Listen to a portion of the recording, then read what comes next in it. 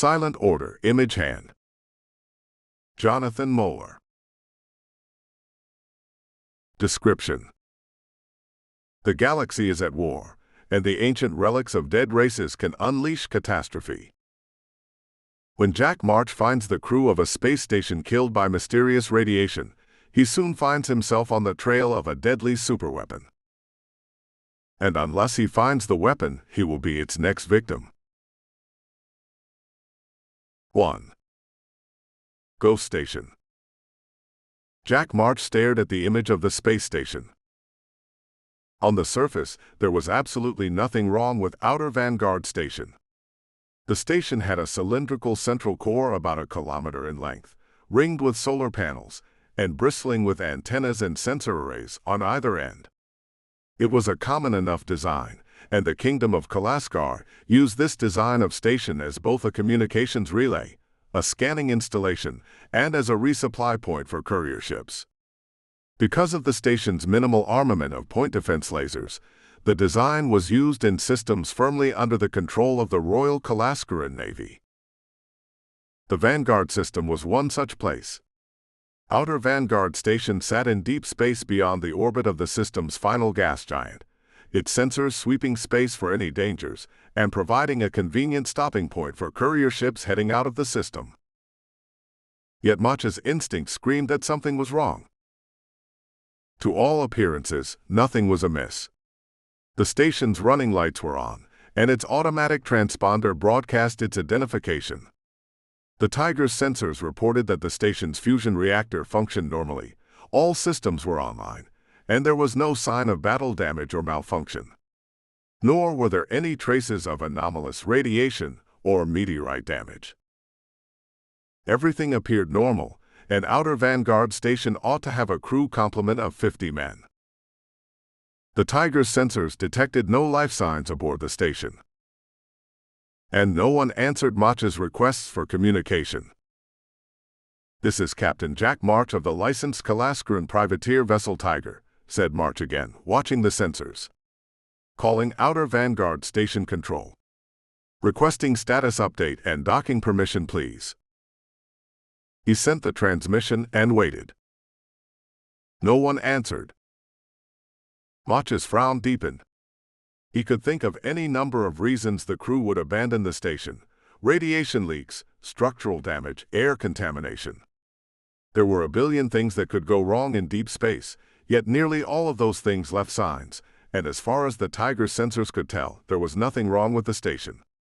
For that matter, it looked as if the docking bay held the station's full collection of shuttles, and none of the escape pods had been launched.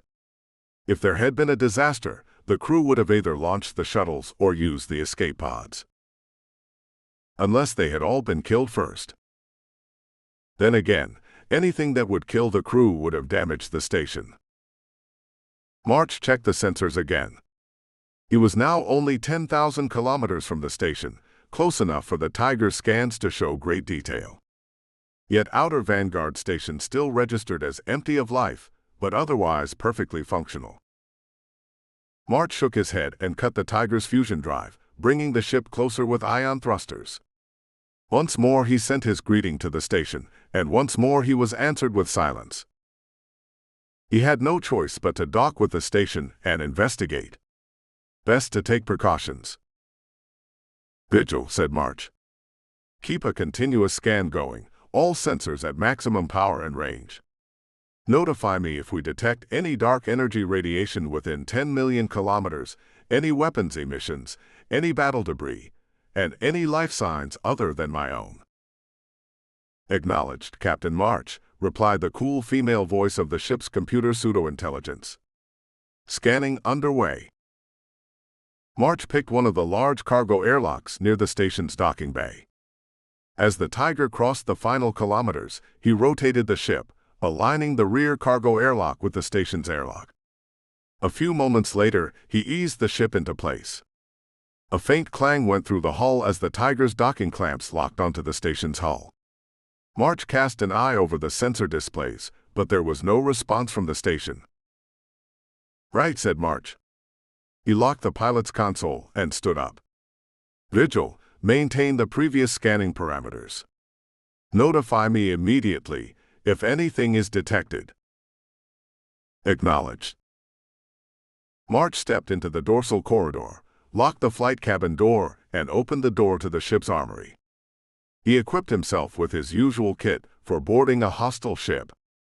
Electronic goggles with low light enhancement went over his eyes, and a breath mask on his nose and mouth, the straps digging hard into the back of his head.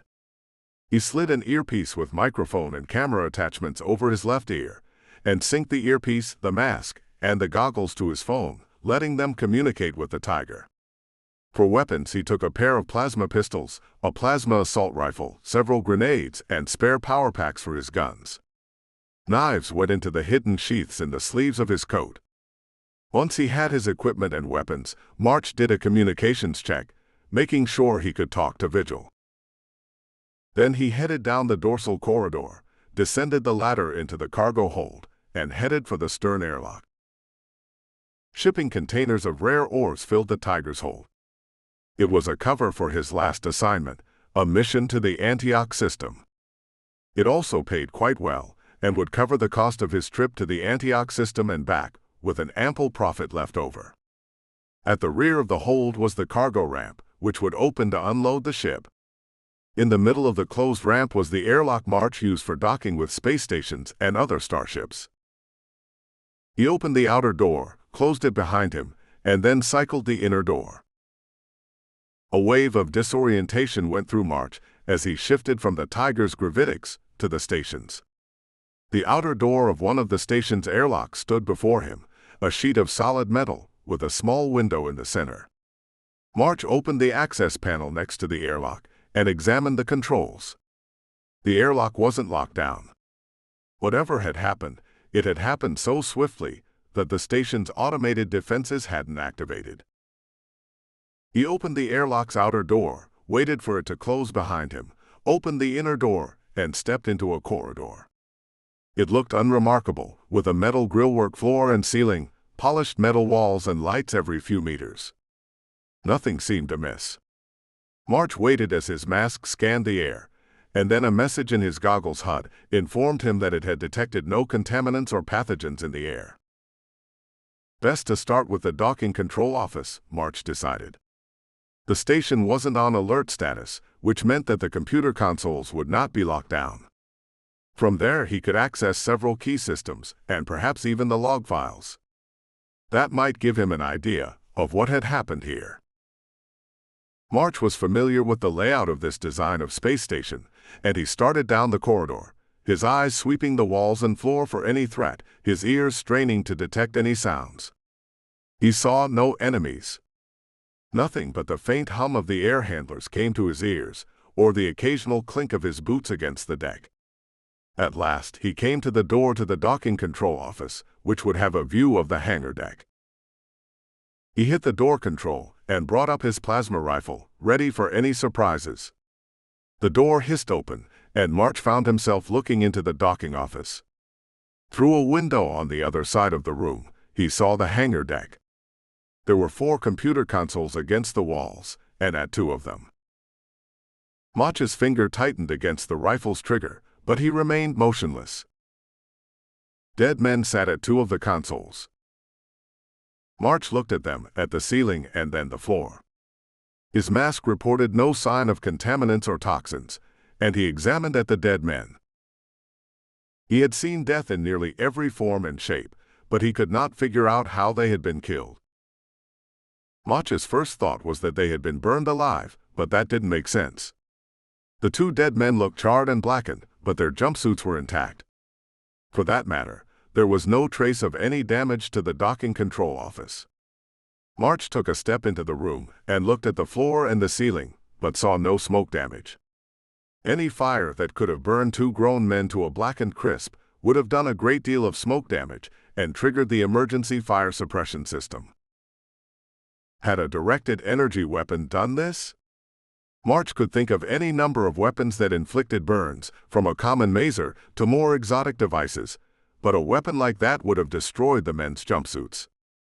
For that matter, a directed energy weapon capable of burning a man to death would have damaged the station itself. March tapped the twisted, charred hand of a dead man with the end of his plasma rifle. It made a faint crunching noise, and one of the fingers crumbled into dust. Burned and mummified. March had never heard of a weapon that could do that. He tapped his earpiece to activate its built-in camera and started recording. March made sure to get a good look at both of the dead men, recording the names on the ID cards hanging from lanyards around their crumbling necks.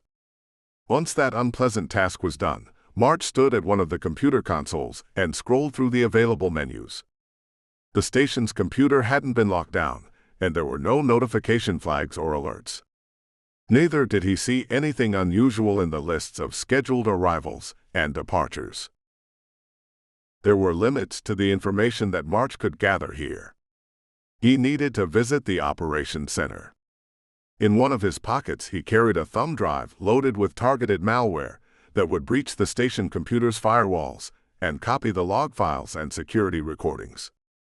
March needed access to the operations center to use the drive.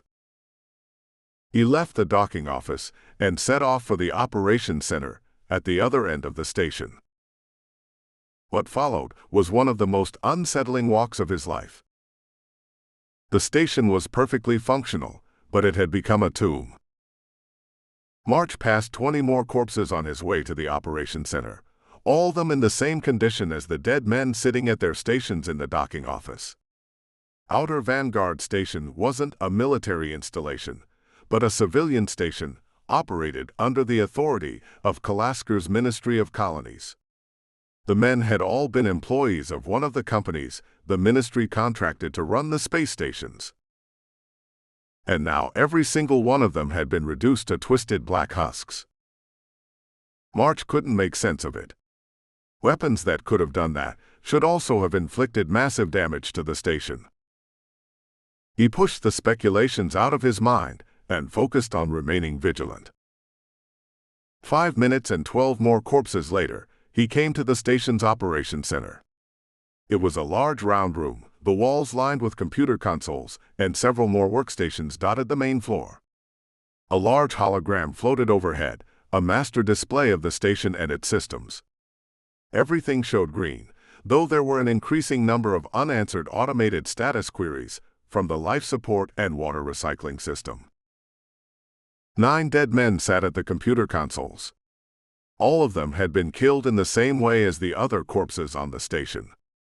March plugged his thumb drive into the engineering console and then made a circuit of the room, making sure to record the ID cards of each of the dead men. By the time he had finished, the malware on the thumb drive was downloading the station's logs and had unlocked the console, and March began accessing logs and video recordings. He checked the list of automated queries from the various life support systems. The last one of those queries had been answered about 12 hours ago, which would put the time the crew had been killed between 12 and 9 hours ago, depending on the station's maintenance schedule. March brought up the security footage from the operations center, set it to 12 hours ago, and fast-forwarded through it. It did not take long to find what he sought. 9 hours and 45 minutes ago, the men in the operations center began screaming in agony. They went rigid, their bodies melting into twisted black husks, and their life signs vanished from the station's internal sensors. It only took them about 20 seconds to die. At least it had been quick. He scrolled through the other recordings of the station's critical areas, and every single crewer had died at the same time. But March could find no trace of what had killed them. It made no sense. There were no anomalous energy readings, no radiation surges, no signs of intruders, no equipment malfunctions. Something had turned the men to blackened, charred husks, and it had done so without leaving any trace of itself on the station's sensors and without triggering the internal alarms. March frowned and keyed for the external sensor logs, searching for anything anomalous that had happened in the 3 hours before the death of the station crew. Nothing significant showed up, but he did see something strange. A half hour before the crew had died, a small starship had dropped out of hyperspace about 1 million kilometers from the station. Outer Vanguard Station had done a sensor focus on the ship, and it was a mid-sized luxury yacht, a shiny, chrome-colored craft that usually ferried around wealthy men and their entourages. Starships like that were common, but for some reason this ship hadn't been running its identity transponder, which was illegal in Kalaskaran space. Faking an identity transponder was easy enough, and March had done it dozens of times. But it was rare for a ship to fly with the identity transponder switched entirely off. March scrolled through the logs. The station had hailed the yacht and received no response. The yacht maintained its relative position to the station for 30 minutes, and then, without warning, had vanished into hyperspace.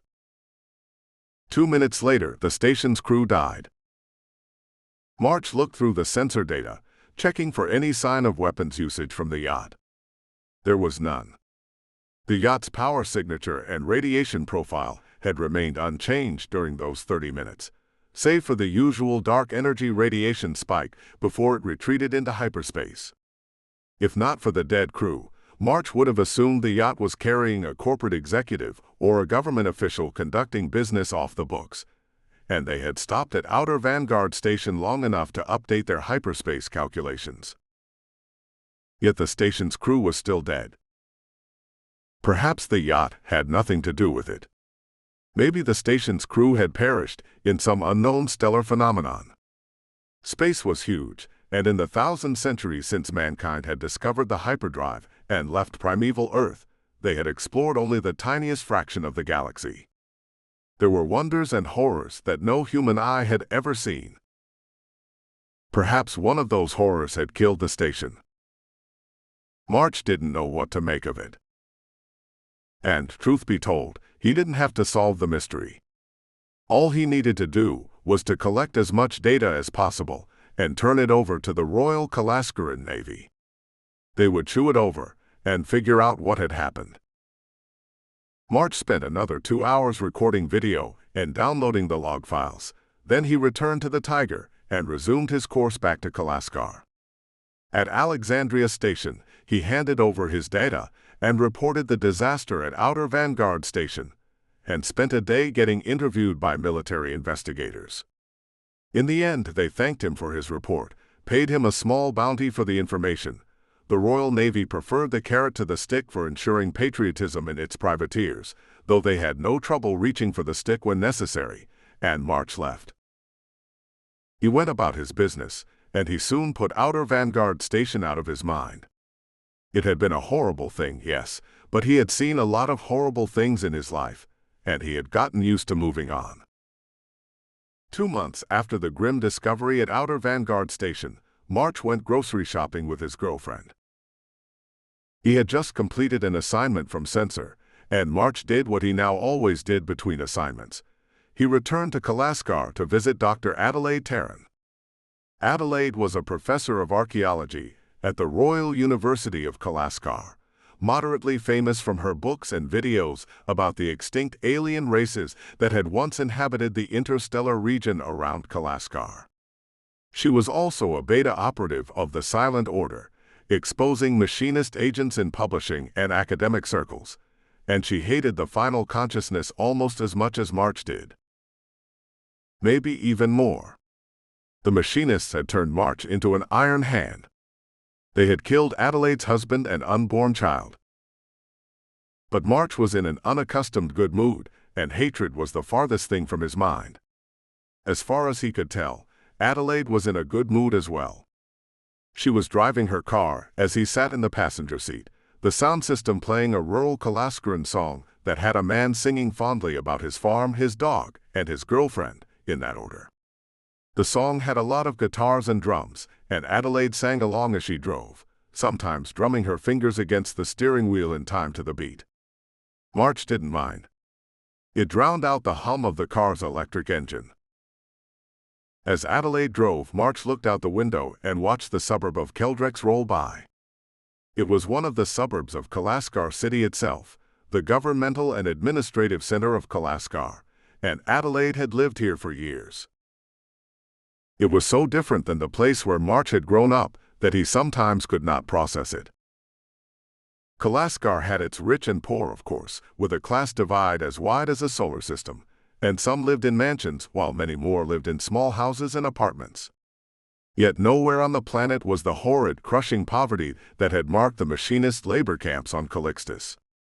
No one starved to death here, or died of malnutrition, or of diseases that could be cured with modern medical technology.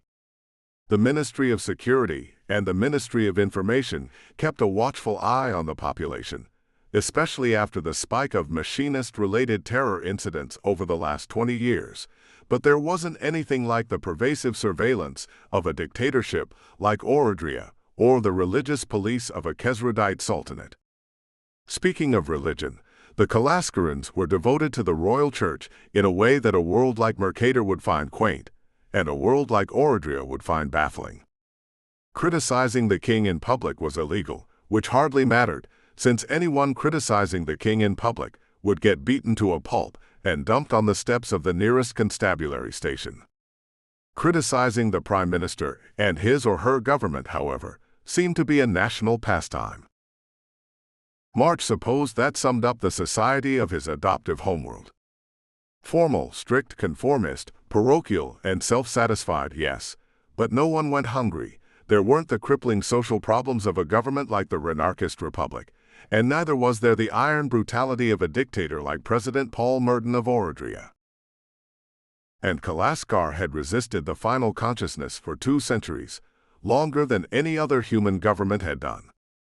That mattered to March more than anything else, which was why he was an alpha operative of the Silent Order.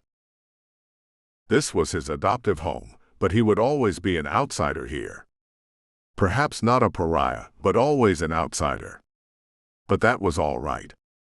March would always be an outsider no matter where he went, and an outsider could sometimes defend a place in a way that a native could not.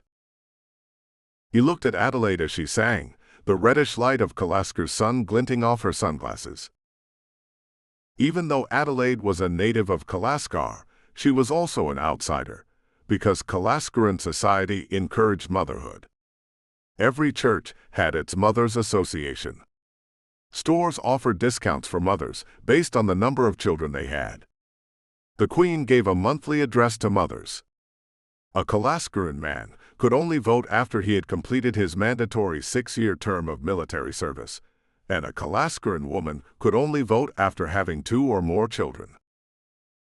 Adelaide would never have children, not after the injuries she had sustained the machinist bombing that had killed her husband and unborn child.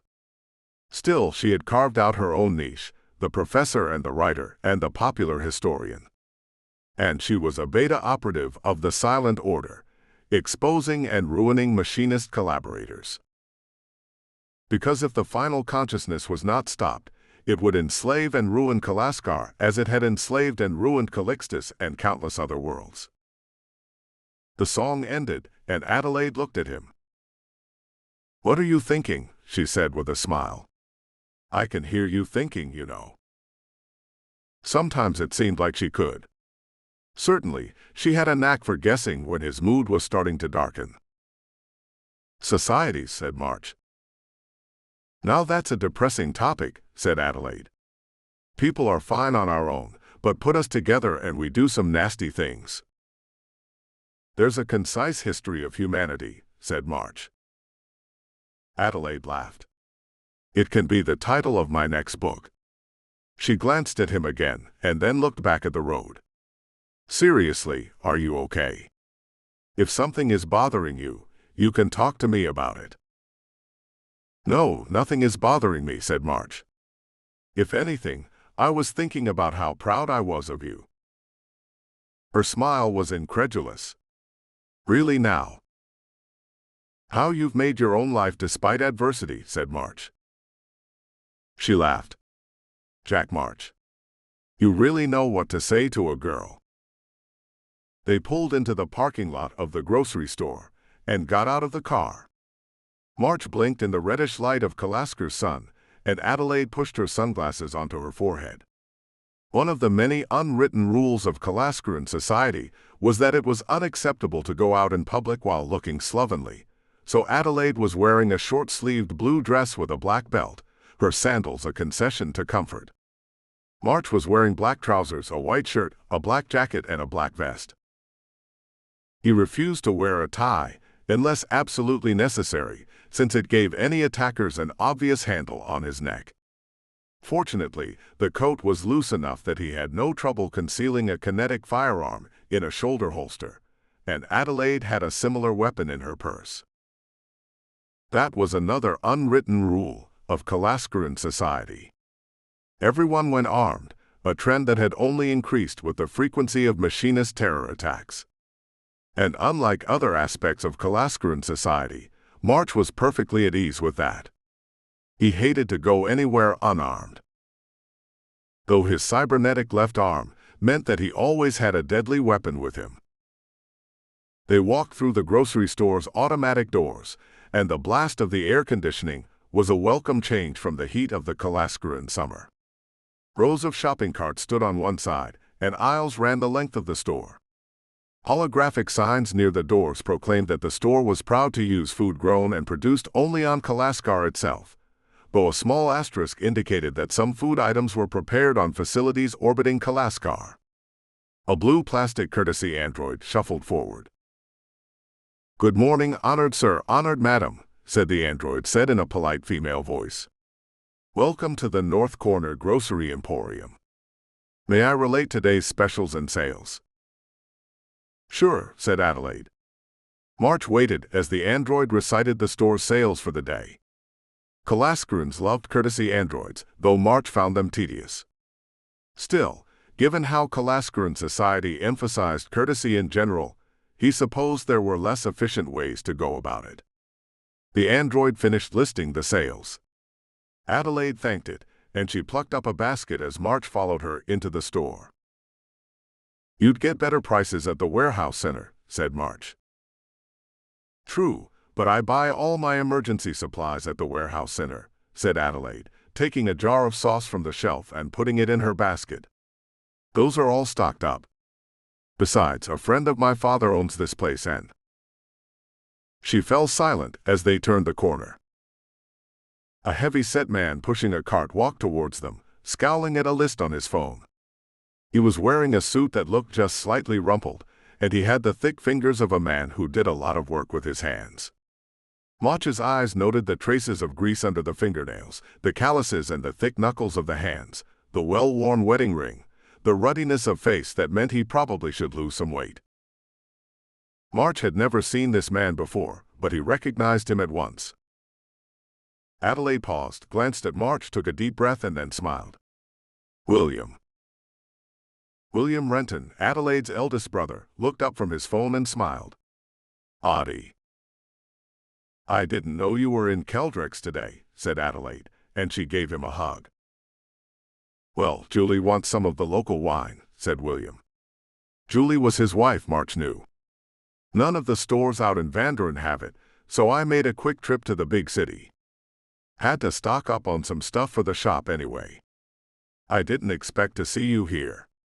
I thought you were still on Kalaskar Station shooting that documentary, or whatever." "That wrapped up 2 days ago," said Adelaide. "Well, that's good to hear," said William in the tone of a man who wasn't quite sure that Adelaide's job qualified as actual work, but didn't want to start a fight. He glanced at March. "I don't think I've met your friend." "Jack March," said March, holding out his right hand. William shook it and tried to bear down on the fingers. He was strong, but March was stronger, and he squeezed right back. "Good to meet you." "Likewise," said William. "You're a friend of Addie's from the university." March shook his head. "I'm a privateer captain." Adelaide took another deep breath. "And we've been seeing each other for a while now, William." William's eyebrows climbed halfway up to his receding hairline. "Ah." Adelaide had 4 brothers, 1 sister, a small army of nieces and nephews, and her mother was still alive, but March had not yet met any of them. It was only logical that she hadn't yet told any of them about March. "Seeing each other," said William. "As in?" "Yes," said Adelaide. William blinked a few times. "How on earth did you meet a privateer captain?" "You remember that trip I took out to Xenostas about 1.5 years ago?" said Adelaide. "Oh yeah," said William. "That video you made about those old alien ruins. The kids had to watch it in school." Adelaide nodded. "We had some problems on the way back that didn't make it into the video. Jack helped us out and, well, we hit it off." An accurate enough summary, though it overlooked quite a lot. "Audie, that's been almost 18 months, said William. "Weren't you going to tell us?" Adelaide blinked at her brother, and March saw something that he had never seen before. Adelaide Tarrant, professor of the Royal University of Kalaskar and beta operative of the Silent Order, didn't know what to say next. She liked to talk, could talk for hours on end without stopping, and he had never seen her uncertain of how to answer a question, even questions to which she actually didn't know the answer. "She didn't tell anyone, Mr. Renton," said March, "because I only make it to Kalaskar for 1 week out of every 2 or 3. No sense in telling anyone if it didn't work out." Adelaide gave him a look of mingled gratitude and embarrassment. "You do a lot of interstellar shipping then," said William. "Mostly contracts for the government," said March. Which again was technically true. "It keeps me busy." He sorted through the information he had memorized about Adelaide's family. Probably not as busy as running the only auto cab and tractor repair business in Vanderen, though. William laughed. "There's God's own truth, Mr. March. Trust me, if the privateering business ever dries up, go into engine repair. You'll never run out of work. And I suppose the duties of a civil defense warden keep you busy as well," said March. William's smile turned puzzled. "How did you know that? You're not a spy, are you?" He was, but there wasn't any need for William to know that. In fact, it would be safer for William and his family not to know. "You're wearing the lapel pin of a civil defense warden," said March. "Hard to miss." William blinked, glanced down at the red pin on the lapel of his coat, and laughed. "So I am. I had forgotten." He glanced at March's gloved left hand, and March could tell that the older man was itching to ask about it. But for once, the Kalaskaran emphasis on courtesy worked to March's advantage. "Will you be on Kalaskar for long?" "Another 3 or 4 days. I should have another cargo contract ready by then," said March. Or Censor would have chosen March's next assignment. If you're in civil defense, you know how slowly the government moves. "Huh. Yeah, I do," said William. "Whenever we do repair work for the government, it takes a stack of paperwork as tall as, well, tall as you to get paid on time." He paused. "Why don't you and Adelaide come over for dinner sometime?" "Julia, that's my wife, she makes a mean roast." "That sounds pleasant," said March. He glanced at Adelaide. "If Adelaide doesn't object." "Of course," said Adelaide. He was surprised at how flustered she looked. Hardly anything affected her poise, but her brother apparently was one of those things. "But it'll have to be the next time you're on the planet," said William. "I'm supervising the shop the next 4 nights. Big order of tractors to repair, and I need to make sure it's done right." "Well," said March, and he shook hands with William again. "I'll look forward to it." William hugged Adelaide goodbye and went to pay for his groceries. March followed Adelaide through the store as she filled up her basket in silence, and they paid for the food. A few moments later, they climbed back into the car. March waited as Adelaide fiddled with her keys. "Okay," she said. "Okay. You're probably wondering why I'm acting strange." "It had crossed my mind," said March. She took a deep breath and looked at him. "I haven't told anyone about you. About us, I mean. Not anyone in my family, and none of my friends at the university. A few of them have figured out that I'm seeing someone. My mother has, definitely. But I haven't told anyone about you." March nodded. "Okay." Adelaide frowned. "And you're not upset?" No. March paused. Should I be? Then you don't think that I'm embarrassed or ashamed or something? March took a moment to parse that sentence. No. Do you think that? Adelaide let out a breath. God, no. Jack, I love you. But we're in a dangerous business. The final consciousness loves to target the families of their enemies. My sister Sydney just had her first baby. I've got 5 siblings, and they all have children, and the final consciousness could go after any of them. The machinists want you dead more than they want me dead, and if some clever machinist operative figures out that we're together. March nodded. He had seen the machinists employ such tactics many, many times. And it's been 15 years since my husband died, said Adelaide. No. 16. Almost 17 now. I've been single that entire time. Officially single, anyway. So, I don't know how to stop doing that. How to walk up to my family and tell them that I've been seeing you. Suppose the cat is out of the bag now, said March. William seems like a gossip.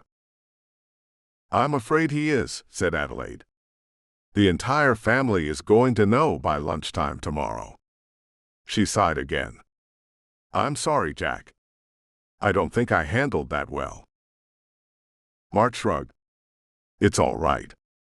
I imagine it would be difficult to tell your family that you've been seeing a privateer who used to be an iron hand. None of them know I'm in the silent order, said Adelaide. My mother suspects I do some work for the Ministry of Defense, but that's it. They think Duncan's death was an accident, and they don't know the truth. I'm afraid I'm the eccentric one of the family. She smiled. You handled meeting my brother well, though. I already know all about your siblings, said March. Adelaide blinked. You do? She blinked several more times. You didn't look up the order records on them, did you? No, that would have been inappropriate, said March. But obviously, your family is important to you. You have pictures of them everywhere in your house. Based on the pictures, you have 5 siblings and 10 nephews and nieces. 11, now that Sydney had her baby. You told me that your father ran an autocab repair shop in Vandren, so I looked up Renton Engine Repair on the Planetary Network. The staff biography page had William's information, and I looked up his social media profile. From that, it was easy to put names and faces to the rest of your family. William shares far too much personal information on social media. It is obvious he's never had any classified materials training. Adelaide stared at him without expression. March wondered if he had made a mistake or broken one of the unwritten rules of Kalaskaran society. You researched and profiled my family, she said. I did, said March, not looking away. Like I said, they're obviously important to you, and I knew I would meet them eventually. I wanted to make a good first impression, and so I found out as much as I could while using legal information channels. He paused. I'm sorry if that stepped over a boundary. To his surprise, Adelaide laughed and then beat her forehead gently against the steering wheel. Are you all right? Said March. Yes, said Adelaide. Surprised, but I shouldn't be. You always do everything systematically, Jack. Like this. You knew you would meet my family someday. I was kicking the can down the road, and you were getting ready for it. It's best to be prepared for as many contingencies as possible, said March. He had learned that the hard way on multiple occasions. You know what? I'm overreacting, said Adelaide with a smile. She started the car, and the motor whirred to life, the dashboard lighting up. I've had an unconventional life. A Kalaskaran woman my age is usually married with 2 or 3 children by now, but not me. So why should my family be surprised if I have an unconventional boyfriend? I certainly see no reason why not, said March. And we should enjoy our day together, said Adelaide. "I see no reason why we shouldn't do that either," said March. Later that night, March lay in Adelaide's bed, staring at the darkened ceiling and listening to her gentle breathing next to him. They had spent the day in Kalaskar City proper, and Adelaide had shown the various sights to him: the royal palace, the cathedrals, the offices of the various ministries, the monuments and memorials from Kalaskar's 2,000 years of history. Then they had come back to her house to watch a movie. Instead, they had started kissing and ended up in bed together. There was an old joke in the Royal Kalaskaran Navy, how after a shore leave the wives of the enlisted men needed to buy new mattresses because the old ones had gotten worn out from overuse. That seemed to apply to March's relationship with Adelaide. More often than not, that was the first thing they did when he arrived on Kalaskar, possibly because Adelaide knew she might lose him on one of his missions, that he might be killed and would never return. Maybe she had it backward, March mused. Maybe he would lose her. The harsh fact was that she had a life on Kalaskar, and he didn't fit very well into that life. Adelaide hated the final consciousness enough that she didn't mind his duty, didn't mind that he left for weeks at a time, carrying out the work of the Silent Order. Yet it was a strain on her. And, until this morning, he hadn't realized how much of a strain it had been on her not to talk about him with her family. She already concealed her work as a beta operative from them. How long could she conceal him from them? That her family was important to her was as obvious as the sun in the sky. More to the point, how long could March keep doing this? He gazed at her sleeping face, her features more relaxed than they ever were while she was awake. Nearly 12 years now, he had been an Alpha operative for the Silent Order, and while that wasn't the record, it was getting close. Most Alpha operatives tended to get killed in the first 3 years of their service. Those who survived usually moved to different jobs after 5 or 6 years, or carved out specialized niches for themselves the way that John November had done. March had stayed as an Alpha operative for so long because he was good at it. He wanted to inflict as much damage and pain on the final consciousness as possible. That had been the entirety of his life, and all that he ever did or thought about. He looked at Adelaide, at the black hair pooled around her head on the pillow. Now there was someone else in his life.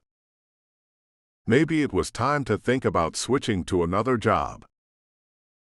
Not that the Silent Order would have any shortage of work for him to do. Once you were in the Silent Order, you were in the Order for life, and the Order would always have jobs for you. Even if March sold the Tiger tomorrow, moved into Adelaide's house the day after that, and never left Kalaskar again, the Order still would have work for him. Given the constant machinist efforts at subversion on Kalaskar, there was an equally constant need for counterintelligence operatives. If March asked Censor for permission to step back from the role of an Alpha operative tomorrow, most likely Censor would set him up with an official job in the Ministry of Defense or the Ministry of Security, and then send him quiet tasks that needed to be done every few weeks. March had seen the same thing play out with other Alpha operatives before. Was that what he wanted to do? He didn't know. March's life had never included anything like his relationship with Adelaide. Not in the labor camps of Calixtus, not in his time as an Iron Hand, and not during his years as an Alpha operative. Some of it was that March had never actually thought he would live this long, that he would have met a violent death years ago. But could he stop? Was there room for something in his life other than an endless war against the final consciousness? A foe that he would never defeat on his own, and that would likely not be defeated in his lifetime. March didn't know. But as he looked at Adelaide's sleeping face, he thought that the time to stop might be soon. A flicker of light on the nightstand caught his eye. He turned his head and saw that his phone screen had lit up. Censor, the head of the Silent Order, had just sent him a message. March stood in silence, the carpet soft beneath his bare feet. He picked up his phone, and since he wasn't wearing anything, he grabbed a pair of shorts from where he had left them on the floor. March crossed the room and slipped into the upstairs hallway, pleased that he had managed to do so without waking Adelaide. He pulled on the shorts and walked down the hallway, the photographs of Adelaide's family watching him from behind glass. Adelaide's loft had a table, several shelves holding paper books, and numerous comfortable chairs. March dropped into one of the chairs and looked at the message on his phone. Censor wanted him to call immediately. March took a deep breath, hit the call button, and lifted the phone to his ear. "Hello, Captain March," came the dry voice of the head of the silent order. "Sir," said March. "I am aware it is 4 in the morning at your present location," said Censor, "but it seems you have stumbled into a potentially serious situation. Do you remember your recent visit to Outer Vanguard Station?" It was a reflection of how many terrible things March had seen that it took him a second to recall the space station filled with withered corpses. "I do, sir," said March. "They figured out how those men were killed." "We have a theory, a potentially disturbing one," said Censor.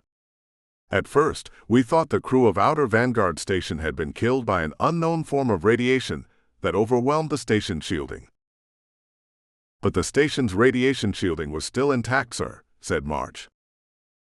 "You see the problem with that theory," said Censor. "The investigations made little headway, and we were going to chalk the deaths up to unknown causes and leave it at that. However, additional information has recently come to light, some of it only just yesterday." "What information is that, sir?" said March. "Deaths like this have happened before." "I see," said March. "The first case was 3 months ago in an uninhabited system on the edges of the Falcon Republic's territory," said Censor. "The crew of a freighter was found in the same state as the men of Outer Vanguard Station, with their ship completely intact. The second case was 6 weeks ago, with the crew of a comet ice harvesting ship in the Raisha system. The final incident happened 3 days ago on the planet of Raisha itself, in Northgate City. The employees of a small accounting firm were found dead, their corpses in exactly the same condition as those aboard the station, the freighter, and the ice harvester." March frowned. An unknown form of cosmic radiation might have caused the deaths on the station and those 2 ships, but it shouldn't have affected a habitable planet like Raisha. Or if it did, the death toll would have been in the billions. His frown deepened as he thought it over. "And you wouldn't be calling me unless a common link had been found between those deaths." "Correct, Captain March," said Censor. "Have you ever heard of a man named Roger Slavell?" March blinked. He hadn't expected that. "The video producer." "What do you know of him?" said Censor. March dug into his memory. "He was a film producer here on Kalaskar. Made dramas, that kind of thing. He was always pushing up against the boundaries of what the Ministry of Information censors would allow, and he wanted to include more explicitly sexual content in his videos. Slavell claimed that Kalaskaran culture and society stifled artistic freedom, that he was a champion of free speech." March snorted. Then it turned out that he had been systematically drugging, molesting, and assaulting his actresses for years, some of whom were underage. The Ministry of Security arrested most of his production company, but Slavell got off planet before they caught him. He took asylum with the Falcon Republic, since the Falcons wanted to annoy the Kalaskaran government. Since then, Slavell has alternated between presenting himself as a martyr for artistic integrity and producing anti-Kalaskaran propaganda. "Correct," said Censor. "He has also become a machinist agent and regularly produces pro-machinist propaganda films, probably because of his personal vendetta against Kalaskar. We would like to take him into custody, but he's under the personal protection of the Falcon Republic." "What does someone like Slavell have to do with these deaths?" said March. "Do you recall the yacht that showed up in Outer Vanguard Station censor logs moments before the deaths?" said Censor. March had to think back. "Yes, sir. As it happens, the same yacht showed up on the censor records of both the freighter and the ice harvester," said Censors. In both cases, the yacht wasn't broadcasting its transponder ID, but analysis of the visual records and radiation profile of the yacht proved that it was the same starship. "And the yacht is owned by Roger Slavell," said March. "Precisely," said Sensor. "As for the accounting firm on Ratia, they were conducting an audit of some of Slavell's companies." "How does a yacht with minimal weaponry kill the crew of a space station?" said March. "We know how it was done," said Sensor, "but we do not know how Slavell accomplished it or why. Basically, the crews of the station and those two starships were killed by a focused burst of dark energy radiation." March blinked. That didn't make any sense. "But the sensors didn't detect any dark energy radiation," said March. "That is because they were not configured to do so," said Sensor. "You see, there is something of a popular misconception about dark energy radiation. Do you recall the battle at Vesper's World?" "Yes," said March. "Vividly, in fact." "And you remember that your ship was unable to detect the dark energy radiation signatures of the WASP starships until Dr. Terran reconfigured the sensors." "That's right," said March, remembering. "The WASP's hyperdrive technology employs a different band of dark energy radiation than ours," said Sensor. "Nearly all known human and alien hyperdrives employ what the physicists call alpha-band dark energy radiation, but apparently there are several hundred different bands of dark energy radiation. Most of them are incredibly rare, and nearly all of them are incapable of existing in this universe. Our researchers believe that the men aboard Outer Vanguard Station, those two starships, and that accounting office on Ratia were killed by triple theta band dark energy radiation.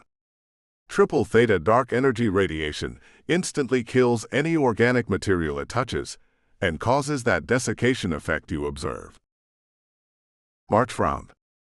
"I thought anything below gamma band dark energy radiation couldn't exist in this universe." "That is what the scientists say," said Sensor. "Nevertheless, those men are still dead, and a thorough analysis of the station's sensor logs turned up trace amounts of triple theta dark energy radiation. You can see why we are concerned, Captain March.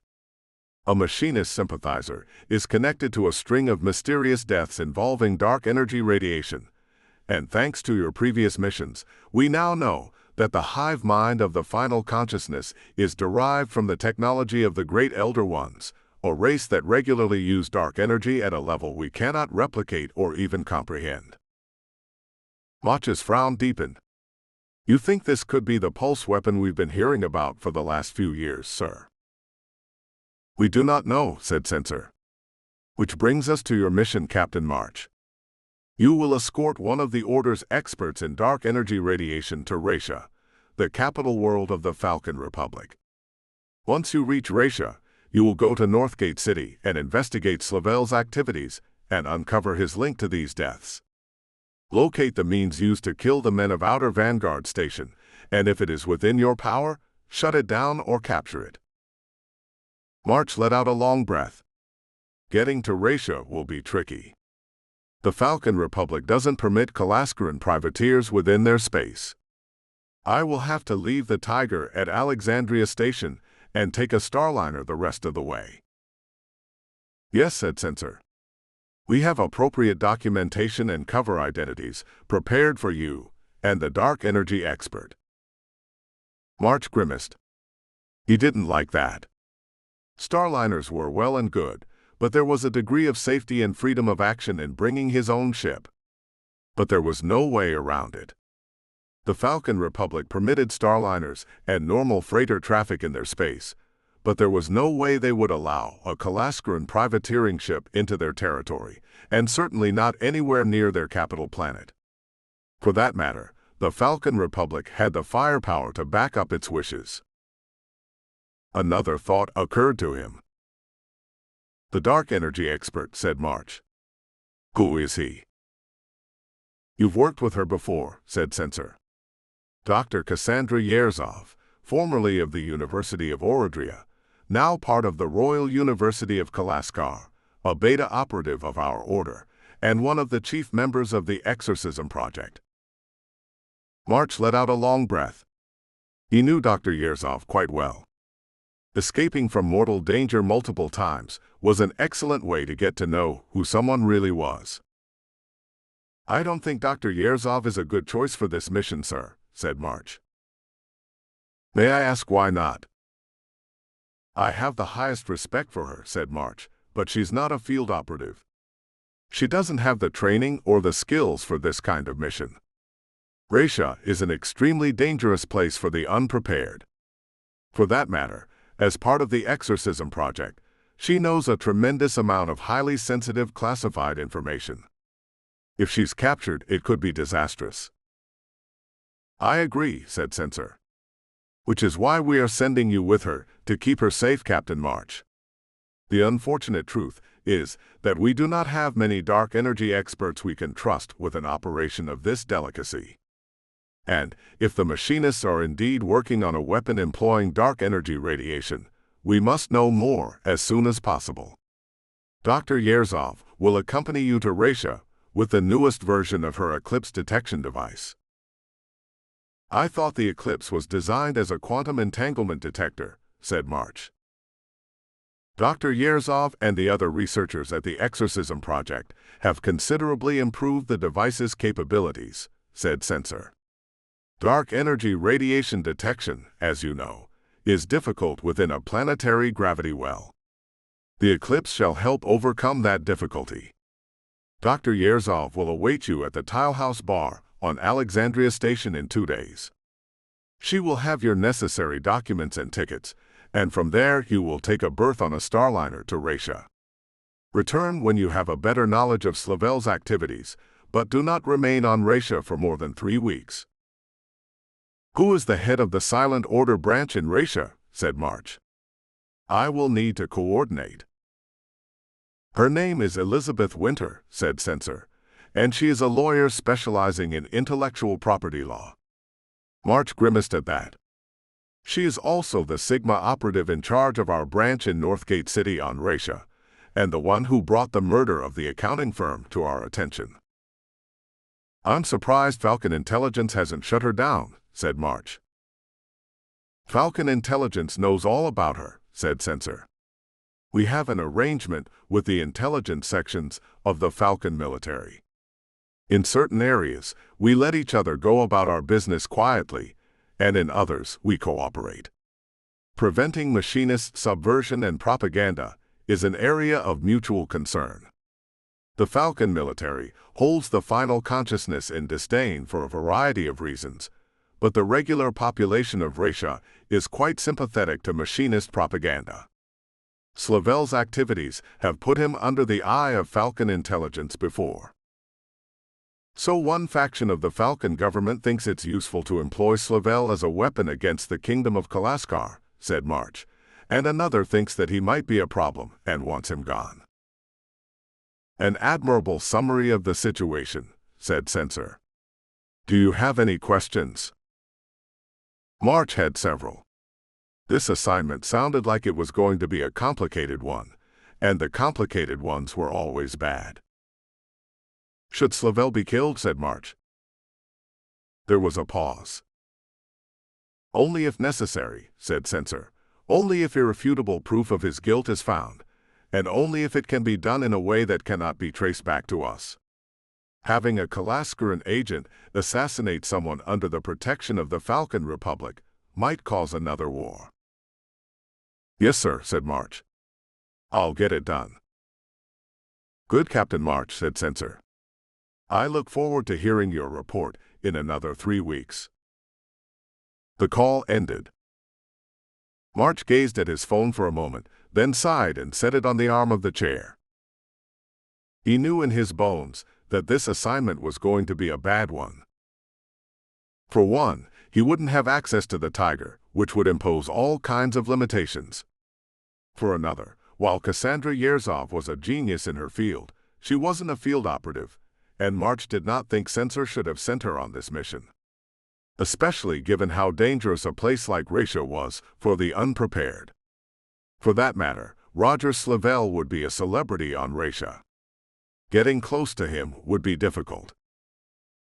March sighed and rubbed his face with his right hand, the metal fingers of his left drumming on the arm of the chair. He thought of the withered corpses on Outer Vanguard Station. Was this at last a clue to the pulse? Ever since that ill-fated mission to Rust Belt Station to rescue Rona Vindex, March had heard rumors of the pulse. The machinist agent Simon Lowry had been convinced the pulse would destroy Kalaskar, and Mr. Odin had hinted on Burnchain Station that the fall of Kalaskar would come soon. March had to know. He had to find out. But as he looked around Adelaide's loft, he realized how much he didn't want to go. He heard a soft footstep in the hallway and turned his head. Adelaide came into sight, wearing one of his shirts, as she often did. He didn't mind. The shirt hung to the middle of her thighs, offering an excellent view of her slim legs. Her black hair was still tousled from sleep and the lovemaking that had preceded it, and she gazed down at him. "I'm sorry if I woke you," said March. "That was censor, wasn't it?" said Adelaide. "You only use that tone of voice when you talk to him." "Yeah," said March. "Mission. I'm going to be gone a month, maybe longer." He looked up at her. "I'm sorry." Adelaide sighed, then stepped closer to the chair, climbed over the arm and settled herself on his lap. Her arms coiled around his neck, and she rested her head against his chest for a moment. "Will you hurt them?" she said. "Yes," said March. "If I can." His eyes strayed to her right thigh, to the old scar there, left from the day her husband and unborn child had been murdered. "Good," she murmured. She lifted her face and gazed at him. "I don't want you to go, but don't feel guilty on my account. I want you to hurt them, Jack. I want you to stop them from ripping apart other people, like the way they ripped us apart." She understood, and she understood in a way that no other woman ever would. Professor Adelaide Tarrant was a minor public figure on Kalaskar. She had written dozens of books and appeared in dozens of documentaries about the history of Kalaskar and the long-extinct alien races that had once inhabited this region of the galaxy. And she was rich, successful, and respected, even if her colleagues at the university didn't like her all that much. But she had wanted to be Mrs. Adelaide Tarrant, wife of Duncan Tarrant, and the mother of his children, to go quietly about her life as all her siblings did. The machinists had taken that from her and forced her to become someone else. Just as they had taken Macha's left arm and forced him to become an iron hand. "This mission," said March. Adelaide nodded, waiting. The skin of her legs felt very warm against his. "You know I can't talk about it," said March. "But I don't like it. Feels like it's going to be a mess. Too many things can go wrong." "You'll win," said Adelaide. "You'll win and come back to me. That's what you do." "Yes," said March. If he could. "When do you have to leave?" said Adelaide. "Soon," said March. "I should probably book a seat on the next shuttle to Kalaskar Station." "Okay." Adelaide shifted position, straddling him, and then pulled off the shirt and dropped it to the floor. She wasn't wearing anything else. "I'll drive you to the spaceport." March raised an eyebrow. "Dressed like that?" She grinned at him. "After we say goodbye first. Properly." 2. Scientific impossibilities. 2 days later, March walked through one of the main commercial concourses on Alexandria Station, his luggage rolling behind him. After docking the Tiger at one of Alexandria Station's outer landing platforms and paying the fee to leave the ship stored there for a month, March had changed out of his customary jumpsuit to clothes more suitable for travel aboard a civilian starliner: boots, trousers, a white shirt, a vest, and black Kalaskaran coat. He probably should have worn a tie, but wearing such an easy handle around his neck made his combat instincts scream in protest. The usual black glove and bracer concealed the dull gray metal of his cybernetic left arm. After he had changed clothes, he had packed garments suitable for visiting Raisha into an automated wheel suitcase and set off for the tile house, the suitcase synced to his phone and rolling after him. March didn't like leaving the Tiger behind, and he especially didn't like operating without the store of weapons and equipment on the Tiger. But once he and Cassandra reached Raisha and Northgate City, the head of the local silent order branch should be able to provide him with any weapons or tools he might need. He hoped. There was a good-sized crowd on Alexandria Station's commercial concourse today, likely from the multiple starliners that March had seen dock during his approach. The commercial concourse was a wide space, 3 levels high, with shops and businesses lining the balconies. The walls and deck had been built of polished metal, and the ceiling was transparent, offering a splendid view of the surrounding starfield and passing ships. Since this was a Kalaskarun station, the screens hanging on the walls and mounted to the railings showed videos from the Ministry of Information about the station, or videos about the history of Kalaskar. March smiled to himself when he spotted Adelaide in one of them, though his attention remained on the crowds around him. March could not relax his vigilance, not for any reason, until he had brought Cassandra Yerzov back alive from the Falcon Republic. After another kilometer of walking, March came to the tile house. It was a bar and restaurant on the lowest level of the concourse. Kalaskaran society tended to embrace its class system, and the tile house was the sort of bar favored by starship crewers and enlisted Navy men. Officers and nobles went to their own bars elsewhere. March strode inside, his boots clicking on the polished stone tiles that gave the bar its name. The smell of cigarette smoke and the sharper odor of strong alcohol came to March's nose. A long bar ran the length of the far wall, staffed by female bartenders in tight vests and skirts that just barely met the standards of Kalaskaran propriety. Tables stood scattered around the room, and starship crewers and enlisted Navy men sat at those tables, eating and drinking. Quite a few card games were underway. Dr. Cassandra Yerzov stood at the bar, an automated suitcase next to her, a frown on her face as she looked at her phone. She had changed in the 2 years since March had met her. Sometimes people could change for the worse in that time. Cassandra, he thought, had changed for the better. When he had met her, she had been thin, but that had been the thinness of a woman who forgot to eat and never bothered to exercise, and she had stood with a noticeable slump. Now she stood ramrod straight, and her face had lost its faint puffiness. March had taught her to lift weights during their journey, and it seemed that she had kept up with it.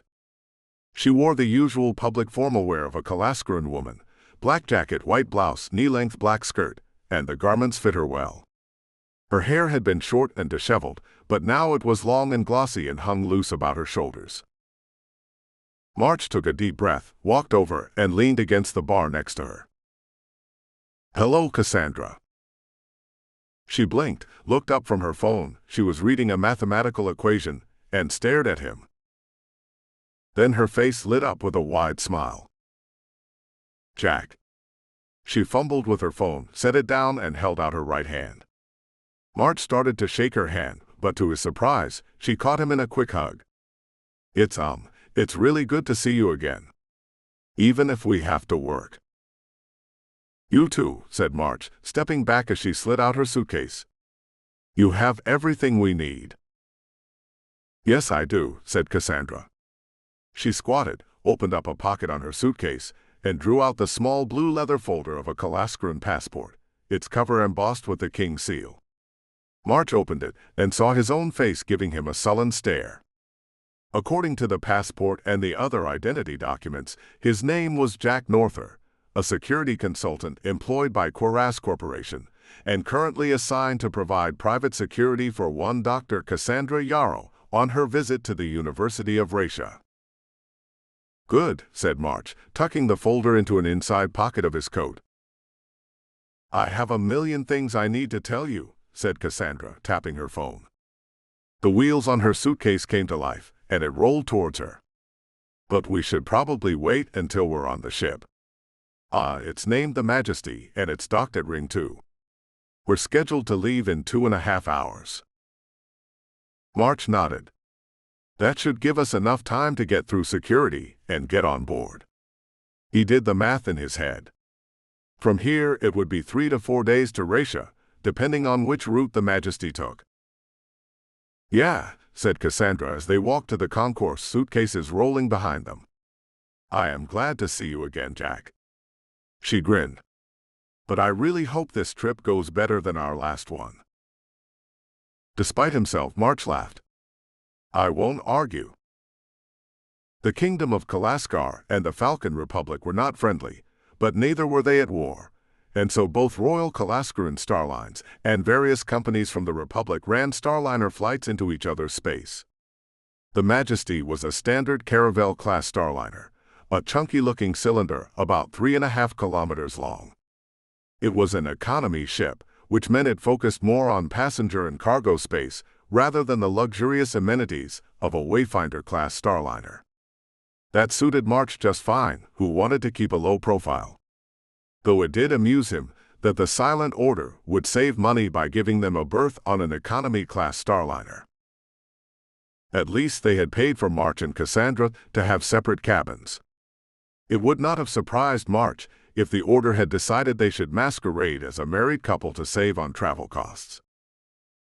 That thought troubled March as he stood in line with Cassandra at the check-in counter for Royal Kalaskaran Starlines. Personal feelings could complicate a mission. Granted, he and Adelaide had functioned well in a crisis, first at Rust Belt Station and during the Wasp attack at Vesper's World, and then in a few minor incidents since. March and Cassandra had also functioned well during a crisis. But Cassandra had propositioned him the last time that he had seen her, and March had turned her down. Was that going to cause a problem now? The agent at the check-in desk accepted their documents and passports without question, and March and Cassandra boarded the Majesty. The Starliner might have been economy class, but it was pleasant enough, and it reminded March of some of the nicer hotels he had stayed in over the years. He and Cassandra were on Deck 7, with 2 adjoined cabins connected by a communicating door. The rooms themselves were about the size of the cabins on the Tiger, with a pair of bunks, a desk, a dresser, a bathroom, and a sanitizer booth.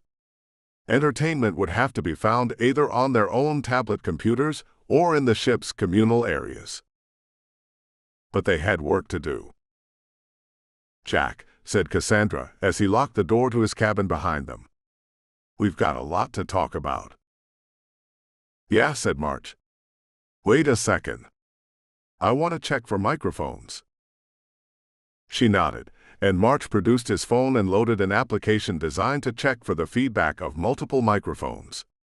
After he launched the application, he opened the connecting door between the 2 cabins and did a thorough inspection of both cabins. The check came up clean. All right, said March. Cassandra sat on the lower bunk, and he pulled out the desk chair and seated himself. We have a lot of things to discuss. Yes. Cassandra folded her arms over her chest, and March's first thought was that she was angry.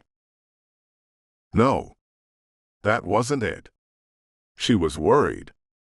Alarmed, even. Jack, she said.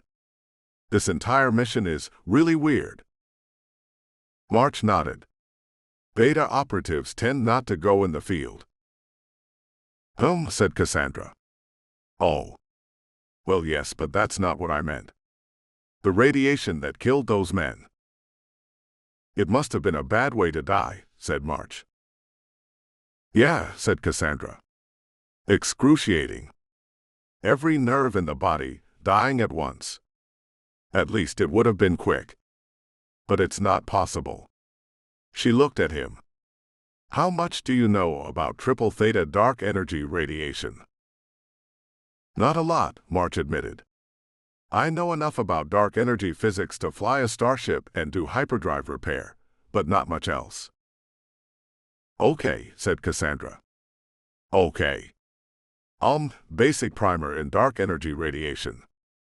There are a lot of different frequency bands of dark energy radiation, just how visible light and ultraviolet and infrared are different frequencies of the electromagnetic spectrum. March nodded. In dark energy physics, we designate radiation frequencies alpha through omega, the letters from the ancient Greek alphabet. Except there's more than 26 of them, so we just start over. Double alpha, triple alpha, and so on. March nodded again. When people talk about dark energy radiation, they mostly mean the alpha through gamma bands. Human hyperdrive technology uses alpha radiation, and so do most alien races. Alpha's the easiest to use and generate with a dark matter reactor. Some alien races use beta or delta. I think the humanity use gamma band radiation as part of their hive mind, which was why the Royal Navy ships in the Vesper system had a hard time detecting their dark energy radiation profiles at first. Yeah, I'd heard that, said March. But triple theta, said Cassandra, her tension vanishing as she warmed to her topic, has two unique properties. No, wait, three. First, it's absolutely lethal to any organic material of any type. You probably know that already if you found those poor men. March nodded. Second, triple theta radiation is artificial. March frowned. Artificial? Yeah, said Cassandra. Like it never occurs naturally. You know what a synthetic element is? An element that doesn't occur in nature, but can be created in a lab, said March. Like americium, or einsteinium, or jupiterium.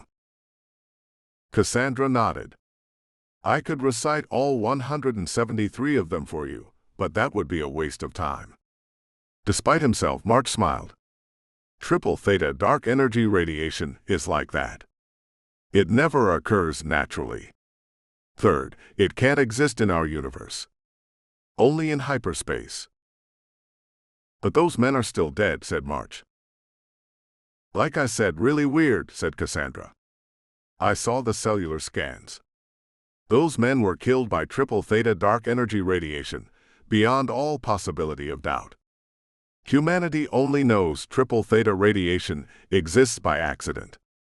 After the hyperdrive was invented during the Third Solar Republic and the Great Exodus from primeval Earth began, the hyperdrives were primitive by modern standards, you know. The dark energy surge regulators were crude, and sometimes they would overload and malfunction, and release a burst of triple theta radiation that killed everyone on the ship. In the exact same way those dead men I found were killed, said March. Exactly, said Cassandra. Eventually the design flaw was corrected, and triple theta radiation has been a historical footnote. Which is the fourth weird thing, come to think of it.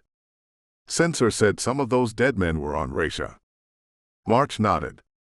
Triple theta dark energy radiation shouldn't be able to exist in a planetary gravity well. It just can't. It should be physically impossible, like dividing by zero. Yet those men were killed by triple theta. At first, I thought they had to have been killed off-planet, and then the corpses dumped there, but there is video footage of some of the victims entering the building 20 minutes before they died. But it's already impossible for triple theta radiation to exist in this universe, said March. So, why shouldn't it appear in a planetary gravity well? Cassandra bobbed her head. You see why this is so weird. There is no explanation for it. But you have a theory, said March. I don't have any proof yet, said Cassandra. But if this Roger Slavell guy and his ship were seen near the victims, and Slavell is a machinist sympathizer, I wonder if the final consciousness dug up more relics of the Great Elder Ones. Like some of the stuff that nearly got both of us killed on the Alpine. I wonder if the machinists found another device of the Great Elder Ones, like a triple theta radiation generator or something. Yeah, said March. A device that generates undetectable lethal radiation would be the kind of toy the machinists would love. And the Falcon Republic is a hell of a place to keep it. Cassandra blinked. Have you been to Raisha before? March nodded. Couple of times. It wasn't pleasant. It's like Rustral without the complacency, and Orodria without the public order. What's it really like? Said Cassandra. I read about it in the files Censor sent me, but that's not the same as seeing it for yourself, said March. Fair enough. You told me about dark energy radiation, so I'll tell you about the Falcon Republic. Though dark energy radiation probably makes more sense than the Falcons. The Falcons are the Republic's military, right? Said Cassandra. But they're the ones in charge. Yeah, said March. Time for a history lesson. Ratia was originally a Kalaskaran colony and one of the core worlds of the kingdom. 1,000 years ago, a revolutionary movement started and seized control of the planet. The kingdom let them go, since Kalaskar was fighting the Panthurics at the time, and the Royal Navy was hanging on by its fingernails. The revolutionaries wanted to overthrow the king and the royal church and start a republic where all would be equal, and there would be no restrictions on personal behavior between adults, total social, financial, personal, and political equality between all citizens. You've read more history books than I have, so you know that kind of thing usually ends in a bloodbath and a few genocides. Cassandra nodded. The revolution became more violent and started executing people right and left. By the end, 5 different radical factions were battling for control of the planet, and something like 600 million people had been killed or executed in the space of 15 years. Then the Falcons took over. Who were the Falcons? Said Cassandra. A mercenary company, said March. And a big one. They had their own fleet and army, and they used cloning technology left over from the 5th Terran Empire to grow their own soldiers. One of the radical factions hired the Falcons to win the Civil War. The Falcons looked at the Ratia system, realized it had a lot of natural resources, and that Ratia 3 was a fertile planet, and decided to take over. They wiped out the other 4 factions, executed their employers, and declared the Falcon Republic. They've ruled Ratia and its colonies ever since. Sounds like Oradria, said Cassandra with a shudder. Not quite, said March. The Falcons are just as ruthless as President Murden and his secret police, but they're not as repressive. The Falcons control the Republic and decide who will win elections, but laws about personal behavior on Ratia are loose. Drugs and prostitution and pretty much everything else is legal after the age of 18. It sounds like a weird mix of ruthlessness and libertinism, said Cassandra. Basically, said March. Ratia's a dynamic, dangerous place. You can make a fortune there, and you can be knifed in the gutter for your phone. They have the best medical technology in human space, and they use it to make armies of cloned soldiers. Their doctors regularly conduct human experiments that would get them shot on any other planet. Their corporations make fantastic amounts of money, and criminal gangs control half the cities. The cloned soldiers in their military are some of the best soldiers and starships crewers anywhere, but the Falcon Republic has lost wars against all of its neighbors. Yet every attempt to conquer them has ended in disaster. They've wiped out 2 Panthurics hordes and have a constant low-level war against a half-dozen different Kesradite sultanates. Who really controls the planet? Said Cassandra. The Falcon High Command, said March.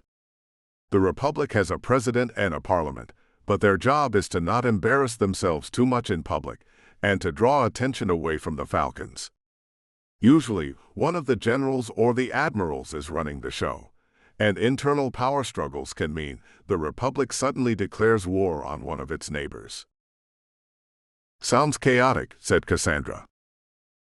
It is, said March, but the Falcons are good enough soldiers that the Republic can't be conquered easily, and the Republic is a major power. Why did the Falcons give asylum to a man like Roger Slavell? Said Cassandra, shaking her head. I read about what he did. It's grotesque. On Oradria, he would have been publicly executed for it. Unless he was a friend of the Murdens. There was some bitterness in her tone. Then he could have probably done whatever he wanted. Spite mostly, said March. At the time, the Falcons were hostile to Kalaskar, and they wanted to annoy the kingdom. Some of it is their civilian population's emphasis on total personal liberty. They think Kalaskaran society is too puritanical, so they welcome someone like Slavell as a martyr for his art. He snorted. As well to welcome a snake, I suppose. I watched one of Slavel's movies after I got this assignment, said Cassandra. One of the last ones Slavel made before he fled Kalaskar. It was so dreary. It's about this middle-aged man who starts having affairs behind his wife's back. They're all horrible people and deserve each other. In the end, his wife finds out, so the man decides to kill himself to get back at her. His suicide scene takes like 5 minutes, and there are shots of his various lovers weeping. She shook her head. It was really gratuitously bad. And Slavel probably forced himself on half the actresses in that movie, said March. 9 of them, actually, said Cassandra. I looked it up. She shook her head again. Don't get me wrong. I do think Kalaskaran society is a little rigid at times. But I also think it says a lot about the Falcon Republic that they were willing to give asylum to a criminal just because he makes dreary movies about adultery and suicide. You've lived on Kalaskar for nearly 2 years now, said March. What do you think of it? Cassandra blinked. Is that a question for the order? March laughed. No. I'm not Kalaskaran either. He flexed his left hand. I grew up on one of the worlds the machinists conquered. It wasn't anything like Kalaskar. I suppose not, said Cassandra. Given what the final consciousness does to the worlds it conquers. I'm a Kalaskaran citizen, said March. So are you too. Cassandra nodded. But up until about 1.5 years ago, I never spent all that much time on Kalaskar itself. Or even any of the kingdom's other core worlds. It is a very different culture from the one I grew up in. Better, in many ways. But still alien. Then you're curious about what another outsider thinks of it, said Cassandra. I suppose I am, said March. Well, said Cassandra. On the surface, it's not all that different from Orodria. Everyone is very formal and very polite. On Orodria, though, it's different. It's worse. Everyone is polite because they're afraid of getting denounced to the secret police. People will screw you if they think they can get away with it. There's less of that on Kalaskar. She shrugged. I have to admit, I wasn't prepared for how religious Kalaskaran society is. Orodria is officially atheist, said March. It is, said Cassandra. I knew I would have to be baptized into the Royal Kalaskaran Church to join the Silent Order and the University of Kalaskar. I was kind of nervous about it. I was worried, I don't know, that if I went outside without my hair covered or if someone saw my ankles I would get stoned to death. Kalaskar isn't Khazradite, said March. No, said Cassandra. And well, it hasn't been that bad. Without the charitable services the church provides, I think Kalaskar would grind to a halt. Though I have met many men and women on Kalaskar who are very enthusiastic about Jesus and want me to be very enthusiastic about Jesus too. She snorted. I cannot decide if it is endearing or exasperating. A little of both, I suppose, said March. What about you, said Cassandra. Do you believe in God? I cannot decide if I do or not. That was one of the things that worried me, but so long as I attend church at least once a quarter and don't speak out against it, no one bothers me. The existence of God seems unlikely, but I would like it to be true. I'm pretty sure there is a God, said March. I'm not sure what I think about him, though. I think I've seen too many things to believe the universe is just. He paused. Has life on Kalaskar been difficult then? What? Said Cassandra, her dark eyes widening. Oh no. It has been strange, yes, but honestly I've never been so happy. The work at the university and Project Exorcism been fascinating. I have more friends than I ever did on Orodria. And you grew up in a machinist labor camp, so you understand. There are no secret police on Kalaskar. I spent all my life living in fear of them, and to be free of them at last, it is wonderful. If I could choose between Oradria and Kalaskar, I would choose Kalaskar every time. I once talked to a machinist agent, said March, who couldn't understand why I had abandoned the final consciousness for Kalaskar. Kalaskar isn't perfect, but it doesn't have the horrors I've seen on machinist worlds. And it's nothing like Oradria, said Cassandra. Which is high praise, I think. Though there is one thing that's annoying. What's that? Said March. People keep asking when I'm going to get married and start having children. Despite himself, March laughed. I'm serious, said Cassandra, though she smiled too. Most Kalaskaran women my age are on their third baby, and they all like to listen to the Queen's speeches about motherhood and go to the mothers' groups at the churches. I never thought about having children. Seriously, can you see me with a baby? All I like to do is to talk about dark energy physics. You cannot talk about dark energy physics with an infant. I suppose since you are a man, you would not understand. No, said March, still amused. But I can't have children even if I wanted. Too many genetic alterations. I couldn't fertilize a normal human woman. Oh, said Cassandra. I'm sorry. March shrugged. Don't be. I never thought I'd live this long. And it doesn't matter for me, said Cassandra. I am not attractive enough to find a husband. March snorted. Now you're lying to yourself. Really, said Cassandra. Truth be told, March had found her attractive when they had met, and 2 years of regular exercise and living on Kalaskar had done wonders for her. She seemed like a healthier, more vibrant version of her previous self. If you wanted to get married, said March, I doubt you would have any trouble finding a husband. Oh, said Cassandra. Since we are asking each other personal questions now, can I ask you one? If you want, said March, wondering if he had made a mistake. She had propositioned him once before, and she had accepted his polite refusal graciously. What if she wanted to ask him again? March wasn't going to betray Adelaide like that, and if Cassandra took offense. How long have you been seeing a woman? Said Cassandra. March blinked several times. How the hell did you know that? He said, his mind sorting through the conversation. How had she figured it out? Had he given himself away? Had she been spying on him? Had Censor told her? That didn't sound like the sort of thing Censor would do. Cassandra grinned. I knew it. Well, I didn't know it, but I thought I knew it. The last time we met, you were like. She trailed off, her hands making gestures in the air. Really wound up, you know. Considering the last time we met a lot of people were shooting at us, said March, that might be understandable.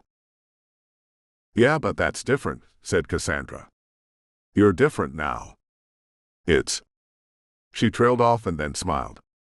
Huh. I guess women's intuition really does exist. I always thought the idea mathematically inaccurate. I'm not going to tell you anything about her, said March. You know why? Cassandra nodded. Operational security. What I don't know, I can't accidentally give away. Or have tortured out of her, but March didn't want to say that. Besides, she already knew that. But you seem better now. Calmer. Less like you want to hit someone. March didn't say anything. For years after joining the Silent Order, March hadn't thought about anything but the next mission, and the mission after that, and the mission after that. Then he had met Adelaide, and he had started thinking about other things. Maybe, he said at last. Cassandra nodded. I thought to myself, once I heard that we would be working together again, that I needed to find you a girlfriend. You're a physicist, not a matchmaker, said March. It would be an interesting project, insisted Cassandra. I could calculate the exact parameters of a woman who would make a good match for you, and then search the public records on Kalaskar for a suitable match. For God's sake, said March. This wasn't the strangest conversation he had ever had, but it was getting closer. Cassandra laughed. I am only teasing a little. You did save my life. And when you turned me down, I really think it was for the best. I was still jittery from what had happened aboard the Alpine.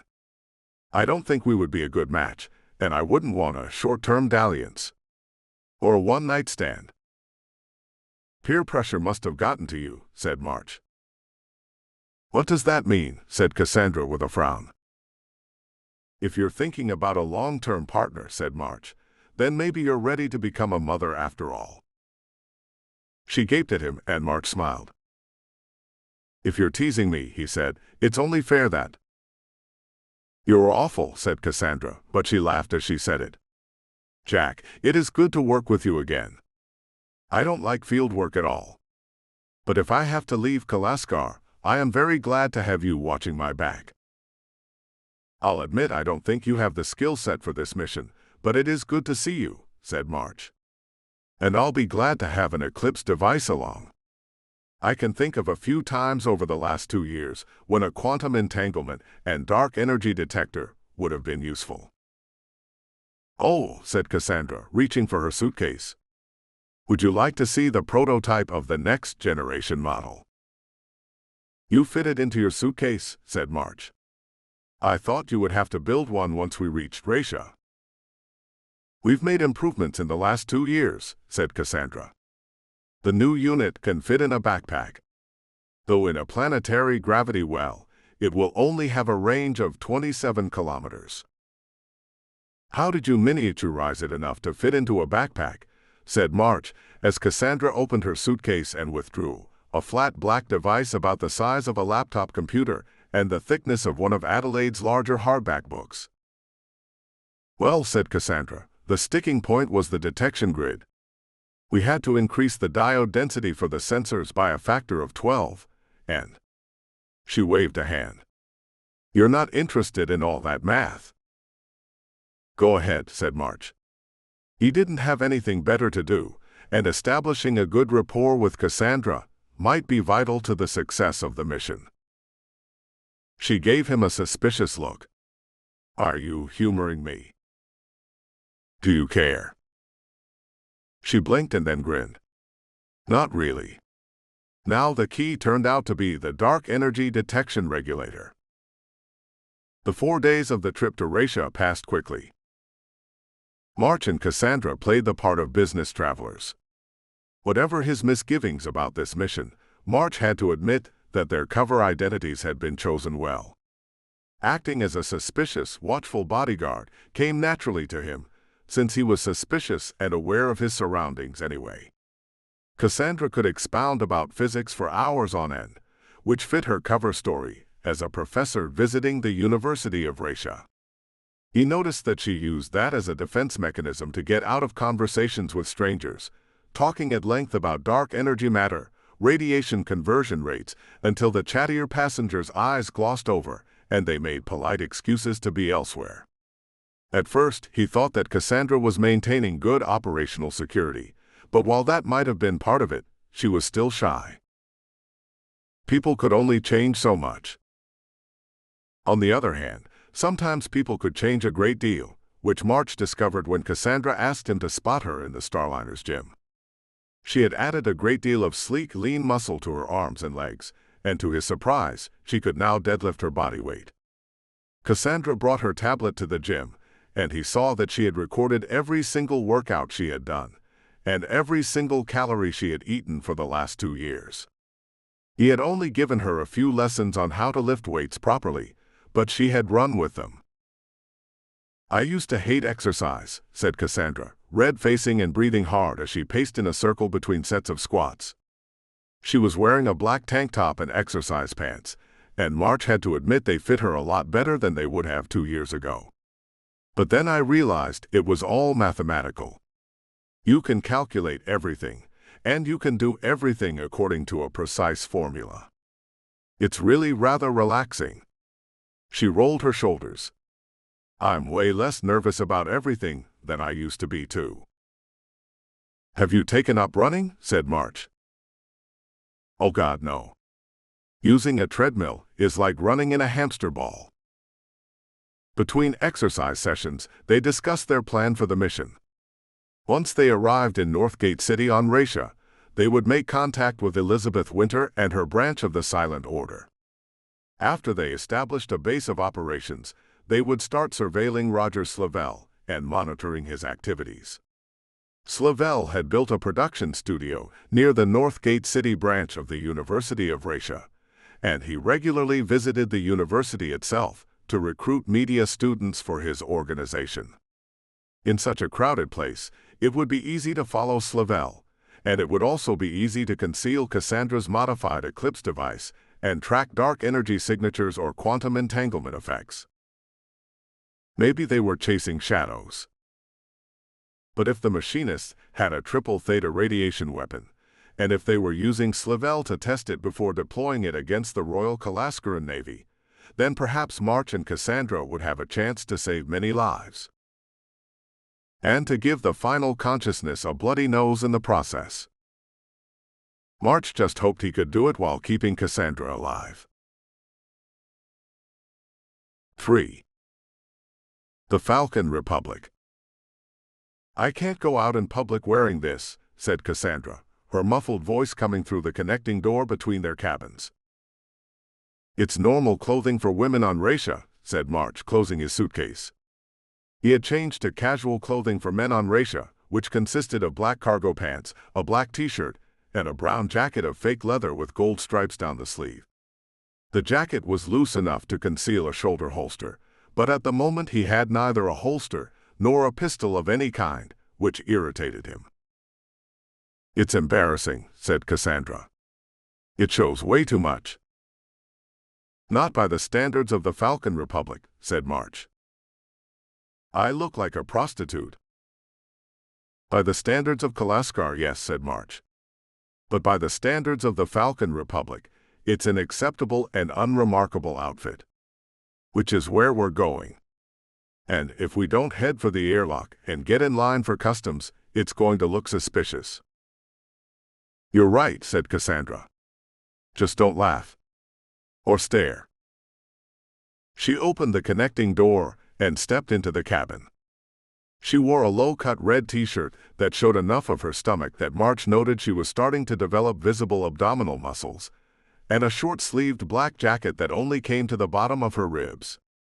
A snug gray skirt came to the middle of her thighs, and beneath that she wore skin-tight black leggings and ankle boots. By both Kalaskaran and Orodrian standards, it showed too much skin. By Raishan standards, it was slightly on the conservative side. Though on a Kesradite world like Al-Kazmar, March supposed, both Kalaskaran and Raishan standards of dress would have gotten Cassandra stoned to death as a prostitute. I look ridiculous, said Cassandra. You look fine, said March. In truth, he thought she looked quite good, but best not to complicate the mission further by telling her that. You won't look out of place in Northgate City, and that's the point. Cassandra sighed and tapped her phone, and her suitcase rolled to her. At least you get long sleeves. Cybernetic arms, said March. Oh. Good point. Ready, said March. Cassandra nodded, her nervousness plain, and March led the way from the cabin and into the corridor, their suitcases rolling after them. He found himself missing Adelaide as they walked, and not just for the usual reasons. Adelaide's self-confidence sometimes bled over into arrogance, which was why her flustered reaction to her brother had caught March off guard, and she had something of a vain streak. The flip side of that coin was that she would have worn Cassandra's outfit with total confidence, and she would have made it look good. Cassandra looked good, but she also looked walked with her arms wrapped tight around her chest and her shoulders tensed. Still, March would not have wanted to take Adelaide to Raisha. Nor did he want to take Cassandra there. Try to relax, said March. You look nervous. I am nervous. I'm dressed like a prostitute, and I'm about to go through customs. You look like you're trying to smuggle something illegal through customs. Cassandra raised an eyebrow. Where would I hide anything in this outfit? March raised an eyebrow. Oh. Cassandra blinked. Oh. Yuck. People really do that. Yes, said March. It's amazing what you can fit inside the human body that's not supposed to be there. Cassandra's face scrunched up in disgust. But you're not doing that. You're Dr. Cassandra Yarrow, and you're visiting the University of Ratia on a research trip. Since you're off Kalaskar, you've decided to try the local standards of dress for a day or two. If you say so, said Cassandra. I do, said March. Relax. If you go through customs looking like you want to scream, one of the agents will probably explain all the places you can smuggle things using the human body. That does not make me feel better, said Cassandra, but she laughed, and some of her tension disappeared. They joined the crowd of passengers leaving the Majesty and walked through the airlock onto Ratia Station. The customs concourse on Ratia Station looked Kalaskaran, though that only made sense given that Ratia had started as a Kalaskaran colony 1,500 years ago. The customs concourse was a long, high corridor, with 24 booths manned by young men and women in the black uniforms of the Falcons. 4 more men in black uniforms watched the crowds, plasma rifles ready in their hands. Those 4 men, March noted, had identical features. The women staffing the customs booths also shared identical features, as did the male customs officers. Are those, started Cassandra. Yeah, said March.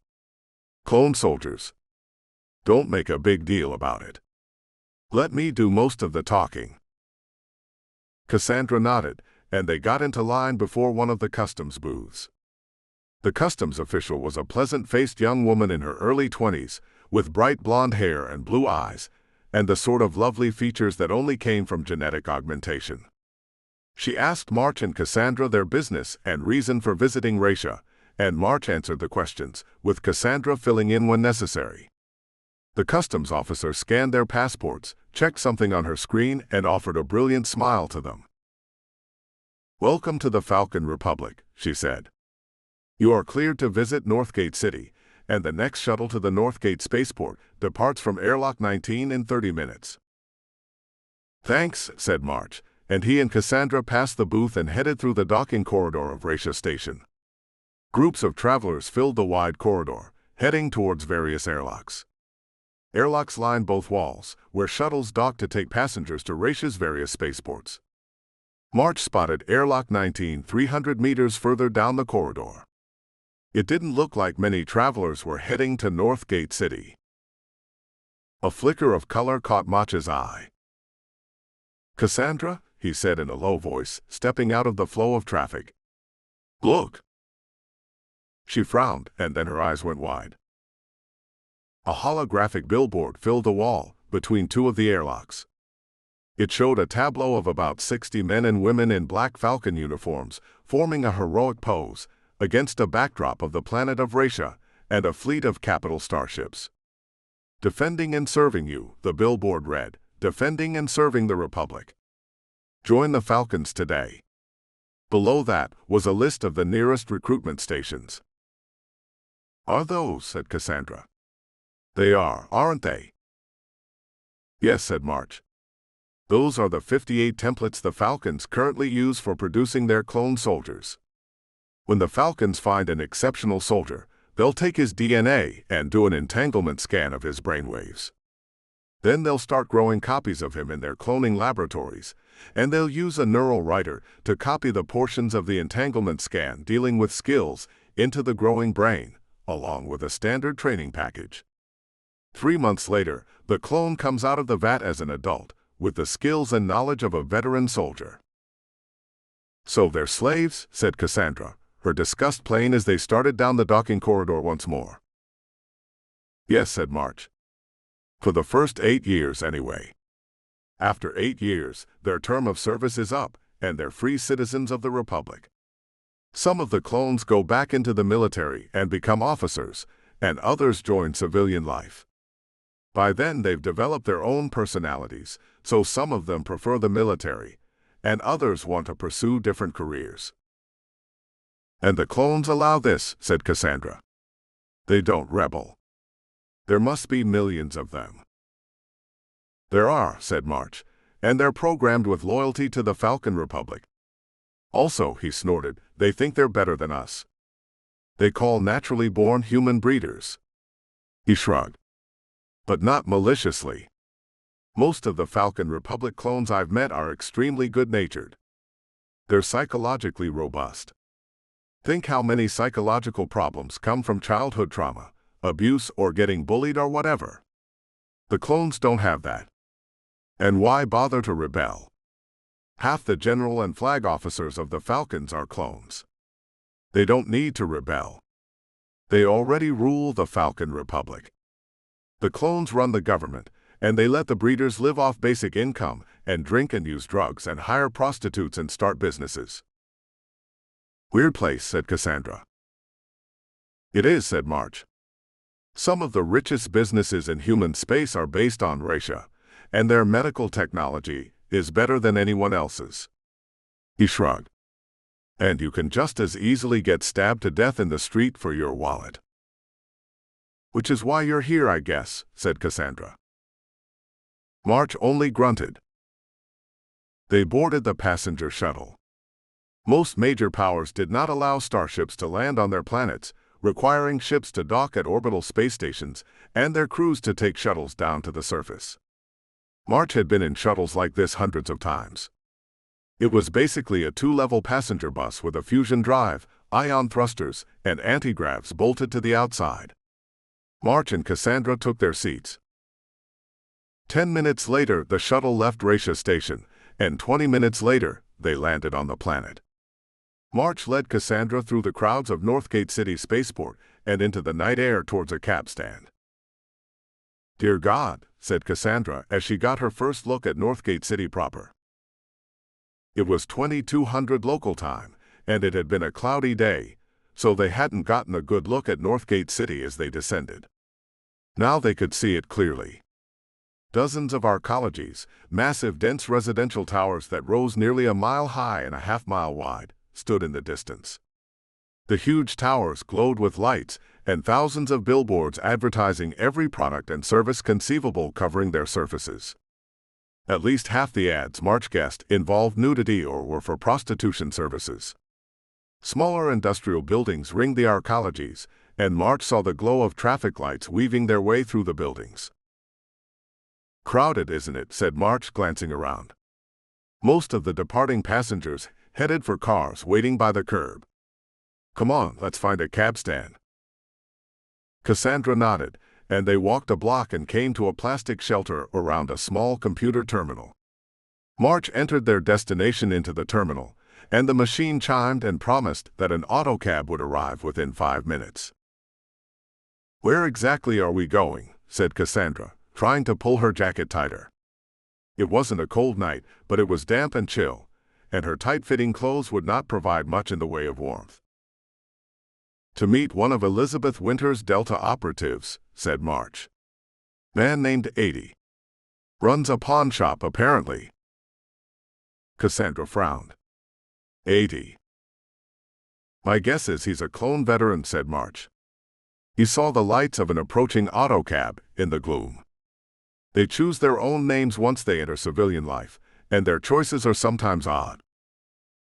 The autocab came to a stop outside the stand. It was an unimpressive-looking vehicle with 6 seats and a cheerful computerized voice.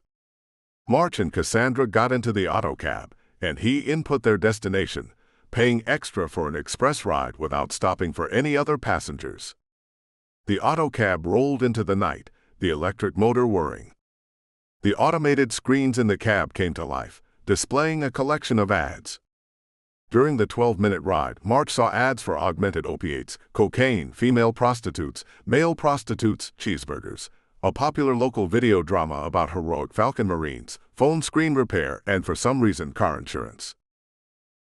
I'm suddenly missing the University of Kalaskar more and more, said Cassandra. A queasy expression came over her face. Given that most of the ads used naked actors, March could understand her discomfort. Advertising was not so explicit on Oradria, and definitely not on Kalaskar. At last the autocab came to a stop, and March took a dubious look through the windows. It had taken them to one of the neighborhoods that sprawled at the base of the arcologies, like mushrooms growing around the roots of a tree. On Ratia, the richer you were, the higher you lived in the arcologies. Those who lived on the ground at the base of the huge glittering towers tended to be the poorest, and these neighborhoods were the most dangerous. Slavery was illegal in the Falcon Republic, the clone soldiers notwithstanding, but human traffickers and even sometimes fronts for Kesrodite slavers operated out of the slums of Northgate City. The neighborhood where Mr. 80 operated his pawn shop looked particularly dubious. On either side of the street, March saw bars, brothels, and drug dens, all of them advertising an astonishing array of stimulants, narcotics, and various other vices. There were pedestrians on the sidewalks, even this late at night, a mixture of young men and prostitutes. "Jack," said Cassandra, "this doesn't seem like a good neighborhood." "It's not," said March. He spotted a pawn shop several doors down. It seemed to occupy the lowest floor of a 4-story building, and March recalled that Mr. 80 owned the entire building. Evidently, pawnbroking was a lucrative business. "Stay close to me, and don't respond if anyone shouts at you." Cassandra nodded, and again March felt a wave of irritation. Not at her, though. She was holding up well. Nevertheless, field work was not her area of expertise. Sensor should have left her back in the lab at Kalaskar, working on the next generation of the Eclipse device. Not sending her to a slum on Ratia, filled with dangers she would not be able to spot and anticipate. Well, that was why March was here. They climbed out of the cab, and March got their luggage out of the back. The autocab rolled away at once. March looked around, started to draw breath to tell Cassandra to carry her bags rather than let them roll after her, and fell silent. Something was wrong. The people on the streets were hurrying away. They vanished into the bars and drug dens or poured away down the alleys. At the same time, March heard a faint whining hum, a hum that was getting louder and louder. An electric motor? No, several electric motors all at once. March looked to the right, just in time to see 6 scooters come up the street at about 50 kilometers an hour.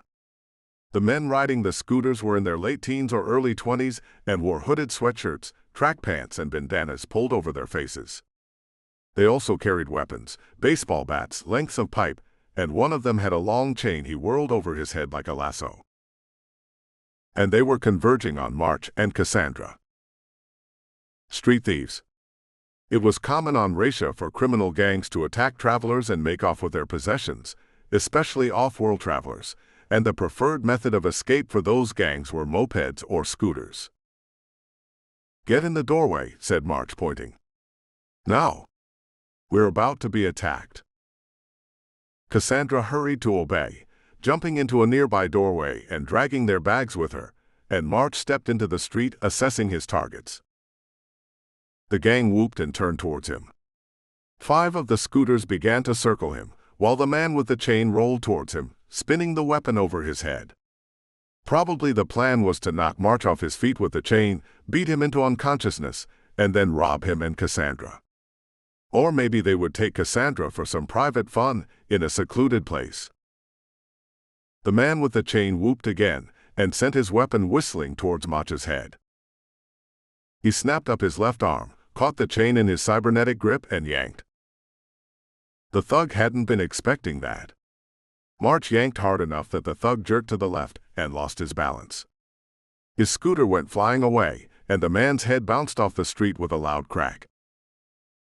Before the other thugs reacted, March whirled, whipping the chain around. The remaining 5 men were still circling him, and the lash of his new chain caught another thug around the left arm. March yanked again, ripping the thug from his scooter and sending him to the ground. His weapon, a wooden baseball bat, bounced away, and March caught the bat and dropped the chain. The other 4 thugs shouted in rage, spun their scooters around and charged at him, pipes and bats raised. March took a quick look at them, noted that none of them had any guns, whether kinetic or plasma-based. Likely the penalties for robbery without a gun were more lenient than those committed while equipped with a firearm. The 4 scooters shot towards him and March dodged, whipping the bat around as he did. The blow caught a thug in the chest, and the man flew backward off his scooter, accompanied by the sound of snapping bone. His vehicle crashed into another, sending its rider to the ground.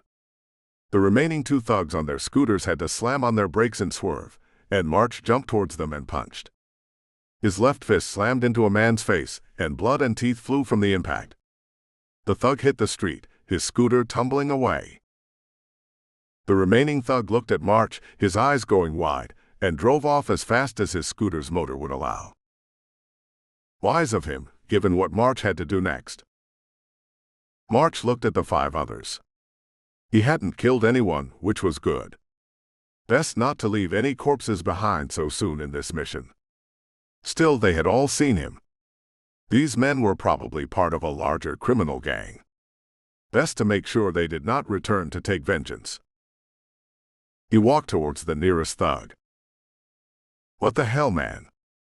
screamed the thug, trying to stand and failing. "What the hell, man? We didn't do nothing. We were just fooling, we." "Yes," said March, and he reached down and broke the thug's right hand, bending the fingers back until the bones snapped like twigs. The man's screams rose an octave or so, and March methodically broke the right hands of the other 4 men, and then returned to Cassandra. She stared at him with wide, shocked eyes. "I forgot how fast you move," she said. March grunted. "Speaking of that, we need to go."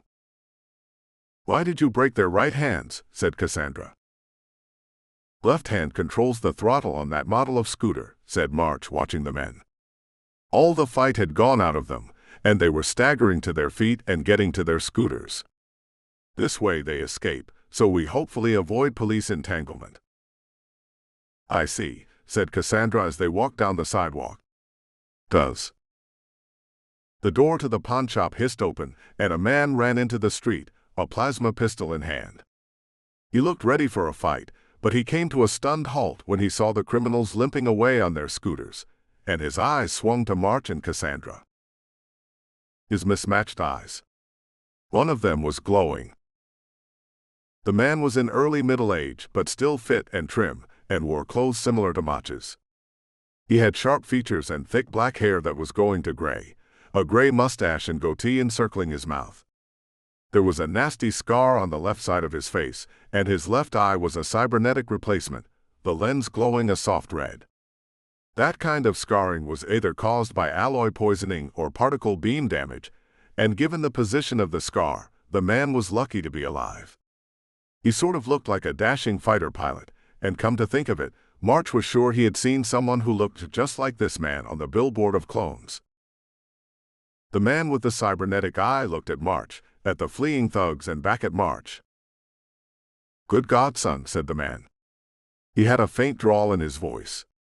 "You do all that by yourself?" "Yeah," said March, watching the gun. The man holstered the pistol. "I was watching for you. Thought I'd have to shoot them off you and take you to the hospital." He grinned and shook his head. "Didn't kill any of them, did you?" "No." "That's good," said the man. "No one cares about a brawl around here, but a body in the streets means someone calls the police, and that's not good." He walked forward and held out his right hand. "Name's 80, and unless I miss my guess, you're Mr. Norther, and that young lady is Dr. Yarrow." "That's right," said March. "The temperature is 15 Kelvin in the nebula." 80 answered at once with the appropriate counterphrase. "But the turtles never go through the overpass." "Well, now that the formalities are out of the way, suppose we had better go meet the boss. She sent me to meet you and keep you out of trouble." He snorted. "Seems like you would do a better job of keeping me out of trouble." They walked towards the pawnshop's doors. Behind the windows was a display of a variety of merchandise, clothes and phones and tools and personal electronics. The windows, March noticed, had been fashioned of ballistic glass with a laser refractive coating, and there was a metal cage behind the glass. "Mr. 80, said Cassandra. "Can I ask you a question?" "Sure thing," said 80, unlocking the door. He grinned back at her as the door slid open. "Is it about the clone thing or about my eye?" "Oh well," said Cassandra, flushing. "Both. If you don't mind. I don't want to be rude." They stepped into the pawn shop, and 80 closed and locked the door. Only a third of the shop's lights were on, and March saw an impressive array of merchandise, though 80 did not carry any weaponry. Many of the clothes were sorted by name instead of by size, and March realized that the names were those of the templates used for the Falcon's clone soldiers. He supposed that made standardizing clothing sizes rather easier. "Nah, don't worry about it," said 80, double-checking the door lock and rearming the security system. "It's only natural, right? You're an off-worlder, and off-world breeders are always curious about clones. No offense about the breeder thing, though. It's just that in the Falcon Republic we have clones and we have breeders. Clones get born in vats and breeders get born the old-fashioned way." "Okay," said Cassandra. The security system beeped, and 80 nodded in satisfaction. "You're a clone, then?" "Yup." 80 stepped back from the door and grinned. "I'm a striker." March glanced at the clothing rack and saw an entire section labeled STYRKER sizes. "What's a striker?" said Cassandra. She had the intent look she got when curious about something scientific. "Colonel Jacob Stryker," said 80, beckoning. They followed him across the pawn shop to the back door behind the counter. "My illustrious ancestor.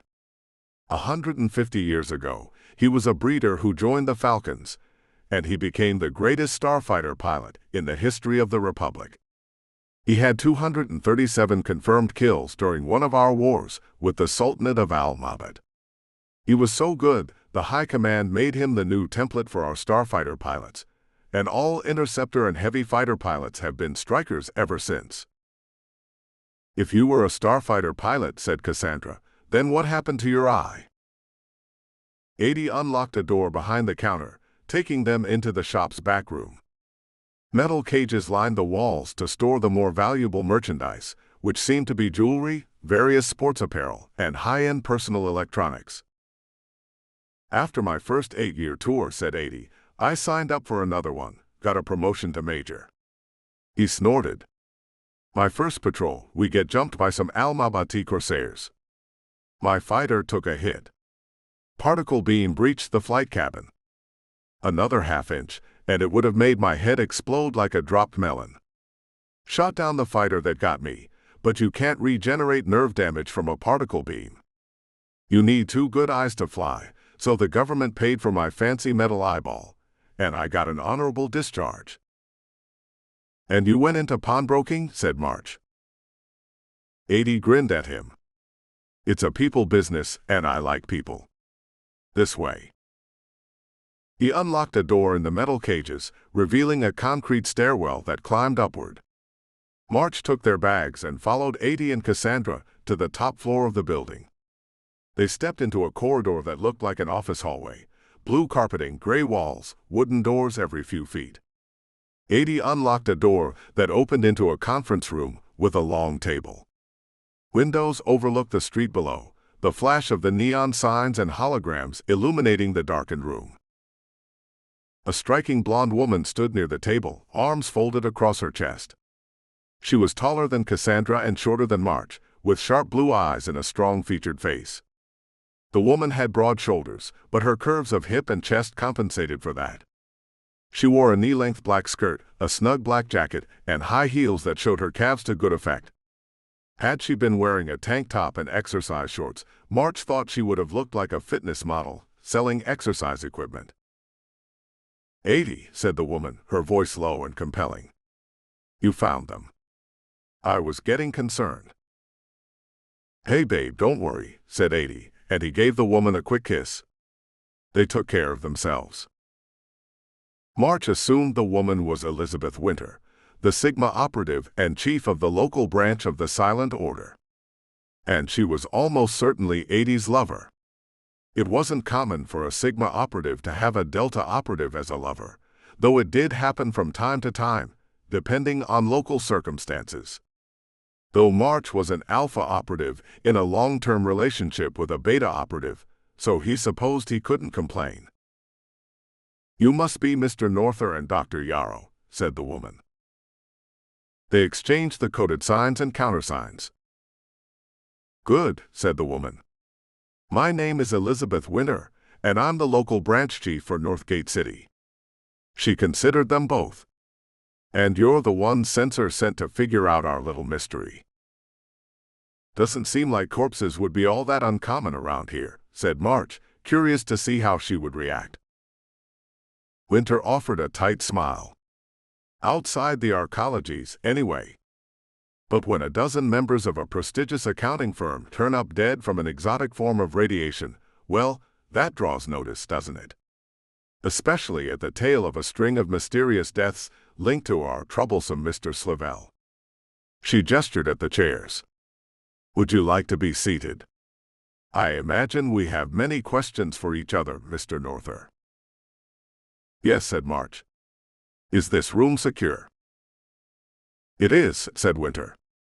"As censor might have mentioned to you, I am a lawyer, specializing in intellectual property and entertainment contract law. As you can imagine, the entertainment industries on Ratia are extraordinarily corrupt and often dominated by the local organized crime syndicate. It is a ruthless and cutthroat business, and naturally we all spy on each other." She turned a fond smile in Adie's direction, and then her cool mask returned. "Mr. Adie is kind enough to let me use his facility for clandestine meetings, since my main offices in Arcology 12 are under more or less constant surveillance." They sat, but Adie remained standing. "I should play the proper host," he said.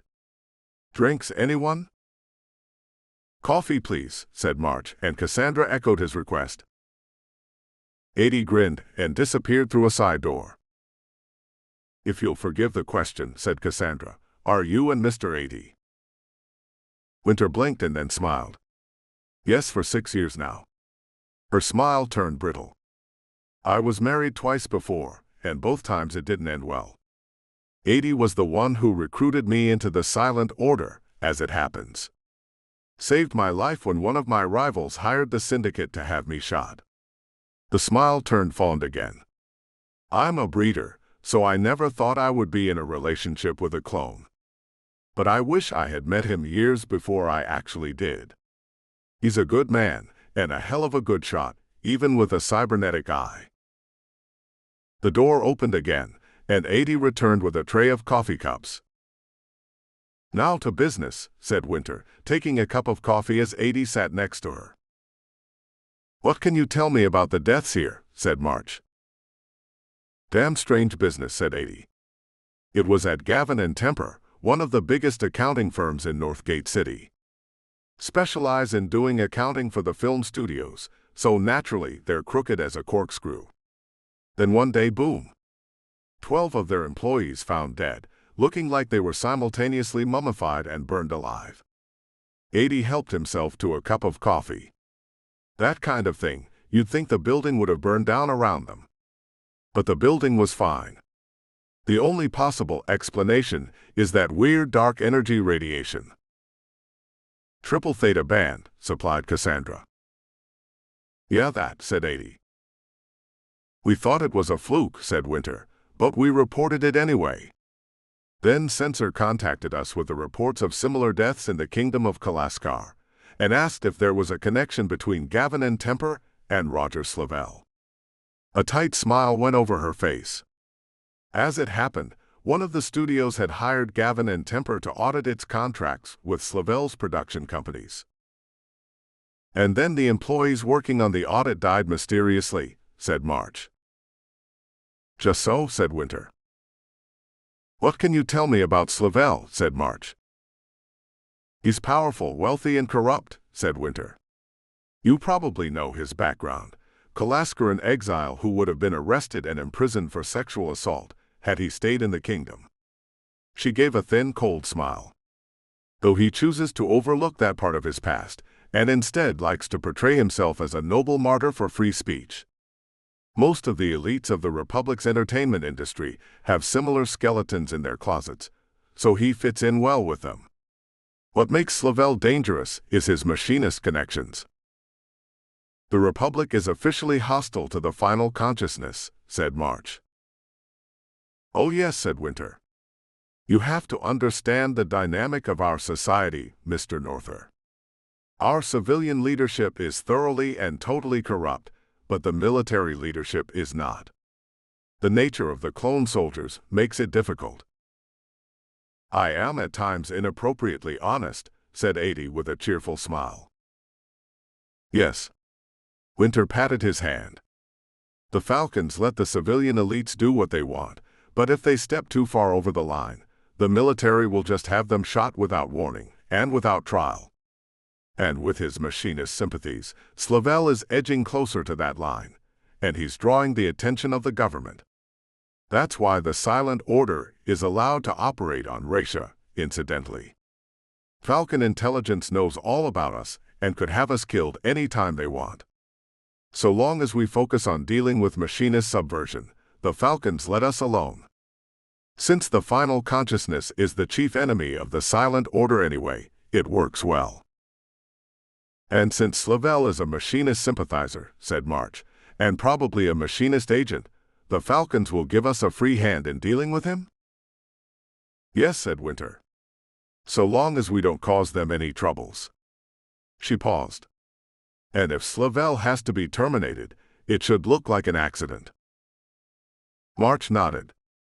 That might be necessary, but our main task is to discover the source of the radiation weapon he used to kill those people. Yes, this triple theta radiation weapon, said Winter. It seems improbable. It does, said March. But those men and women at Gavin and Temper are still dead. As were the crew of the Outer Vanguard station and the 2 ships. And they were killed by triple theta band dark energy radiation, Ms. Winter, said Cassandra. There can be no doubt. Triple theta radiation is the only thing that inflicts that kind of cellular damage. That's the main reason Dr. Yarrow and I are here, said March. Slavel is a problem, but not a major one. A secret machinist weapon is a much greater threat.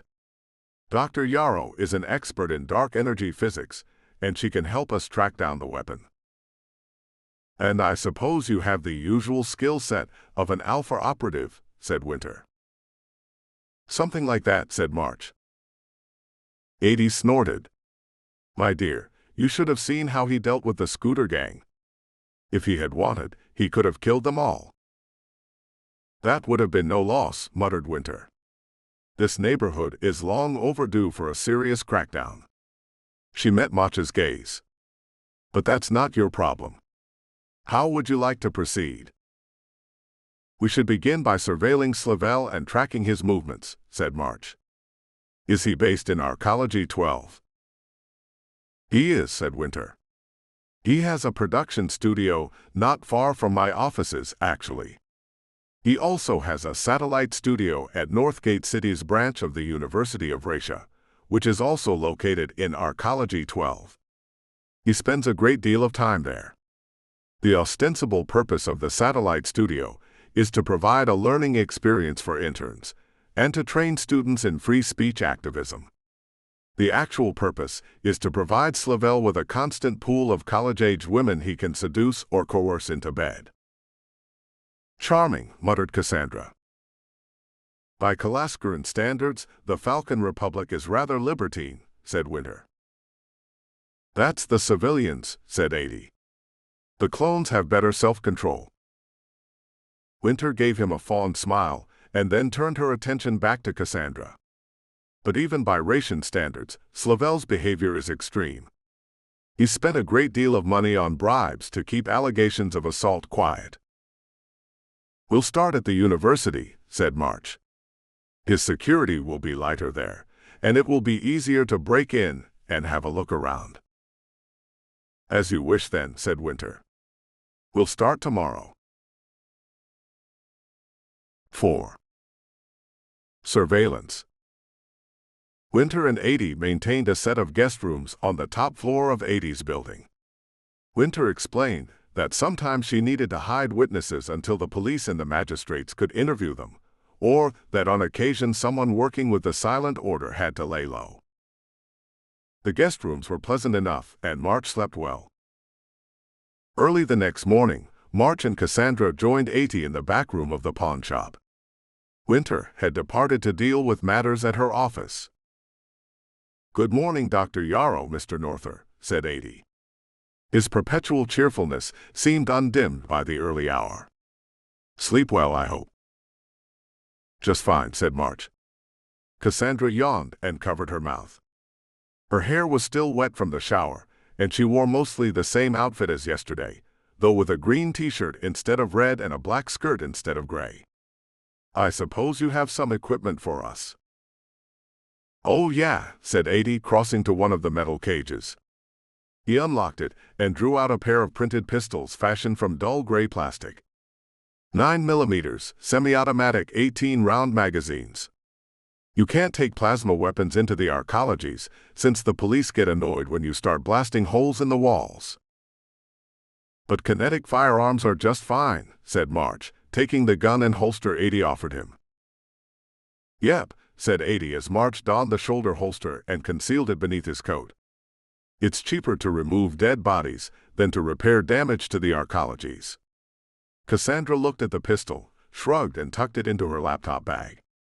"Also, stun pistols are illegal, but hand stunners are just fine." He passed March and Cassandra a pair of hand stunners, their emitters polished to a bright chrome. "If someone's coming at you and you give him a zap of this, he's not getting back up again for a while." "Hopefully we won't need any weapons," said March, tucking the stunner into his right coat pocket. "I just want to have a look around Slavel's University building." "That's the plan," said Adie, equipping himself with his own weapons. "But I think all three of us have been in the business long enough to know that plans turn to shit at the worst possible time." "The pawnbroking business, that is," said Cassandra. Adie blinked his one organic eye and grinned at her. "That's exactly right, Dr. Yarrow. The pawnbroking business." He snorted. "Though you'd be surprised how often people try to pawn useless shit. Ready?" March nodded, and he and Cassandra followed Adie down a flight of stairs to the building's underground parking garage. Anything left on the street in this neighborhood would get stolen, so Adie secured his vehicles underground.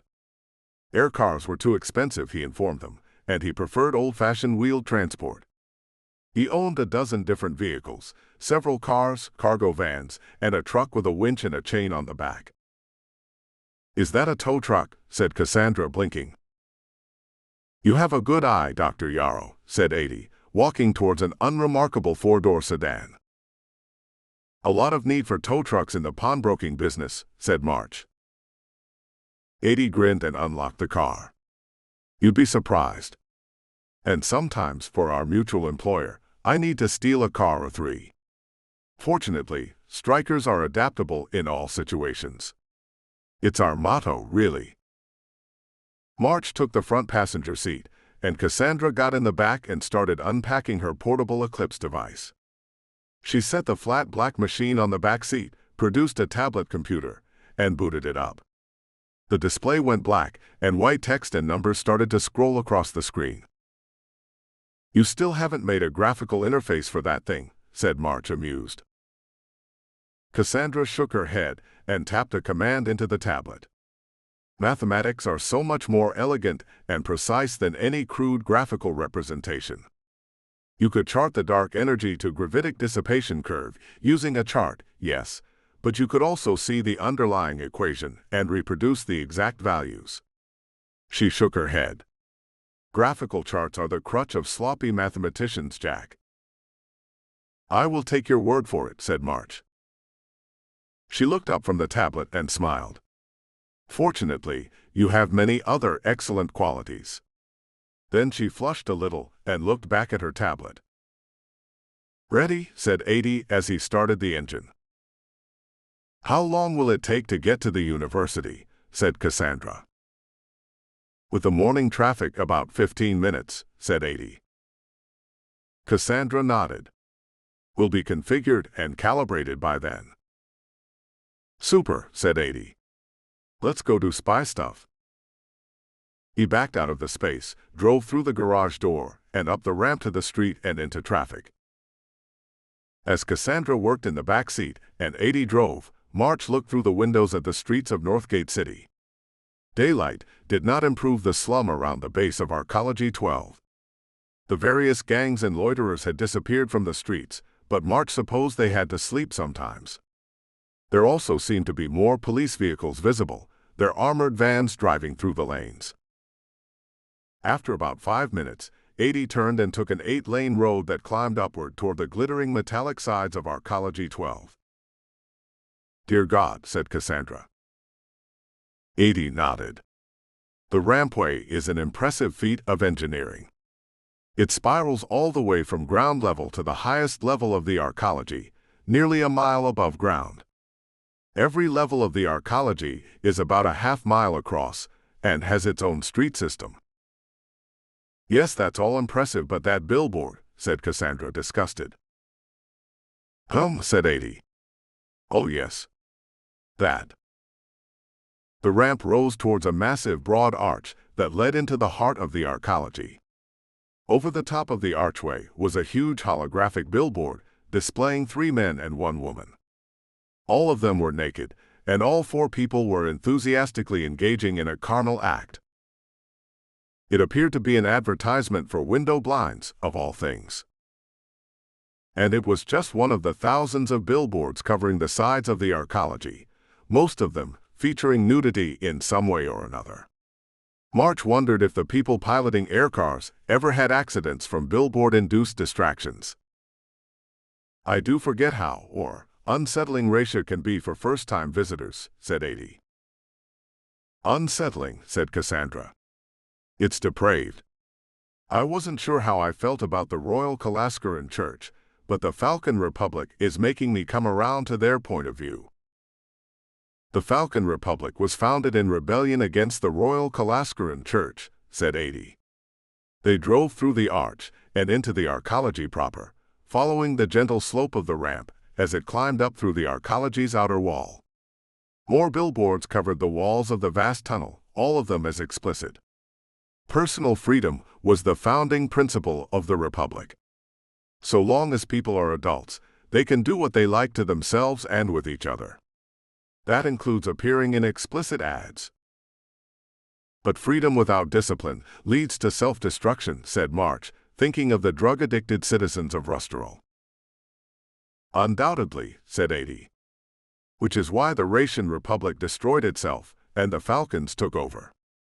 It mostly works in the end. The breeders and the civilians sometimes destroy themselves with their personal freedom, or sometimes they do brilliant things and make a lot of money. We clones bring discipline and order.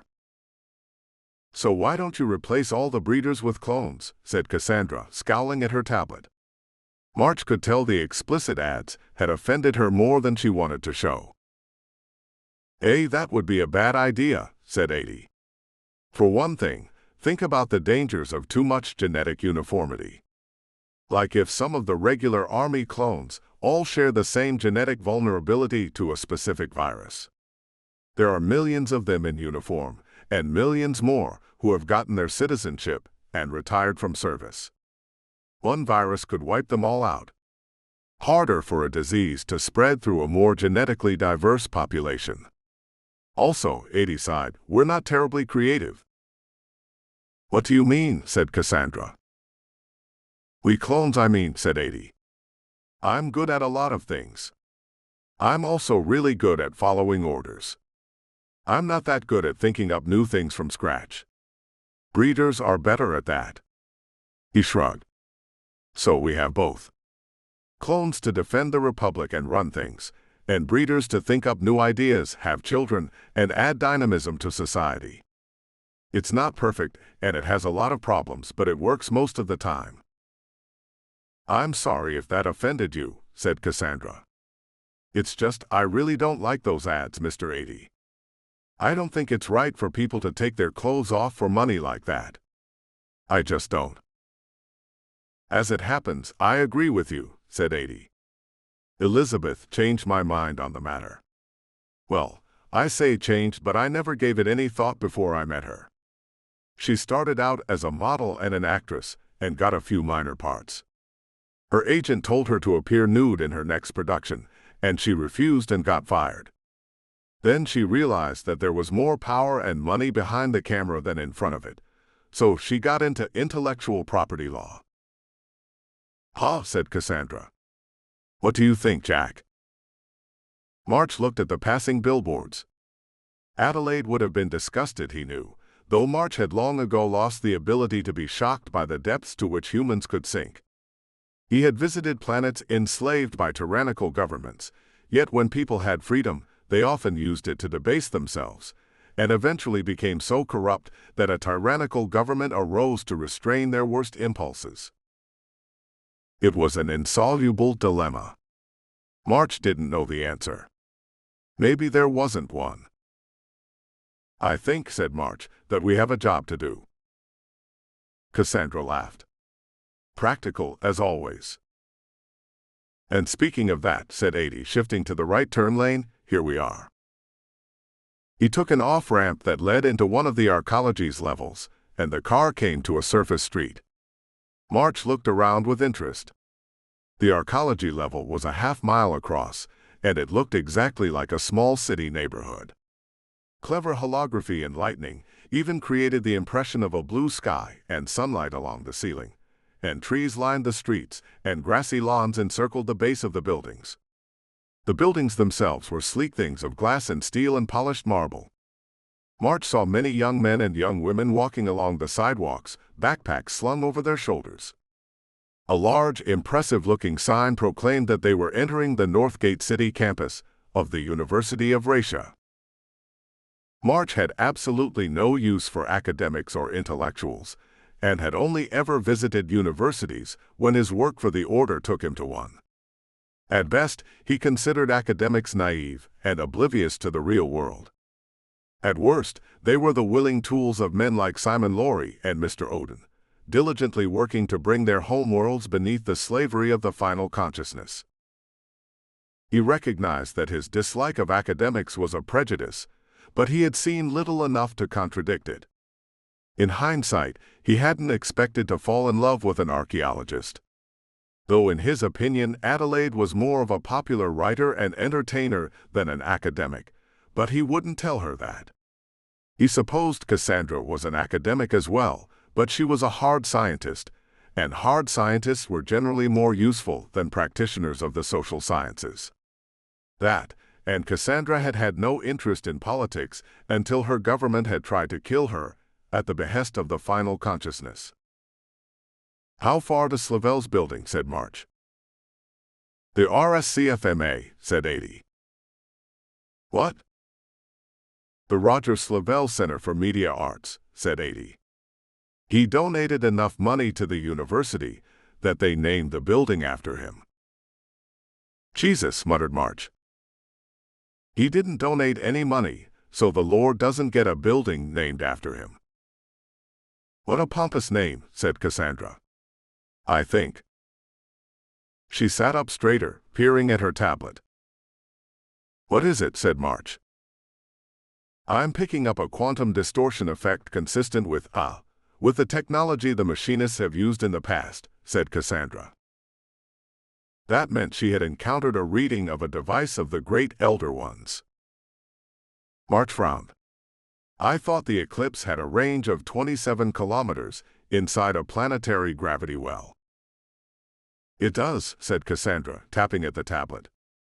"I didn't account for the quantity of metal in the arcology and the amount of shielding around the building's reactor. I'll have to work out an equation to compensate for that. For that matter, while I haven't been able to prove it yet, I think the readings can be less reliable in an area with a large number of people.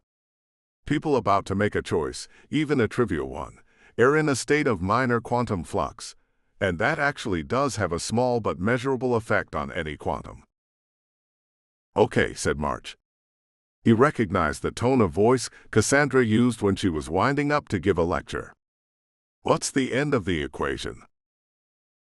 Cassandra blinked a few times as she accelerated to the end of her train of thought.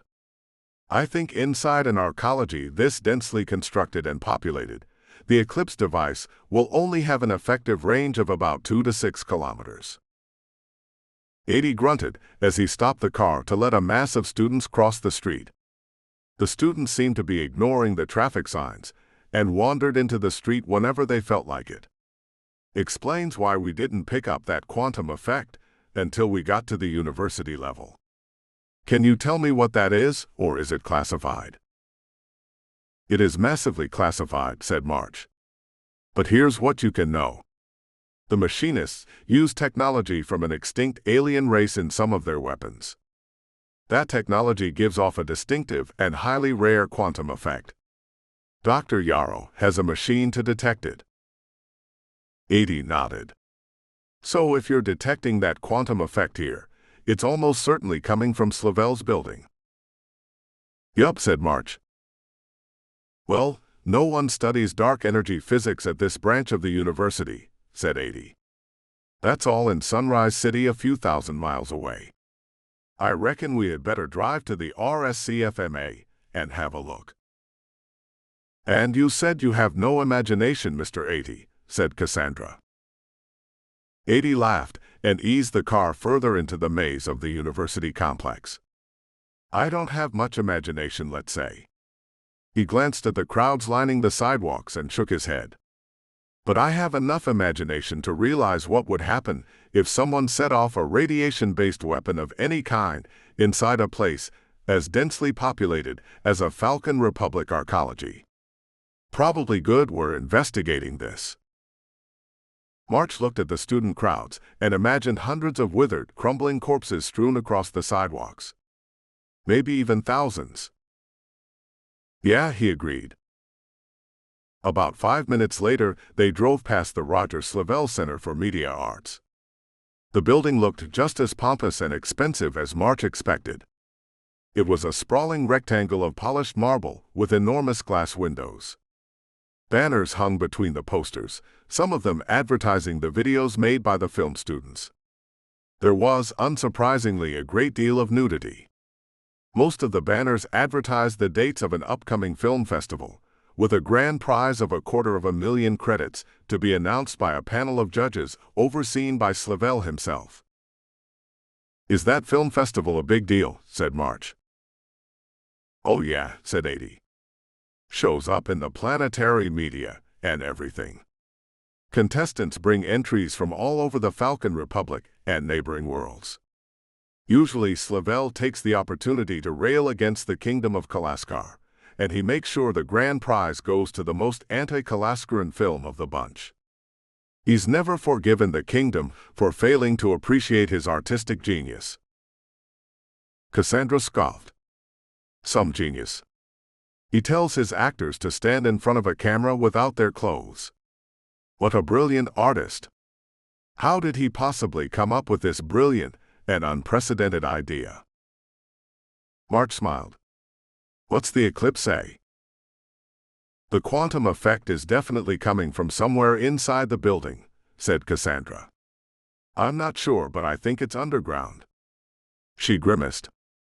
Well, somewhere below the floor, given that we're half a mile above the ground already. All right, said March.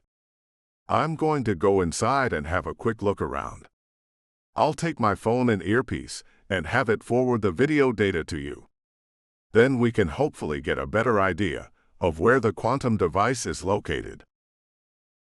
Adi nodded, pulled over to the curb, and put on his warning lights. They spent a few moments getting ready. March slid an earpiece with a microphone and a camera into his ear, and Adi dug out a laptop computer. He pulled up the official map of the RSCFMA on the screen, and March synced his phone to the computer. Okay, said Adi. 3 things.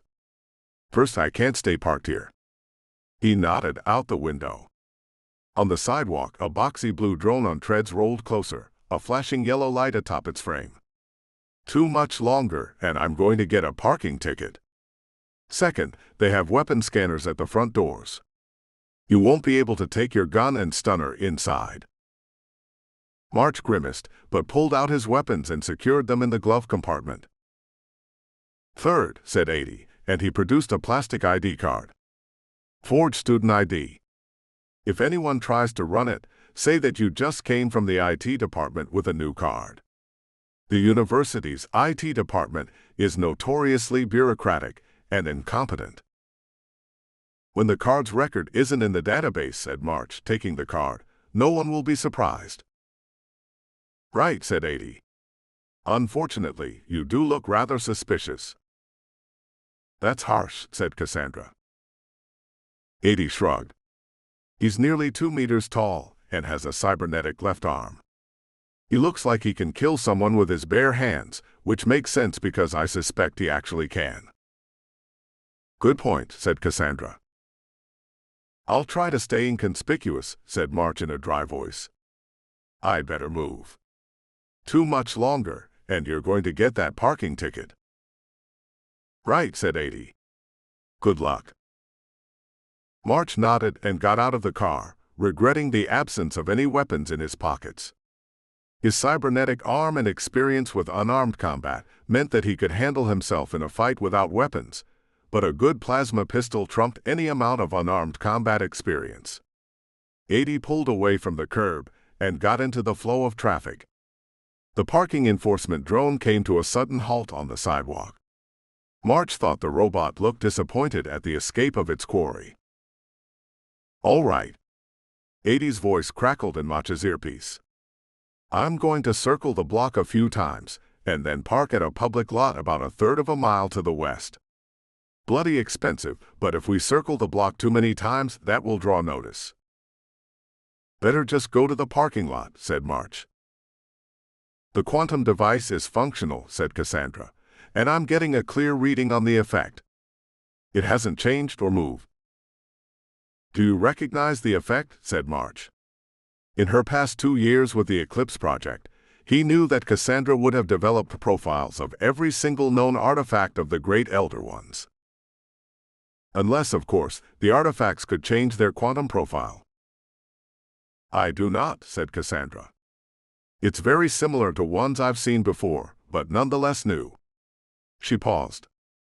That said, it is in the same class of effects we've encountered earlier.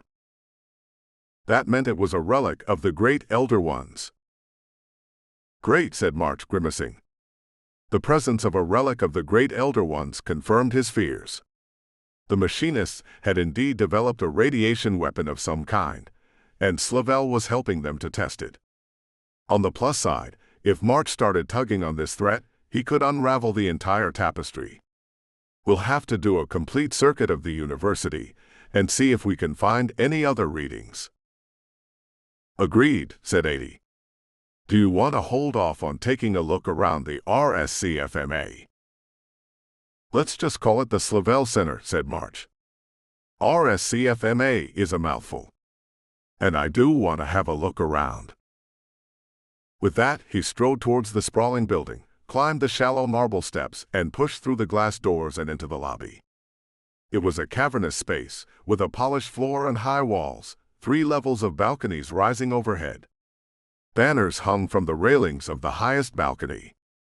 One was another advertisement for the upcoming film festival. A second was a stylized painting of some kind. March wasn't sure, but he thought it showed the muses inspiring a young filmmaker in his work. Naturally, in Racian style, all the stylized figures were naked. A third banner showed Roger Slavel himself. March paused for a moment to look at the image. It was a black and white photograph, showing Slavel gazing into the lens with an expression that was probably supposed to appear profound, but March thought it made Slavel seem constipated. Slavel wore a black turtleneck with a white scarf draped rakishly around his shoulders, his gray hair swept back, a trimmed beard on his thin face. Looks pretentious, doesn't it? Said Cassandra's voice in his ear. He looks like he should be hanging out at the coffee shop, asking the graduate students if they'd like to come back to his apartment for a private photography session. March snorted and headed towards the receptionist's desk. The desk was just as opulent as the rest of the building, built of polished wood with acres of workspace. A woman with graying blonde hair sat at the desk, scowling at March as he approached. She looked like an older version of the women who had handled the customs lines on Ratia Station. Probably she had come from the same clone template. "She's a Harwell," said Adie in response to March's unspoken question. Felicia Harwell was the most efficient clerk in the history of the Falcon Republic, and 300 years ago she was chosen as the new template for military clerks. He snorted. "Though I always thought the Harwells were too officious and pompous." "Can I help you, sir?" said the receptionist, her disdain plain. "Hi," said March. "I'm a new student, and I was told to go to the intro-level cinematography lab. I thought it was on the top floor, but I got turned around, and—" "An intro-level student?" sniffed the receptionist, her disdain intensifying. Evidently, she did not waste her time with mere students. "The labs on the top floor are for Mr. Slavel's students only. Intro-level students use the lab in the basement." "Thanks," said March. "You've been very helpful." Her glare didn't waver. March walked off, heading for the stairs. "God, I don't miss the Harwells," said Adie. "Make a single mistake in your paperwork, and they'll chase you down like an asteroid falling into a gravity well." "Jack," said Cassandra, "I'm getting better readings now. The quantum effect is definitely coming from beneath the building." "The basement then," said March. "I'm supposed to head for the intro-level lab anyway." He reached the stairwell behind the receptionist's desk and opened the door. The stairs, he was amused to note, weren't nearly as elegant as the lobby and the outside of the building, just bare concrete and steel railings. March peered over the railing and saw that the stairwell descended 3 floors. "Cassandra," he said, "how far down should I go?" "Third sub-basement," she said. Mr. Adie, could you bring up the map?" "That's the utility level," said Adie. "That would link into the electrical, sewer, and water systems for the arcology." "Acknowledged," said March. He descended to the bottom of the stairs, watching for security cameras or traps. The downside of cinder block walls, he reflected, was that it was difficult to conceal the power conduits and mounts for security cameras and other defenses. The upside was that it made March's job easier. He came to the end of the stairs without incident and examined the door to the sub-basement. No alarms, no traps, no cameras, and the door was secured with a simple steel lock. An ancient bit of technology, to be sure, but still effective at keeping out most intruders. Other than alpha operatives of the Silent Order. "Entering now," said March. He went to one knee before the door, produced a lockpick gun from the inside pocket of his coat, and lined it up against the lock. "Might have to be quiet for a while." "Okay," said Cassandra. "But the quantum distortion effect is about 30 to 60 meters directly in front of you." "Got it," said March. The lockpick gun caught on the 5th try, and March turned it to unlock the door. Beyond, he saw a narrow concrete corridor, illuminated by bulbs in steel cages attached to the ceiling. The dim lights threw harsh shadows against the walls. A dull thrum filled the air, the sound of laboring air handlers. The arcology had climate control and air filtration systems, but the Slavel Center would have its own HVAC equipment to ease the load on the tower's machinery. March eased down the corridor, his shoes making no sound against the dusty floor. The corridor ended in a door that stood half open, and March suspected it would lead into a large room designed to hold air handlers. Except only a dim light came from inside the room, and he didn't hear the rattle of any equipment. If Slavel had donated the money to construct this building, likely he had influence over the architects and the builders. And given his pattern of behavior on Kalaskar, perhaps he had wanted a secret room in the Slavel Center, a place where he could amuse himself with aspiring actresses. He walked to the door, peered around the steel frame, and blinked in surprise. The room beyond had indeed been designed for an air handler, and a flight of a dozen metal stairs descended from the door to the floor. Most of the floor space in the room was taken up by a dozen small movie sets. One looked like the bridge of a starship. Another resembled a classroom, and a third looked like the harem of a Khazradite sultan. A long table in the center of the room held high-end cameras and computer equipment. The table also had an extensive inventory of contraceptives and pharmaceutical enhancers for both men and women. It wasn't hard to guess what kind of movies Slavel shot down here. For that matter, it wasn't the sort of place March expected to find a relic of the great elder ones, especially since it was only secured by a single door with a mechanical lock. But Cassandra's Eclipse device would not lie, and perhaps the protection he enjoyed from the Falcons had made Slavel complacent. March took the stairs in silence, his eyes flicking over the central table, his ears straining for any sounds of footsteps. If the relic was simply lying out in the open, March would take it and flee at once. He would never have a better opportunity. Or maybe. A voice harsh and angry came to his ears.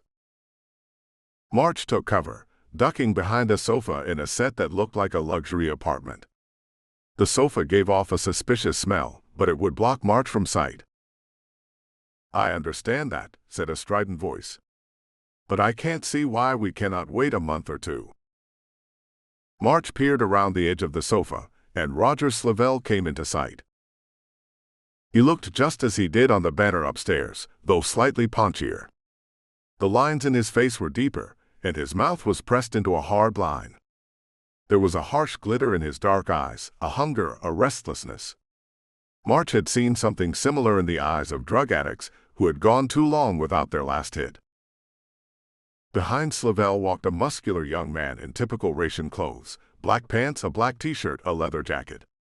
His hair was long and shaggy, hanging down the back of his neck, which was not current Russian fashion. His left hand was made of dull gray metal, and it was identical to March's left hand. Which meant the young man had grown his hair long to cover the hive implant at the base of his skull. He was an Iron Hand, what March himself had once been, one of the elite agents and commandos of the Final Consciousness. And that, in turn, meant the situation was far more dangerous than March had thought. The Final Consciousness did not have that many Iron Hands, and the machinists only committed them to missions of importance. Whatever Slavel was doing here, whatever was going on with the strange radiation weapon, the Final Consciousness considered it vital enough to send an Iron Hand, perhaps more than one, to help Slavel. Though given the way that the Iron Hand was scowling at Slavel, perhaps the Iron Hands had been sent to babysit him. Yes, I understand," said Slavel. He stopped by the table with the computer equipment and the contraceptives, and started to pace back and forth. The Iron Hand remained motionless, his eyes flicking around the vast room. March understood that the Iron Hand would remain watchful and vigilant. Even 11 years after leaving the Final Consciousness, March still had that impulse. It had saved his life multiple times. "I said I understand," said Slavel, irritation seeping into his voice. "I think." He fell silent, a mixture of annoyance and fear going over his face. March couldn't hear the other end of the conversation, but to judge from Slavel's posture and scowl, it sounded as if someone was giving him orders. "I'll see to it personally," said Slavel at last. "Yes, printed copies. Religious literature only. Copies of the Catechism of the Royal Kalaskaran Church. Those are easy enough to obtain. We'll need legitimate copies, obviously. And custom-written pamphlets, of course. Denouncing me by name, and proclaiming judgment on the Falcon Republic for its terrible wickedness. The idiots will eat it right up. Yes. 10,000 copies.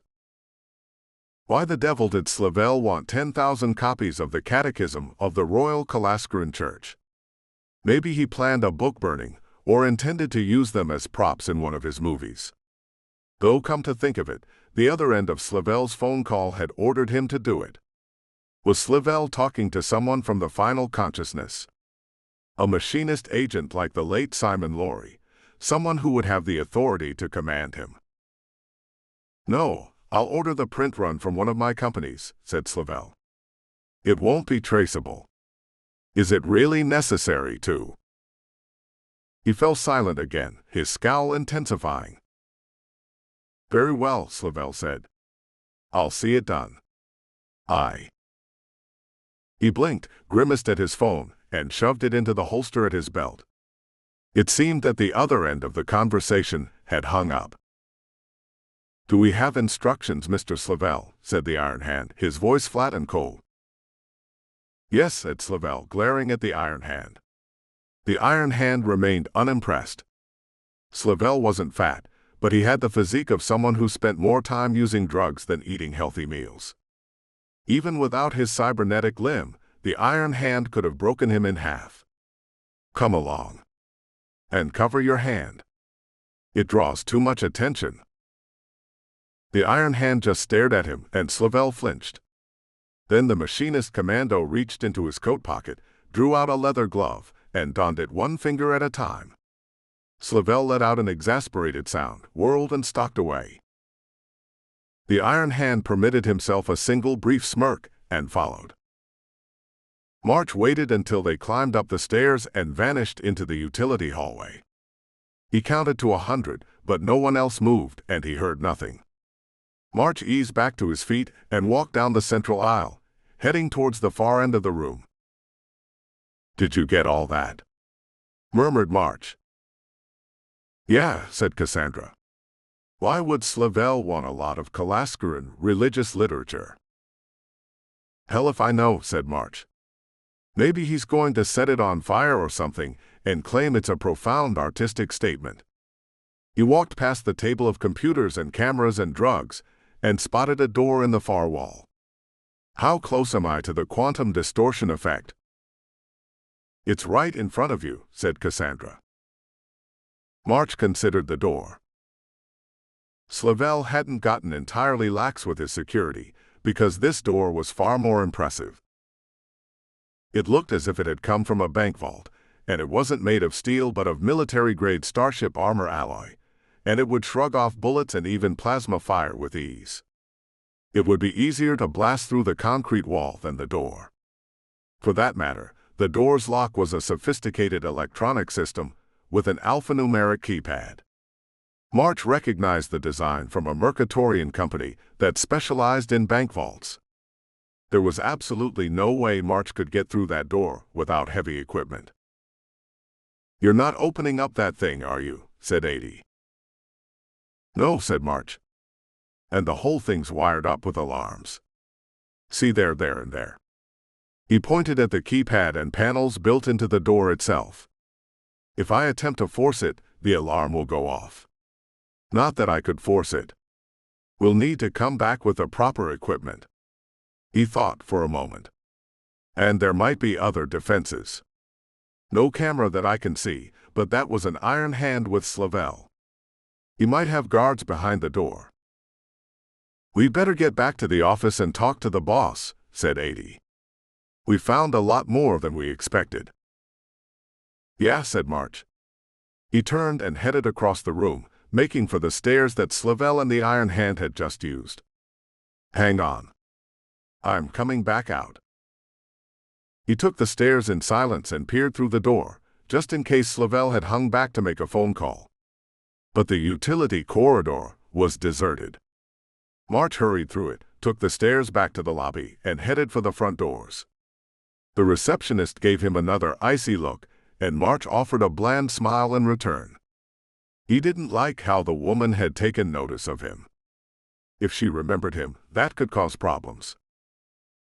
But she said nothing, and March strolled through the glass doors and down the shallow stairs to the sidewalk, back beneath the artificial sunlight and simulated sky of the University of Raish's Northgate City branch. "I'm out," said March. "Turn right and head along the sidewalk at a walking pace," said Adi. "We'll pick you up shortly." March nodded and ambled to the right, keeping an unconcerned pace. He glanced back at the Slavelle Center, but no one followed him. A moment later, 80's car pulled up to the curb. March climbed in and 80 drove off. "You've got the video?" said March. "Yup," said 80, patting his phone. "We can review it later. I assume the next step is to plan a raid on that sealed room in the center's basement." "Yeah," said March. "Maybe we'll have better luck coming in from the utility tunnels below it." He shook his head. "It will be a hard target.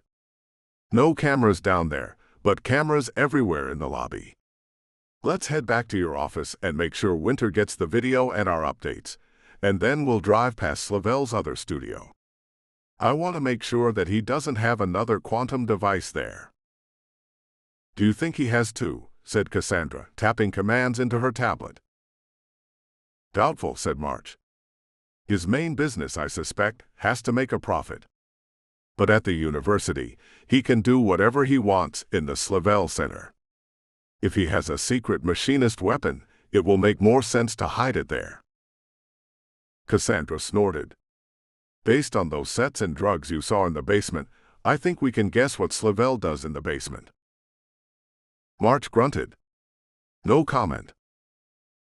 He thought about what he had seen while 80 returned to the rampway and spiraled his way down to the slums outside of Arcology 12, the lewd billboards continuing their gyrations on the walls and ceilings of the huge tunnel. Part of his mind continued its vigilance, watching for any attackers. The rest of his thoughts considered the next steps. 80 focused on driving, and Cassandra kept tapping commands into her tablet. They returned to the slums below the Arcology, and March glanced to the side as 80 drove through an intersection. They had a green light, but a flicker of motion caught his eye. A van shot out of an alley between two buildings, heading right for the car, the tires squealing against the street. "Look out!" shouted March. 80 reacted at once, slamming on the brakes and twisting the wheel. The van would have hit them broadside, smashing in the driver's side doors, but 80 had reacted in time. Instead, the van hit the front of the car, and the vehicle went into a skid, jumping the curb and smashing tail first into the wall of an apartment building.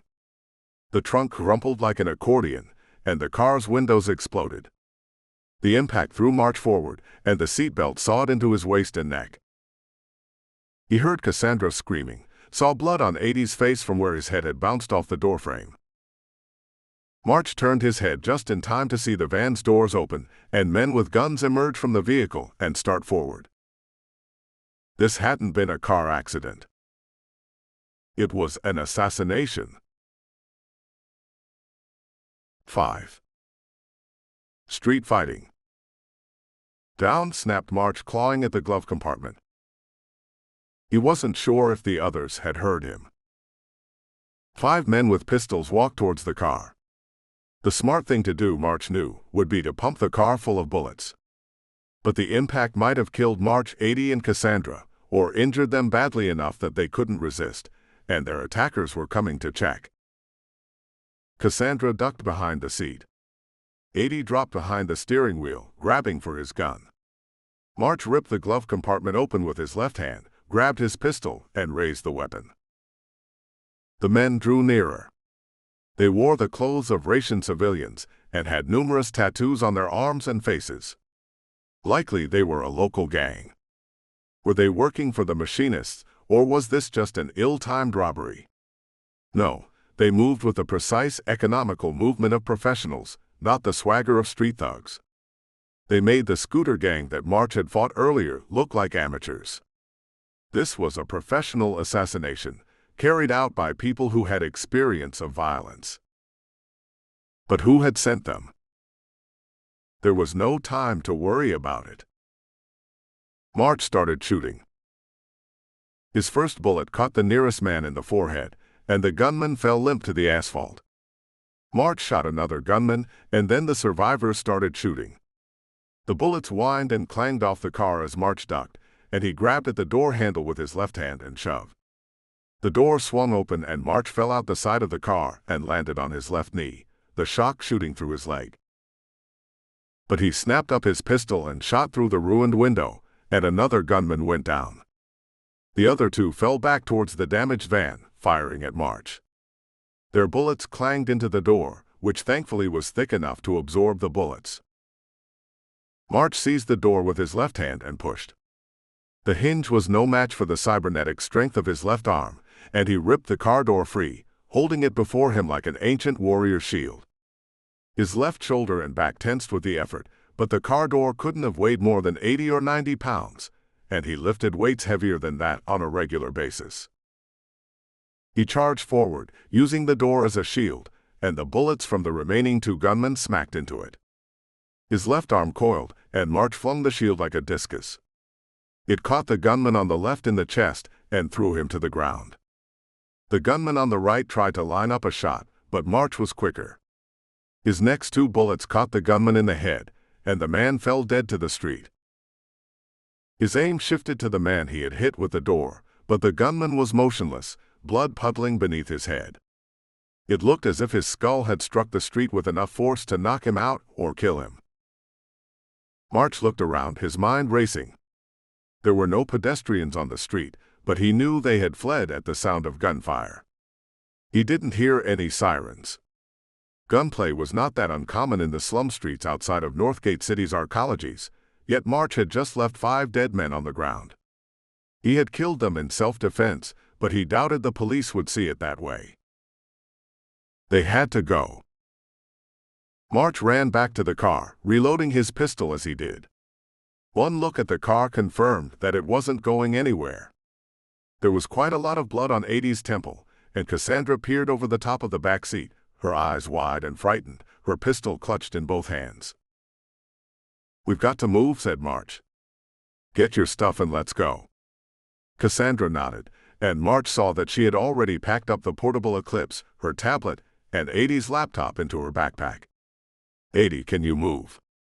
The pawnbroker's eyes looked a little glassy, and March feared that he had suffered a concussion, if not worse injuries. "Yes," said Adie, his voice thick as he released his seatbelt.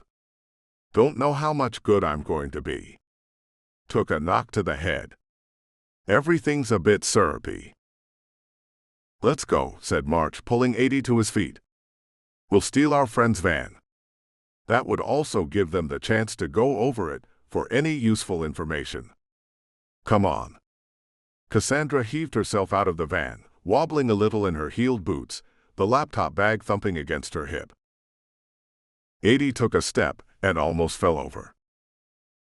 "Jesus, he's got a concussion," said Cassandra. "Or worse. We've got to get him to a doctor." "Yeah," said March, helping the older man along. "Come on, Adie, let's." Tires squealed in the distance. March shot a look over his shoulder. 6 blocks down the street, he saw 2 vans ignore a red light and skid around the corner, their tires squealing. The vans were identical to the one that had rammed Adie's car, and through the windshields, March glimpsed one of the men in the passenger seats lifting a pistol. "Move," said March. "Run." Cassandra sprinted for the van. March felt a flicker of surprise that she could keep her balance in those heeled boots, and then his full attention went to Adie. He grabbed Adie with his left arm, lifted the older man from his feet, and ran for the van. Adie just had time to yelp in surprise, and March put him in the back of the vehicle as quickly as he could manage. Then he ran around the front of the van and threw himself into the driver's seat as Cassandra scrambled in next to him. The van's fender had been crumpled and its headlights smashed in the impact, but the engine was still running, and there were no warning lights on the dashboard. "Stay down," said March, and he spun the steering wheel and stomped on the accelerator. The tires screamed against the asphalt, and then Cassandra yelped as the van shot forward. March heard a groan as Adie slid across the floor, and he cursed, wishing there had been time to secure him. The other 2 vans roared after them. March took a quick look in the side mirror and saw a man holding a long black rifle lean out the window of one of the pursuing vans. March didn't recognize the type of weapon, but it was a kinetic firearm, not a plasma weapon. Yet based on the length of the magazine jutting from the rifle, likely it was a full automatic weapon, and if the gunman held down the trigger, he would spray their stolen van with bullets. March twisted out his window, raised his pistol, and started shooting. A moving vehicle made a terrible firing platform, and driving with one hand while shooting with the other was not a great way to achieve accuracy. Yet his shots were accurate enough that the man with the rifle ducked into the van for cover, and March's next few shots punched holes in the windshield. March couldn't tell if he had hit anyone, but the van swerved, the tires squealing as the driver tried to evade the gunfire, and almost crashed into the second van. "Jack," said Cassandra. March turned his head just in time to see that he had drifted too far to the right. He cursed and grabbed the wheel with both hands, but it was too late. The van hit the curb, bounced over it, and struck a sidewalk vending machine with a jarring crash. The vending machine exploded in a spray of twisted metal and bottles of brightly colored bottles of sports drinks and protein bars. For an instant, March was afraid the impact would tip the van over, but he wrenched the wheel to the left and punched the accelerator, and the van bounced over the curb and back onto the street. "Dear God," croaked Cassandra. "The navigation unit," said March, jabbing a finger at the dashboard. "You want me to set a destination," said Cassandra. "No, rip it out and throw it out the window," said March.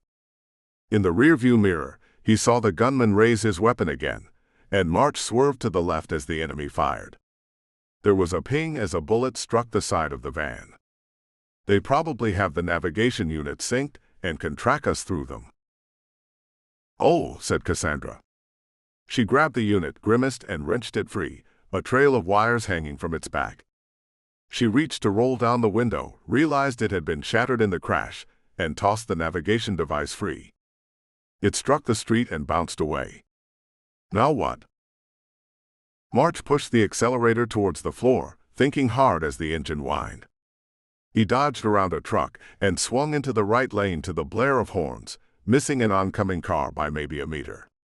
That would slow down their pursuers for a few moments, but not for long. March wasn't sure how many men each of those vans carried, but this van had enough seating for 12.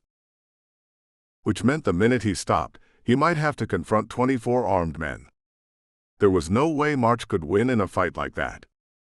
He had taken the first 5 off guard and overwhelmed them, but the survivors would be far more cautious. Could they go to the police for help? That seemed too risky. For one thing, March would probably be arrested for shooting those 5 men. Getting cleared of murder charges on self-defense would take weeks or months and impair the mission. For another, in the slums outside the city's arcologies, police response time was low, well into the half-hour range. By the time the police arrived, the fight would have been decided one way or another. March had to get Cassandra and 80 away from the gunman, and he had to find a way to block pursuit. His eyes flicked over the dashboard and lingered for a moment on the charge readout for the van's capacitors. They still had 86% charge. That was how Adelaide had lost her ability to have children. Simon Laurie's bomb had driven shards of her car's capacitor into her abdomen, killing her unborn child and causing irreversible local cellular poisoning. The alloy used in high-volume capacitors was an efficient superconductor, but it was highly toxic and, in the right circumstances, both flammable and explosive. Maybe it was time to create those circumstances. March pushed harder on the accelerator, and the van screamed forward. "Red light," said Cassandra, pointing at the intersection ahead. "Red light." "I know," said March. The van screamed through the intersection, missing an oncoming truck by centimeters. It happened so fast that Cassandra didn't even have time to scream. March looked to the left. They had driven through this block on their way to Arcology 12, and the alleys between the businesses were wider than usual here. If he could just find one large enough for what he had in mind. There. March slammed the brake and spun the wheel. The van's tires screamed, and the vehicle spun across the lanes of oncoming traffic and skidded sideways into an alley. Sparks flew from the front and back fenders as they scraped against the walls, and the van wrenched to a halt, smoke rising from both the tires and the engine compartment. And the van had neatly blocked the alley. "Get 80 on his feet and get moving," said March, grabbing the hood release lever. He thought he had maybe a minute until the other two vans caught up. "We need to go." Cassandra did not hesitate but scrambled into the back seat and helped 80 to his feet. March slid across the front seat, pushed out the passenger door, and landed in the alley. The hood was unlocked, and he wrenched it open, revealing the engine and the capacitator. Of course, an electric motor required to drive a van of this size wasn't all that large, so most of the space was taken up by the engine's capacitator. 6 watermelon-sized cells linked by a coil of superconducting wire. The black casings of the capacitator were festooned with warnings about biohazards, qualified service personnel, and dire threats that attempting to service the capacitator in a planetary ecosystem carried a 50,000 credit fine. March started punching the capacitator with his cybernetic fist as Cassandra helped 80 from the van. "Are you punching the engine?" said 80. He sounded bewildered, his voice a little slurred. "That's not going to work." On the third punch, the capacitator shell cracked, and March wrenched it open to reveal the cells inside. He pulled loose a coil of wire, wrapped it around the superconducting ring, pulled another cable, and hot-wired the van's engine to start. As he did, 2 things happened. The pursuing van screeched to a halt in the street, their doors sliding open to disgorge well-armed gunmen. And an ominous crackling started to come from the capacitator. March jerked back as a wisp of white smoke rose from the van's engine. If he breathed that, the fumes would strip the lining from his lungs. The crackling segued into a piercing, ominous whine, and the smoke rising from the engine thickened. "That's going to cause a severe electrical fire," said Cassandra, her eyes wide, one arm slung around 80's shoulders. "I hope so," said March, stepping back from the van. "Run." He took another step back, and one of the gunmen caught his eye. The man was middle-aged and wore a Starship crewer's coverall beneath a long coat and a weapon harness, an automatic rifle in his hands that had the look of a printed plastic weapon. He was a bit weathered-looking, and March recognized him at once. It seemed that Marco Skinner had escaped from the disaster at Burnchain Station. Skinner was a machinist agent who reported to Mr. Odin himself, which meant that this hit was a machinist job. March could worry about it later. "Time to go," he said, running towards Cassandra and 80. "Sorry about this." He seized 80 with his cybernetic arm, scooped the smaller man up, and slung him over his shoulders. 80 let out a startled yelp, but was too confused and woozy to do anything else. March and Cassandra ran forward as the gunmen opened fire, their bullets punching into the van and tearing through the windows. March ducked, as did Cassandra, his back groaning with the strain of squatting with 80 across his shoulders. Then the sabotaged capacitator blew up. The blast shattered the front of the damaged van and set the interior aflame. Thick black smoke rose from the engine compartment and the passenger seats, most of it coming from the capacitator. As March had hoped, the smoke blocked the aim of the gunmen, and none of their shots came anywhere near hitting their targets. He looked at the doors lining the alleyway as they passed, reading the signs. One opened into a clothing shop, the second into a store that sold opiates, the third specialized in stimulants, the fourth and the fifth were brothels of various kinds, and there. The door was adorned with the smiling anthropomorphized sandwich logo of a company that specialized in fast food delivery. March had seen their logo scattered throughout Northgate City. A punch from his cybernetic fist smashed open the lock, and March kicked open the door and stormed inside. He passed through a small kitchen, ignoring the shouts of the chefs, ran through the dining area and onto the sidewalk outside the shop. And as he hoped, several delivery cars idled at the curb. March hurried to the nearest one, put 80 in the back seat, and ran to the driver's side door. "Are we stealing a car?" said Cassandra, scrambling for the passenger side door. "We are stealing a car," said March, dropping behind the wheel. A man ran out of the sandwich shop, waving his arms, and March pushed the accelerator to the floor. The car hadn't been maintained well, and the engine made an unhappy whining noise, but the tires squealed against the asphalt, and March put the car into traffic and sped away. 2 hours later, they were back in 80's building. One of the rooms in the upper floor had been set up as an infirmary, with a pair of beds, a store of medical supplies, and an expert diagnostic system. Likely sometimes 80 and Winter, and the other silent order operatives, had injuries that they didn't want the authorities to know about. March configured a vial of emergency medical nanobots to treat concussion damage, injected them into 80's neck, and busied himself by hooking up the leads to the expert system while he waited. "Damn, that always stings," said 80, blinking up at the ceiling. "I'm a striker. A fighter pilot. Why do I keep getting concussions?" "Hazard of the pawnbroking business," said March. 80 laughed at that, and the door slid open and Winter stepped into the room. She wore the sleek black business suit of a lawyer, a gleaming black purse in her hand. She froze for just an instant when she saw 80 lying in bed. The icy mask of the cool lawyer shattered, and March saw real fear in her eyes. Then she collected herself and hurried over, taking 80's free hand. "Hey babe," said 80. "Took our guests around town to see the sights, and we sure had a wild time." "He'll be fine," said March, squinting at the displays on the expert system. "He has a moderate concussion and a laceration on his left temple. Nanobots will clean up the concussion damage, and the laceration should heal on its own once it's closed up." "Thank God," said Winter. "Where's Dr. Yarrow?" "Is she?" "She's fine," said March. "Just a little shook up. She just wanted to lie down for a while." "What happened?" said Winter. "That car was unregistered, so it shouldn't lead back to us. But it shouldn't have been able to be tracked.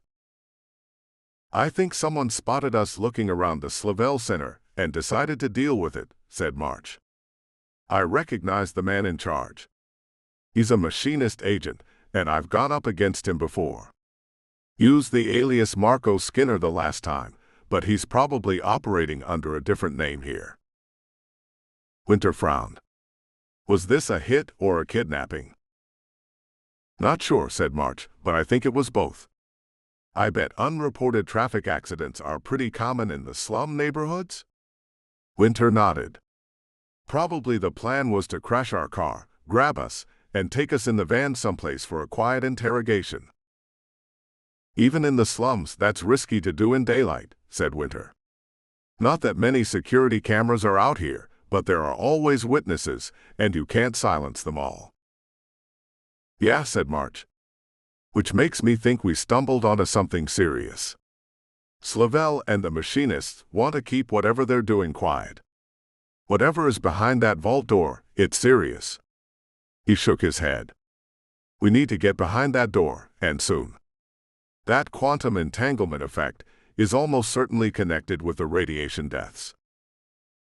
And it's sitting in Arcology 12, which holds 1 million people," said Winter. She saw the danger all right. March had a sudden vision of the university campus again, except this time, all those milling, distracted students had been reduced to the crumbling, twisted corpses he had seen aboard Outer Vanguard Station. "And there are nearly 100 million people in the Northgate City area," said March. 10 or 11 billion people on Ratia. It depends on the range of this hypothetical radiation weapon." "He's right, Elizabeth," said 80.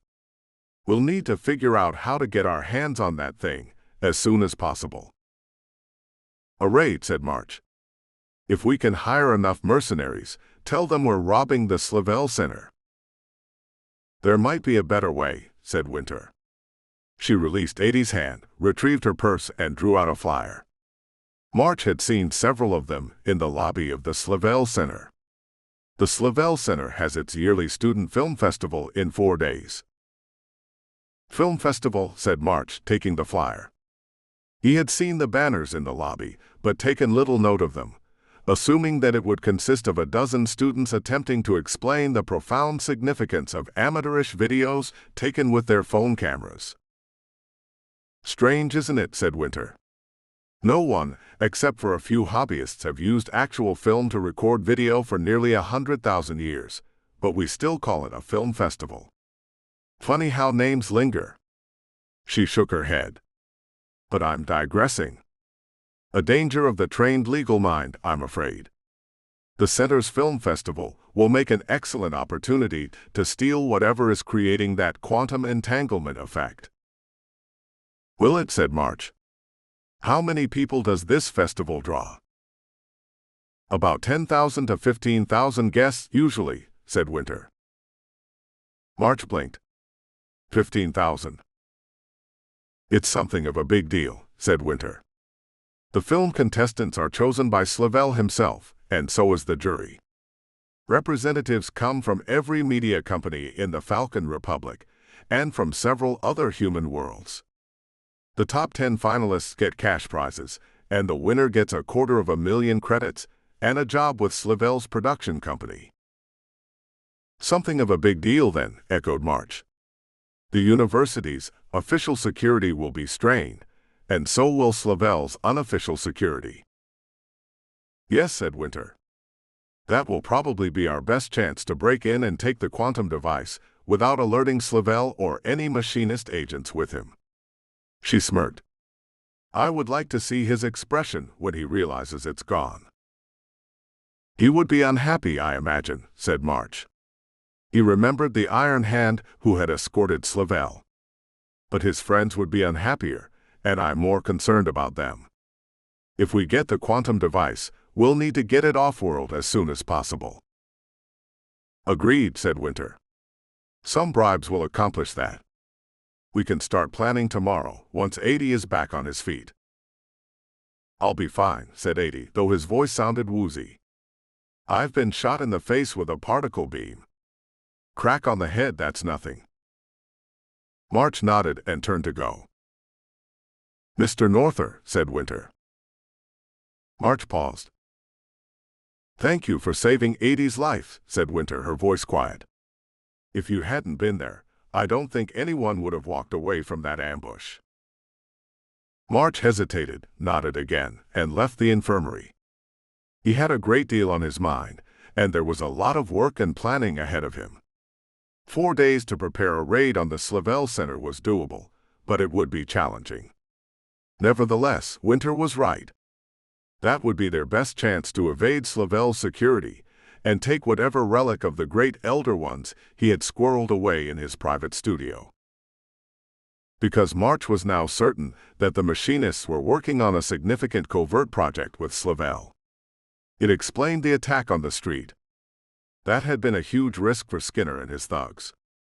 Any number of things could have gone wrong, which March had proved by escaping and killing several of them in the process.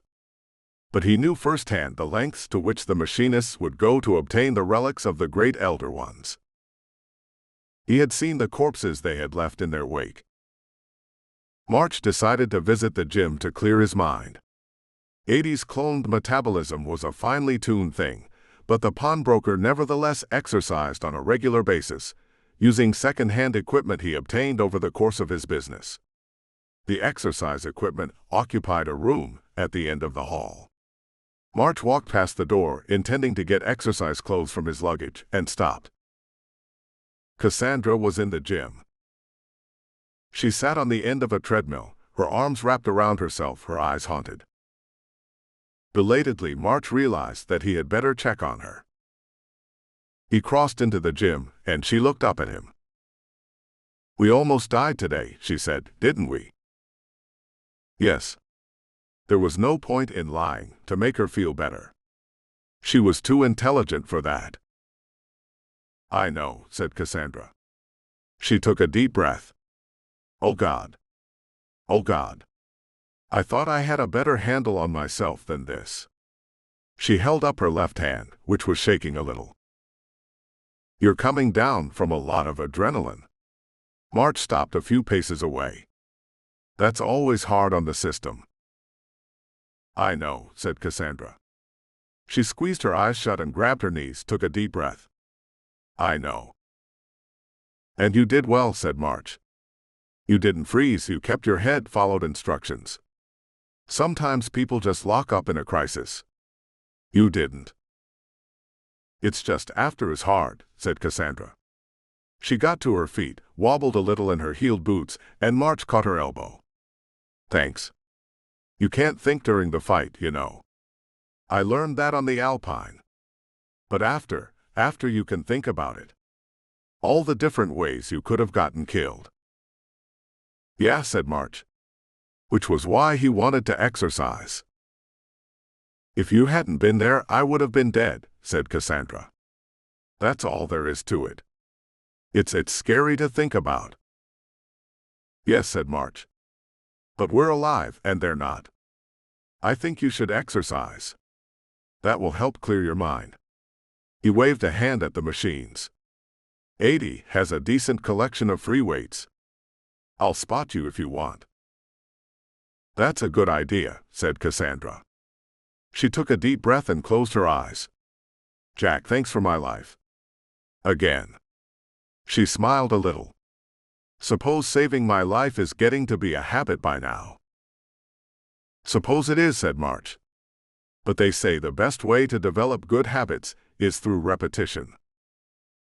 That is actually based on sound behavioral science, said Cassandra. She hesitated. But you've changed, I think. That's what people do. Not always, said Cassandra. Not really. She tried to smile. I guess your girlfriend is a good influence on you. March let out a breath. He didn't want to talk about Adelaide. But he needed Cassandra to keep herself together. Again, he felt a wave of annoyance at Censor for ordering her into the field. This was not the sort of mission that played to Cassandra's strengths. Maybe, said March. How have I changed? Before, you would have just told me we're alive and they're dead, and that's that, said Cassandra. People change, said March. His initial impulse was to turn the conversation to a different topic. But it was distracting her from the recent dangers, which was what she needed. He knew her well enough to realize that her mind would lock onto things, and refuse to let them go unless something else caught her attention. He sighed. Sometimes they change each other. That is true, said Cassandra. Have you known each other long? A while now, said March. He didn't want to tell Cassandra too many details. Anything that she didn't know couldn't be pried out of her in an interrogation. I met her for the first time a few months after the Alpine. By accident, mostly. There was a mission, and she got tangled up in it, and... Cassandra smiled. You fell madly in love. Something like that, yes. What's she like? Said Cassandra. Confident, said March. A little reckless at times. Good at what she does. You have a lot in common then, said Cassandra. Yes, said March. Which wasn't true on the surface, he knew. An archaeologist with a media career and a privateer had very little in common. But the final consciousness had made them into what they were. In some ways. Not so much in others. I almost broke up with her right after we began. March blinked. He hadn't intended to say that. Why would you do that? Said Cassandra. It's not fair to her, said March. In the time we've been together, I've spent maybe a third of it with her. The rest of the time, I'm flying around doing missions for our mutual employer. Even in a safe house, he still would not speak the name of the silent order aloud. Cassandra shrugged. I don't think that's such a big deal. Isn't it? Said March. Well, if you do the mathematics, said Cassandra, and March took care not to smile, there are 24 hours in a day, right? Ideally, you should spend at least 8 hours sleeping, 8 hours working, and then 8 hours doing other things.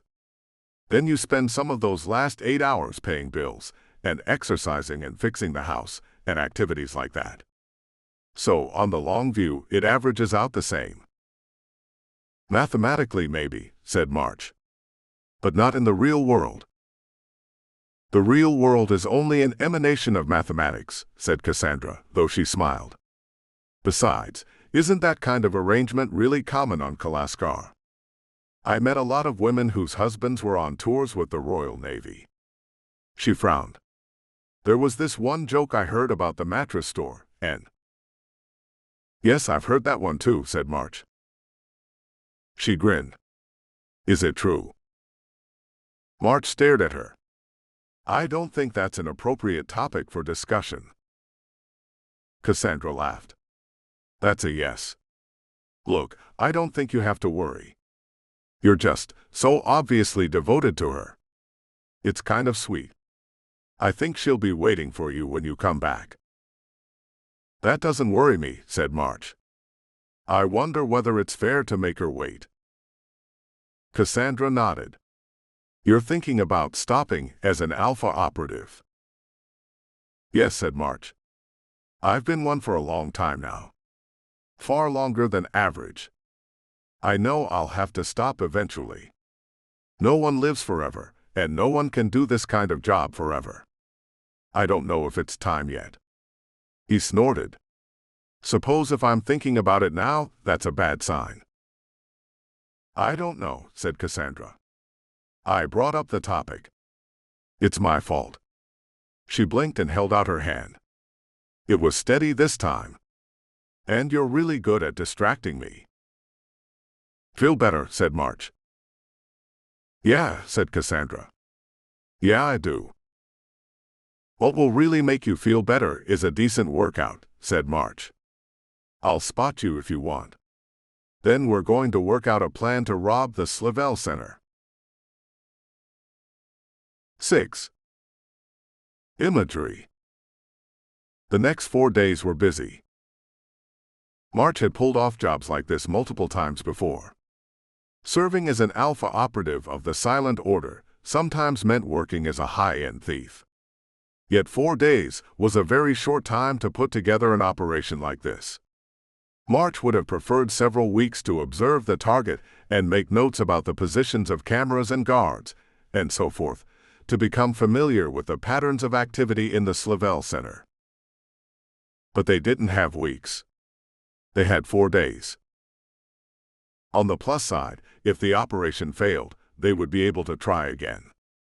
Still, that thought left March uneasy. The machinists knew that someone was investigating Roger Slavell. Skinner's attack on the streets proved it. That meant the enemy was on their guard and expecting trouble. The film festival was the best chance they would have to steal whatever artifact Slavell had locked in the basement. That night March took one of Adie's cars, Cassandra in the passenger seat, and she scanned Slavell's main studio with the Eclipse. There was no trace of a quantum entanglement effect, which meant that the only artifact was in the university's Slavell Center. At least they only had to worry about one target. I have invitations to the festival, of course, said Winter the next morning when they gathered around Adie's conference table.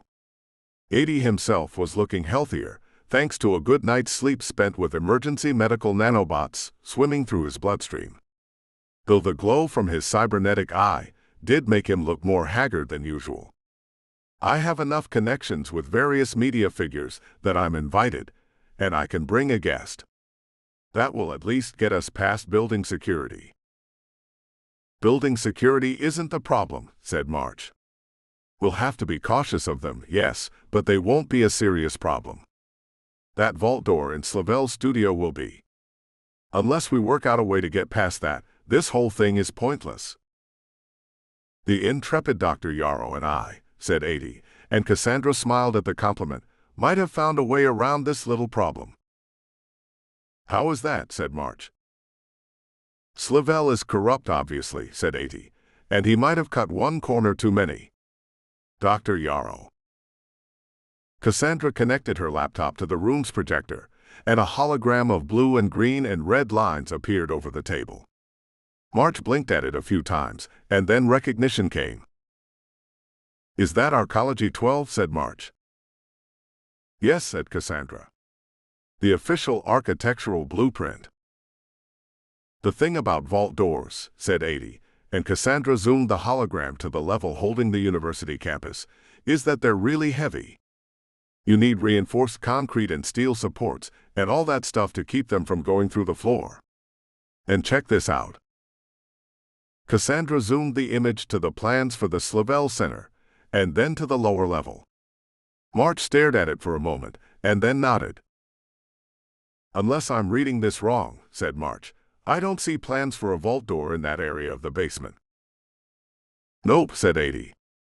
All the blueprints for any buildings in the archaeology have to be registered with the archaeology's Central Administrative Office. And that vault door, and any additional cellar space behind it, are not on the blueprints.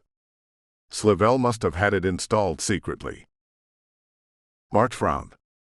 I assume that gives us an advantage. Yeah, said Adi. Vault doors are really heavy. The floor and doorframe need to be reinforced to bear the weight, and based on the blueprints and the video you brought back, Slavell didn't bother with that.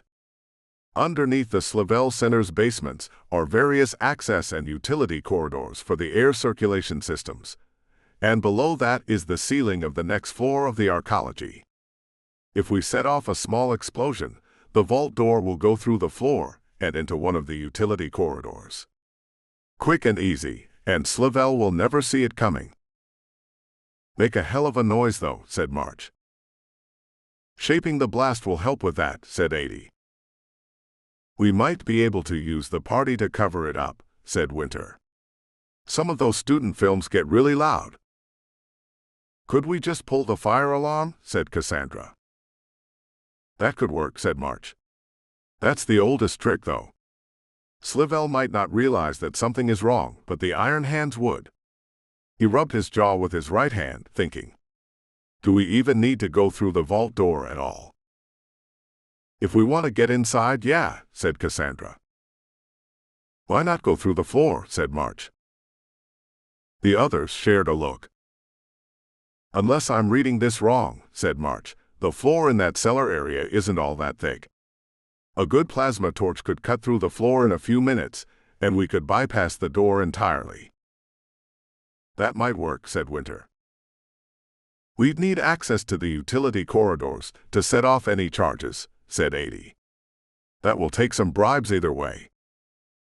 Why not just do that, said Cassandra. Skip the film festival entirely. Because the security outside the vault might not be that good, said March, but it will probably be better on the other side of the door. Without the distraction of the festival, we might cut through the floor and find 5 or 6 Iron Hands waiting for us, or a well-armed security drone. Better that we combine your plan and Dr. Yarrow's then, said Adi. Let's set off a smoke bomb in the lobby of the Slavell Center. Mix it up with a bad chemical stink. Harmless, but people will be afraid someone set off a chemical weapon in the building. They'll evacuate the center, and when we set off the smoke bomb, we can also detonate a small charge below the vault door. The chaos will give Mr. Norther ample opportunity to stroll through the vault door, grab the quantum device, and get the hell out of there. Sounds good to me, said Winter. She looked at March. But my opinion doesn't matter all that much. You'll be taking most of the risk. What do you think? I think that's the best chance we're likely to get, said March. I also don't think we have the time to wait for a better chance. The machinists already tested their radiation weapon on a space station and 2 starships. Slavell used the weapon on that accounting firm. They might try another test soon, or they might ramp up and attack a bigger target, a sporting event maybe. Or a film festival, said Cassandra, troubled. There will be thousands of people packed into a small space. If they wanted to test a triple theta dark energy radiation weapon on a large crowd, that would be the perfect test subject. Maybe, said March. That was a disturbing thought. But the center is Slavell's own lair. I don't think he would try anything there. Not unless he was preparing to flee the Falcon Republic. Don't shit where you eat, said Adi. Right, said March. Then again, he already did, didn't he? If he was the one who used the radiation weapon on that accounting firm. He shook his head. Which is why we should steal that quantum device sooner rather than later. The discussion lasted another hour, but the rest was just the details. The plan had been decided. March and 80 would infiltrate the utility tunnels beneath the university and plant small shaped charges beneath the vault door's frame. Winter would RSVP to the invitations, with March as her guest for the evening. 80 and Cassandra would disguise themselves as chauffeurs, and Cassandra would monitor the position of the relic with the eclipse.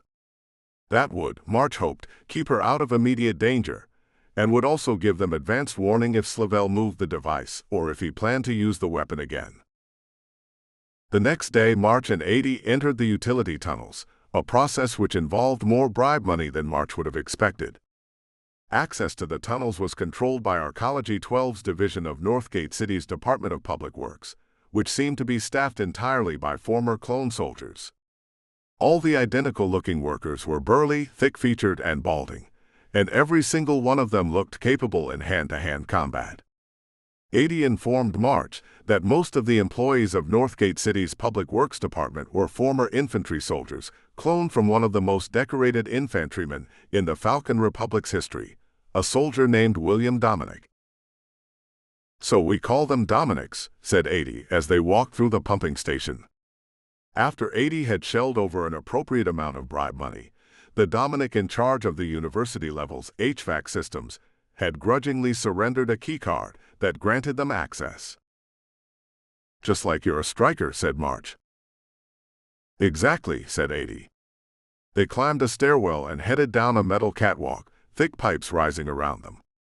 The Dominics are surly bastards, the lot of them. Good soldiers, though. And they like working with their hands. Most of them wind up going into public utilities after they get their citizenship, or they become construction contractors." March reached into his jacket and drew out his pistol, the plastic grip rough against his hand. He didn't think that Slavel would be smart enough to make any security arrangements in the utility tunnels below the university, but the Iron Hands, or someone like Marco Skinner, might have been clever enough to do it. "Is it strange?" said March, looking down the catwalk. It ended in a sealed utility door, and March lifted the access card that 80's bribes had obtained. "Is what strange?" said 80. "Having your destiny coded into your genes like that," said March. "Not really," said 80. "We are what we're born to be. Look at you, Mr. Norther.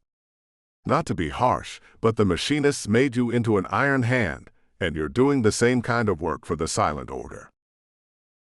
"Disturbing thought," said March. "Well, if that's what I was trained to do, then I had better go first." "I'm not going to argue." March swiped the keycard through the lock. The door beeped and slid open, and beyond was nothing but a narrow utility corridor lined with humming pipes. There was no one else down here, no sign of drones or maintenance robots, and no security mechanisms or cameras. March led the way down the corridor, making turns when 80 pointed them out. At last 80 called for a halt, squinting up at the ceiling. "Look at that," he said. "Obvious where Slavel installed that vault door." It was. The ceiling was thick, reinforced concrete, but a spiderweb of cracks spread through it. Some chips had already fallen loose and lay on the grillwork of the floor. "Hell," said March. "A good enough shock, and it's going to fall right through the ceiling. We can even cut the electrical power to the alarms with the same explosive. That's why all building permits need to be approved through the Arcology's central office," said 80. "Guess Slavel didn't bother.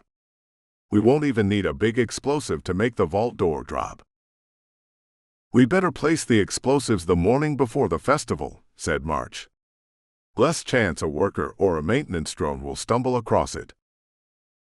"Agreed," said 80. The remaining days to the festival passed quickly. March, 80, Cassandra, and Winter worked out the final details of the plan. Cassandra monitored the Slavel Center, but nothing changed in the quantum entanglement reading. March and 80 returned several times to the utility tunnels under the Slavel Center, placing small charges and rigging them to a transmitter. Once March sent the signal, the charges would detonate. They would not do any damage to the arcology or even the conduits going through the utility corridor, but they would destroy the damaged ceiling and cause the vault door to fall through the floor, and they would do so efficiently that they would generate hardly any noise. Once that was done, March prepared several smoke bombs, broke into the lobby of the Slavel Center at night, and placed them strategically in the enormous lobby and in several of the ventilation ducts. The bombs would release a harmless white smoke, but March had added a compound to the bombs that would fill the smoke with an unpleasant bleach-like smell. When those bombs went off, the guests would assume that a dangerous chemical had been released into the Slavel Center, and they would flee. In the resultant chaos, March hoped he could enter Slavel's hidden vault unobserved. The next evening, it was time to get ready for the film festival. March needed a suit. Fortunately, Adi had an abundance of formal wear in his pawn shop. March dressed in a suit cut to current Russian fashions. To his annoyance, the coat was snug enough that he wouldn't have room for a shoulder holster. Not that it mattered, the Slavel Center had weapon scanners at the doors, and he wouldn't even be able to sneak in a printed plastic pistol. March disliked going anywhere unarmed, and in his experience, large gatherings of unarmed people made excellent targets for criminals and terrorists. Still, if he had learned anything as an Iron Hand and an Alpha operative, it was how to carry out operations within the boundaries of unyielding restrictions. And thanks to his cybernetic limb, he could never be completely disarmed. At least while he was still alive, anyway. Once he was dressed, he went to the meeting room. Cassandra was already there. She had changed to a black uniform with a knee-length black coat, its front adorned with a double row of shiny brass buttons. She also wore a black cap with a visor, her hair piled beneath it. The backpack with a portable eclipse device rested on the table, and she looked up from it as he approached. "Damn, Jack," she said. "I never knew that about you." "What's that?" said March. "You really clean up well." March wasn't sure how to respond to that. She looked nervous, and he decided to distract her. "Thanks," said March. "You look like a chauffeur." Cassandra laughed. "That's because I am a chauffeur. At least for tonight. You and Winter are going to the film festival in a hired car, and Adi is driving it. I suppose I'm like his co-pilot, I guess. Or co-chauffeur, come to think of it." That made March think of Adelaide, of the trips they had taken on the Tiger together with him in the pilot's acceleration chair, and her at the co-pilot station. "So you finally learned to drive?" said March. "That's the funny part," said Cassandra. "I never did. I suppose I'm not really qualified to be a chauffeur. I just take the train and cabs everywhere on Kalaskar, and live close enough to the university to walk." She paused. "I hope I don't need to actually drive. That might not go all that well." "It shouldn't be a problem," said March. "Adi will do all the driving." As if on cue, the door opened and Adi stepped inside. He wore a uniform identical to Cassandra's, with the same long coat and cap. "Do many strikers become chauffeurs, Mr. Adi?" said Cassandra. "Not really," said Adi. "Most of us go into aerospace or civilian shipping after we retire from the military. The Falcon Republic needs civilian pilots. Though even with cloning, sometimes the genetic determinism doesn't quite work out." He grinned and tapped his cybernetic left eye. "And not too many strikers become pawnbrokers. Which means, by definition, I am the best striker in the pawnbroking business." March started to answer, and then Winter stepped into the room. She was wearing a knee-length black skirt and a formal black jacket, and March had to admit that she looked quite good. "Well," said Winter. "Ready for an evening of tedium watching graduate students babble about their artistic visions?" "I'm glad I get to wait in the car," said Cassandra. "I don't know," said Adi. "I'm sure Mr. Norther and I can think up a few things to liven up the evening." "Yeah," said March. Let's get to it. They walked to the elevator and took it to the parking garage below 80's building. When the door slid open, March found himself looking at a sleek black four-door sports car. He wasn't all that familiar with the different models and makes of racing cars, but the vehicle looked powerful and expensive. "Where the hell did you get that?" said Winter. She looked impressed. "That's a Racing Motors Panther sports car. Half the managing partners of the law firms in Northgate City drive Panthers." There was, in fact, a small badge of a snarling panther on the hood of the car. 80 winked with his organic eye. "Oh, I did some deals." He unlocked the door, and Cassandra walked around to the passenger side. The previous owner wrapped it around a lamppost after 5 or 6 too many drinks. He wound up selling a lot of his assets to the government to cover his fine, and I bought it and refurbished it cheap. Figured it would come in handy sooner or later. March climbed into the left side of the back seat, and Winter took the right. The downside of a high-end sports car was the lack of room in the back, which was especially acute for someone as tall as March. His knees dug into the back of 80's seat, and he settled himself for an uncomfortable ride. Winter adjusted her skirt, opened her purse, drew out a small mirror, and started checking her makeup.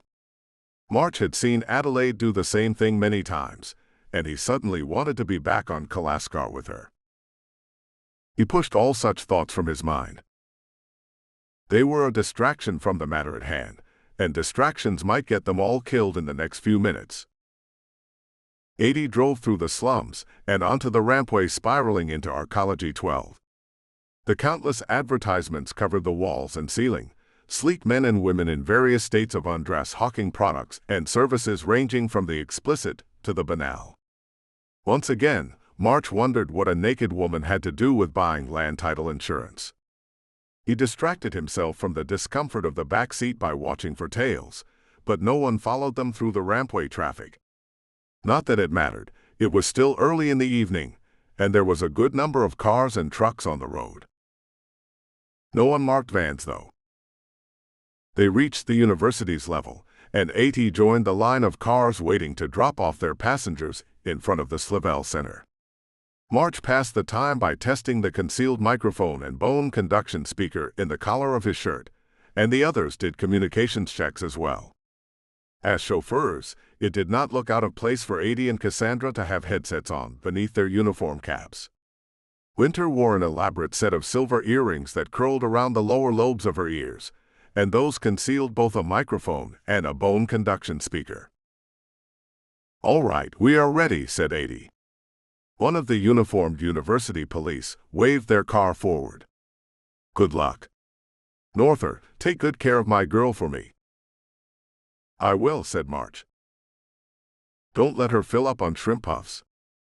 She always fills up on shrimp puffs, and then she gets a stomachache." Winter rolled her eyes. "He's so concerned about my digestion." "Stay close to the university," said March. "We might need to call you in a hurry." 80 eased the car to the curb. "Will do." March nodded, got out of the car, and opened Winter's door. She unfolded herself from the back seat with smooth elegance while managing to make it impossible for any passers-by to look up her skirt. March suspected she had practiced the maneuver at some point.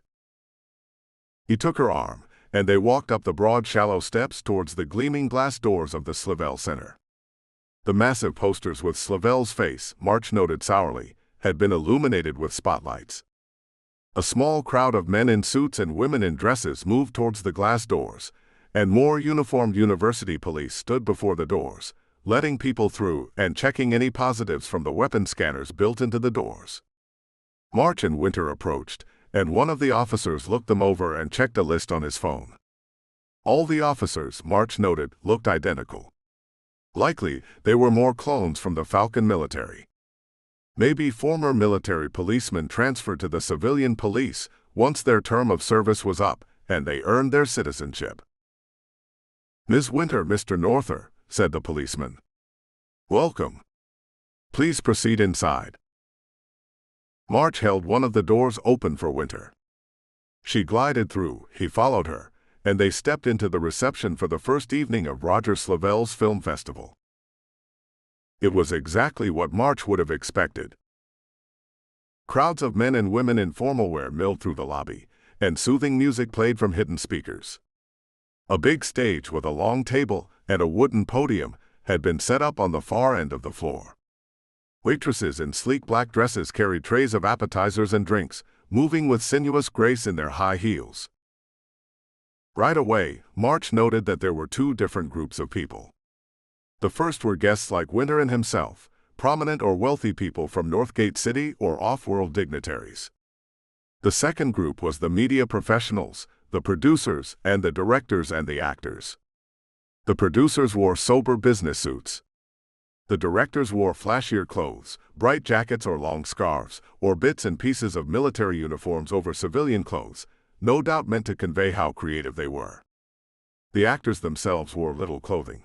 The women wore strips of bright silk and totteringly high heels, and the men tight vests and trousers, all no doubt meant to show off their surgically enhanced bodies. All told, the reception reminded March of a seedy spaceport bar with pretensions. He let Winter take the lead and do most of the talking. Winter knew most of the business people at the reception and chatted with them about the festival and local news. She introduced March as a security consultant who had helped her out on several recent cases, which March understood was a polite euphemism for bodyguard. He played along, answering any questions with as few words as possible, and keeping a glowering scowl on his face. That was easy, since it was what he wanted to do anyway. While Winter chatted, March scanned the room. There were a dozen uniformed university police, which was probably a good thing. When the smoke bombs went off, they would help prevent a panic that might trample people. He tried to spot any iron hands, but he could not. There were over 1,000 people in the lobby, with more coming in, and many of them were wearing gloves. March himself wore a glove over his left hand. The iron hands, when they wanted, could blend seamlessly into a civilian population. Yet if they got close enough, March would know. An iron hand would not relax in a crowd, and would remain constantly vigilant. Just as March did. The microphone unit hidden in his collar thrummed, and Adie's voice rasped inside his ear. "All right," said Adie. "We've parked a few blocks away. Are you in?" "We are," said Winter, smiling at March to hide the conversation. "Both Norther and I are inside, and we're heading towards the stairwell door." March nodded to her. "Are you ready with the show?" "Yep," said Adie. "We can start it any time you want." "I suggest right after Slavel makes his speech," said March. "There will be applause, and that should help muffle any noise." "Any change in the readings?" "None," said Cassandra. "It's still right where it was." March nodded and looked at the stage. A small troop of AV technicians swarmed over the stage, plugging in cables and arranging projectors. "Looks like they're getting ready to start. Let's head for the stairwell door." "Agreed," said Winter. She started to take a shrimp puff from the tray of a passing server, stopped herself, and together they walked to stand near the wall, only a few meters from the stairwell door. About 30 seconds later, a voice boomed over the lobby, and the lights flashed once. "Ladies and gentlemen," said a pleasant female voice, "it is time to begin this evening's program." The din of conversation stilled. For years, the Roger Slavel Center for Media Arts has nurtured and nourished young creatives, helping them achieve their highest levels of potential. The RSCFMA Film Festival is a showcase for cinematic and visual excellence, highlighting the creative minds who will shape the culture and thoughts of the next generation. Ladies and gentlemen, please welcome the founder of the festival and the RSCFMA, a persecuted filmmaker, a courageous truth-teller, and a hero of free speech, Roger Slavel. Years of self-control kept March from scoffing. He clapped politely with the rest of the crowds, looking towards the stage as he did. March expected to see Slavel stride across the stage to greet his public. Instead, the holographic projectors on the stage lit up, and a giant image of Slavel appeared. A pre-recorded speech. March had not expected that. Where was Slavel? Had he been unable to tear himself away from the actresses in his private studio? Guests of the RSCFMA, intoned Slavel, his bearded face solemn and a bit pompous. Distinguished visitors, both from the Falcon Republic and other interstellar powers. But most of all, you, the students, the next generation, those of you who will shape the thought of interstellar culture for decades to come. You will guide the hearts and souls of mankind. His lips thinned. Some fools think that what we do is frivolous and superfluous, that we play with images rather than deal with reality. But we know better. We know that our images shape reality. We know that we are the sculptors of the human soul. March listened as Slavel launched into his speech. The kingdom of Kalaskar, Slavel claimed, had failed to appreciate his genius and his talent, and had persecuted him for his artistic vision and his desire to cast off the shackles of the past. Somehow, he failed to mention the various actresses he had assaulted. In the end, he had been forced to flee from his hidebound and reactionary homeworld to shelter with the Falcon Republic, which took a more enlightened view of such things. Here Slavel claimed he would have his revenge. Both his new videos and the generations of young filmmakers he trained would shape public perception, turning it against Kalaskar and all that it stood for. Slavel's eyes glowed with passion and anger as he spoke, and March suspected that whoever had edited the recording had done a good job of removing the spittle that must have flown from Slavel's mouth.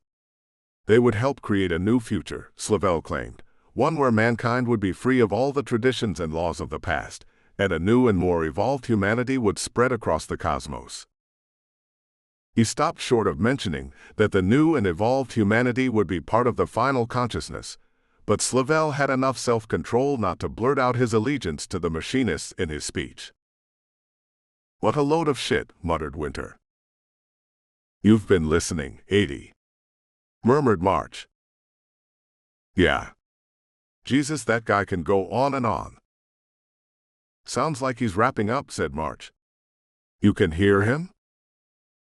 "Yeah, sucks to be us." "When he finishes and the crowd starts applauding, send the signal," said March. He looked at Winter, and she nodded, taking a few steps away from him. March eased towards the stairwell door. He shot a quick glance around the room, but no one seemed to have taken notice of his position, and all eyes were on the ranting hologram of Roger Slavel.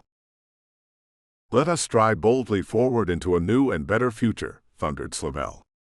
"Together, we shall train mankind to throw off the false and superstitious shackles of dead laws and religions. Through the images of our art, we shall raise humanity to a new and better consciousness. Ladies and gentlemen, welcome to the RSCFMA Student Festival." The crowd started applauding as the hologram winked out.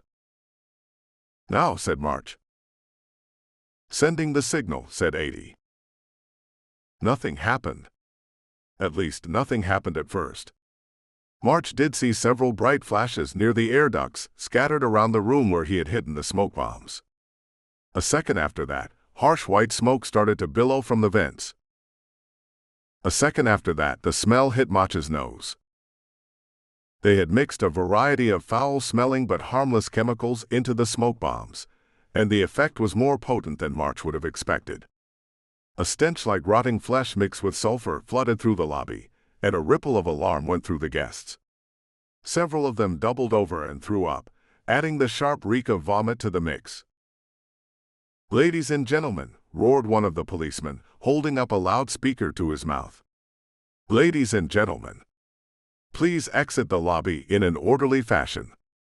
Use the nearest exit or the front doors. Please move in an orderly fashion." March looked at Winter and nodded. She nodded back, though she looked a little queasy, and began following the general exodus towards the front doors. While she did that, March stepped back, opened the stairwell door, and slipped through it. No one noticed. 7. Setup.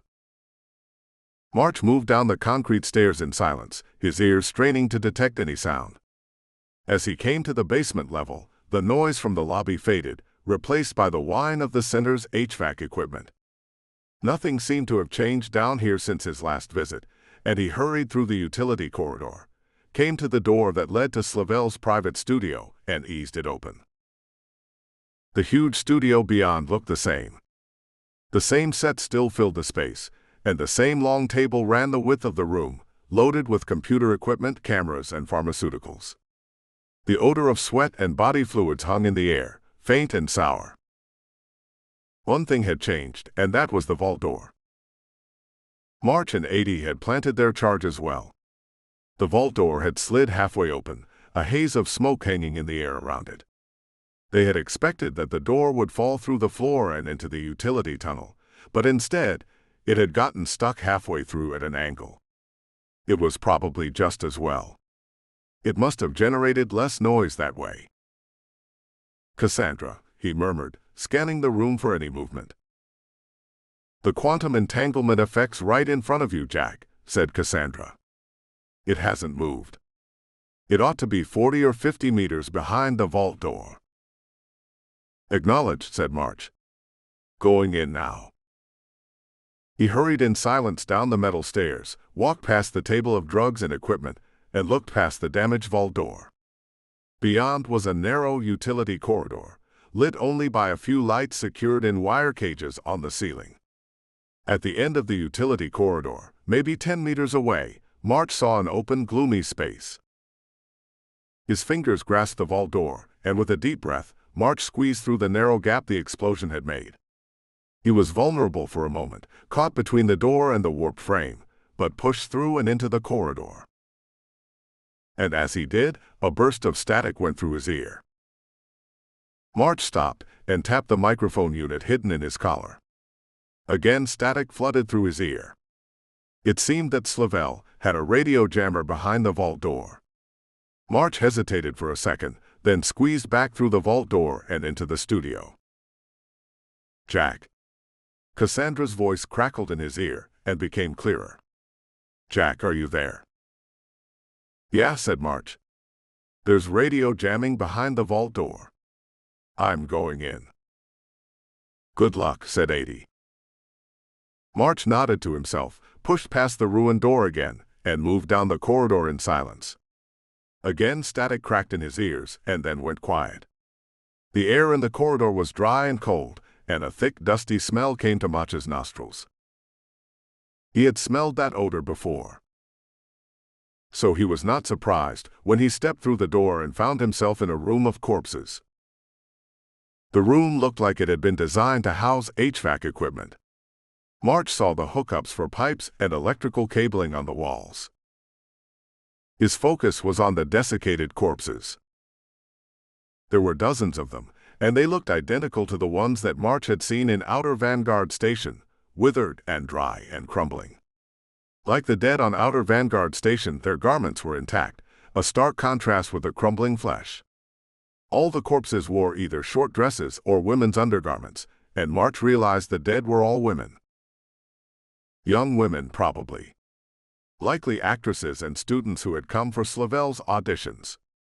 Slavel had learned his lesson from Kalaskar, it seemed, and now made sure that none of his victims could testify against him.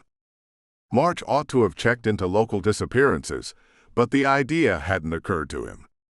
Slavel's previous patterns of behavior hadn't included murdering his victims, but perhaps he had decided to both rid himself of potential future enemies and test the machinist's radiation weapon at the same time. Still, March could both make use of the dead and avenge them at the same time. Once he had secured the relic of the great Elder Ones that powered the radiation weapon, he could send an anonymous report to the police or even Falcon Intelligence. No matter how well connected Slavel was, there was no way he could get out of having dozens of murder victims hidden in his basement. March eased forward through the silent room of corpses, his left hand drawn back into a fist and ready to strike. The fingers of his right hand itched for the lack of a weapon. March hadn't seen the iron hand he had spotted earlier at the reception in the lobby, which meant that the man was almost certainly down here. It was also likely that Slavel had more than one iron hand assigned to guard and possibly babysit him, since the iron hands never operated alone. There was another door on the far side of the room of the dead, and March opened it in silence. Beyond was another room of about the same size, but cardboard packing cartons lined the walls instead of corpses. Several of the cartons had been opened, and March looked into the boxes. Inside he saw dozens of thick hardbound books, books that looked somewhat familiar. Frowning, he reached into the box and drew one out. It was the official catechism of the Royal Calaskaran Church. March had seen the book countless times on the various Calaskaran worlds and space stations that he had visited. Calaskarans had a mania for printed books that extended to their religious literature. He had tried reading the catechism a few times, but had given up somewhere between the 1/3 and the halfway mark, since it was a remarkably dense book. He opened the cover and turned to the copyright page, and saw that it had indeed been published by the official press of the Royal Calaskaran Church. To judge from the number of boxes in the room, Slivell had thousands of copies of the book. It seemed that he had indeed followed orders and obtained the copies. That didn't make any sense. Another open box caught his eye, and March put the book away. This box held hundreds of printed pamphlets, and March picked one up. The seal of the Royal Calaskaran Church was at the top, and below it marched lines of crudely printed text. March flipped through it. The pamphlet claimed that the disaster that had befallen the Falcon Republic and the city of Northgate was God's judgment on the Rations for their wicked ways and indulgence in the sins of the flesh. Disaster. What disaster? A cold chill started to settle around March. Perhaps Slivell and the machinists were getting ready to manufacture a disaster. March hadn't thought that Slivell would try anything at his own film festival, but March had been wrong before. Perhaps Slivell would use the radiation weapon against his own guests, and then leave Calaskaran religious literature scattered around the building. The inference would be obvious, and false flag terrorist operations were an ancient tactic. The incident would give the Falcon Republic all the justification it needed to move against the Kingdom of Kalaskar. Which no doubt was what the machinists wanted. March grimaced and hesitated for a half-second. He ought to report this back to Winter so she could prepare for the threat. Yet his microphone was still being jammed, and he would have to go back to the studio to make a transmission. This was likely the best chance he would ever get to capture the relic of the great Elder Ones that powered the radiation weapon, and without that relic, none of Slivell's plans could continue. Either way presented a risk. March decided to press on. He crossed the room to another door and opened it a few inches. Beyond was a wide concrete balcony overlooking a large room. March looked around but saw no one on the wide balcony. He dropped to his stomach and crawled to the railing, dust gritting beneath him. Part of his mind noted that he was going to ruin the suit that Adie had found for him. The rest of his mind focused on the sight before him. The room below looked like a laboratory or a workshop. 4 long metal tables held a variety of electronic equipment, tools, and what looked like scientific instruments. There was a raised dais against one wall, almost like a small stage. March looked around the room, wondering where the relic would be. Locked in one of the storage cabinets, maybe. Or he saw it. Surprise and alarm froze his mind for an instant. March had seen a relic like this before. There was a metal cart before the dais, and atop the cart rested an intricate machine. It was an elaborate metal framework about the size of a small refrigerator, the interior filled with various components that looked like parts from a commercial hyperdrive, a dark energy manifold, surge suppressor, and other components. A radio dish the size of a serving platter was pointed at the dais, almost like the emitter of a weapon. In the center of the machine rested a crystal. It looked like a multifaceted ruby, except it was the size of March's fist. And unlike a ruby, it gave off a steady red light. The crystal lay in an elaborate wiring cradle in the center of the machine. March had seen a gemstone like that exactly once before. Adelaide had found one during her expedition to Xenostas, and she and her team had called it the Firestone for lack of a better term. The Firestone had been a relic of the Great Elder Ones, and while March didn't know what it had been designed to do, it acted as an energy amplifier. If exposed to visible light for a long enough time, the Firestone would generate a small explosion. If exposed to a more powerful source of energy, such as plasma bolts, the Firestone would create a much more powerful explosion. March wondered if the machinists had somehow stolen the Firestone that Adelaide had found. As he looked closer, he realized this crystal was a different shape than the one that Adelaide had brought back from Xenostas. This one was longer and less round, more of an oval shape. The machinists must have located another one somewhere. And it seemed they had also unlocked the purpose of the device, or at least discovered more of its functions. That Firestone had to be the source of the triple theta dark energy radiation that had killed those men on Outer Vanguard Station. The technology of the Great Elder Ones had been advanced beyond anything modern human or alien science could replicate, and no doubt the Firestone could generate triple theta radiation inside a planetary gravity well with ease.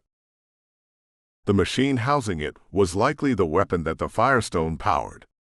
Some of the mechanisms within the machine must keep the Firestone from generating constant explosions. Probably the elaborate wiring cradle itself. March had seen a similar cradle in other machinist devices built to use the relics of the Great Elder Ones. Well, it was all moot now. March would take the Firestone and get the hell out of here and off the planet before Slavel or anyone else noted its absence.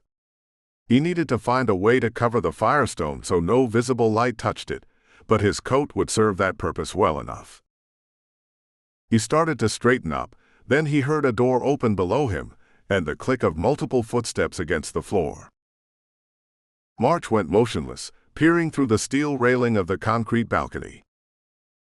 He heard the woman's voice first, a shrill whine that had been slurred with alcohol or perhaps stronger drugs.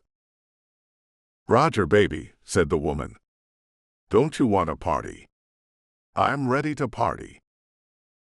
"I am certain that you are," said Slavel in his smooth voice.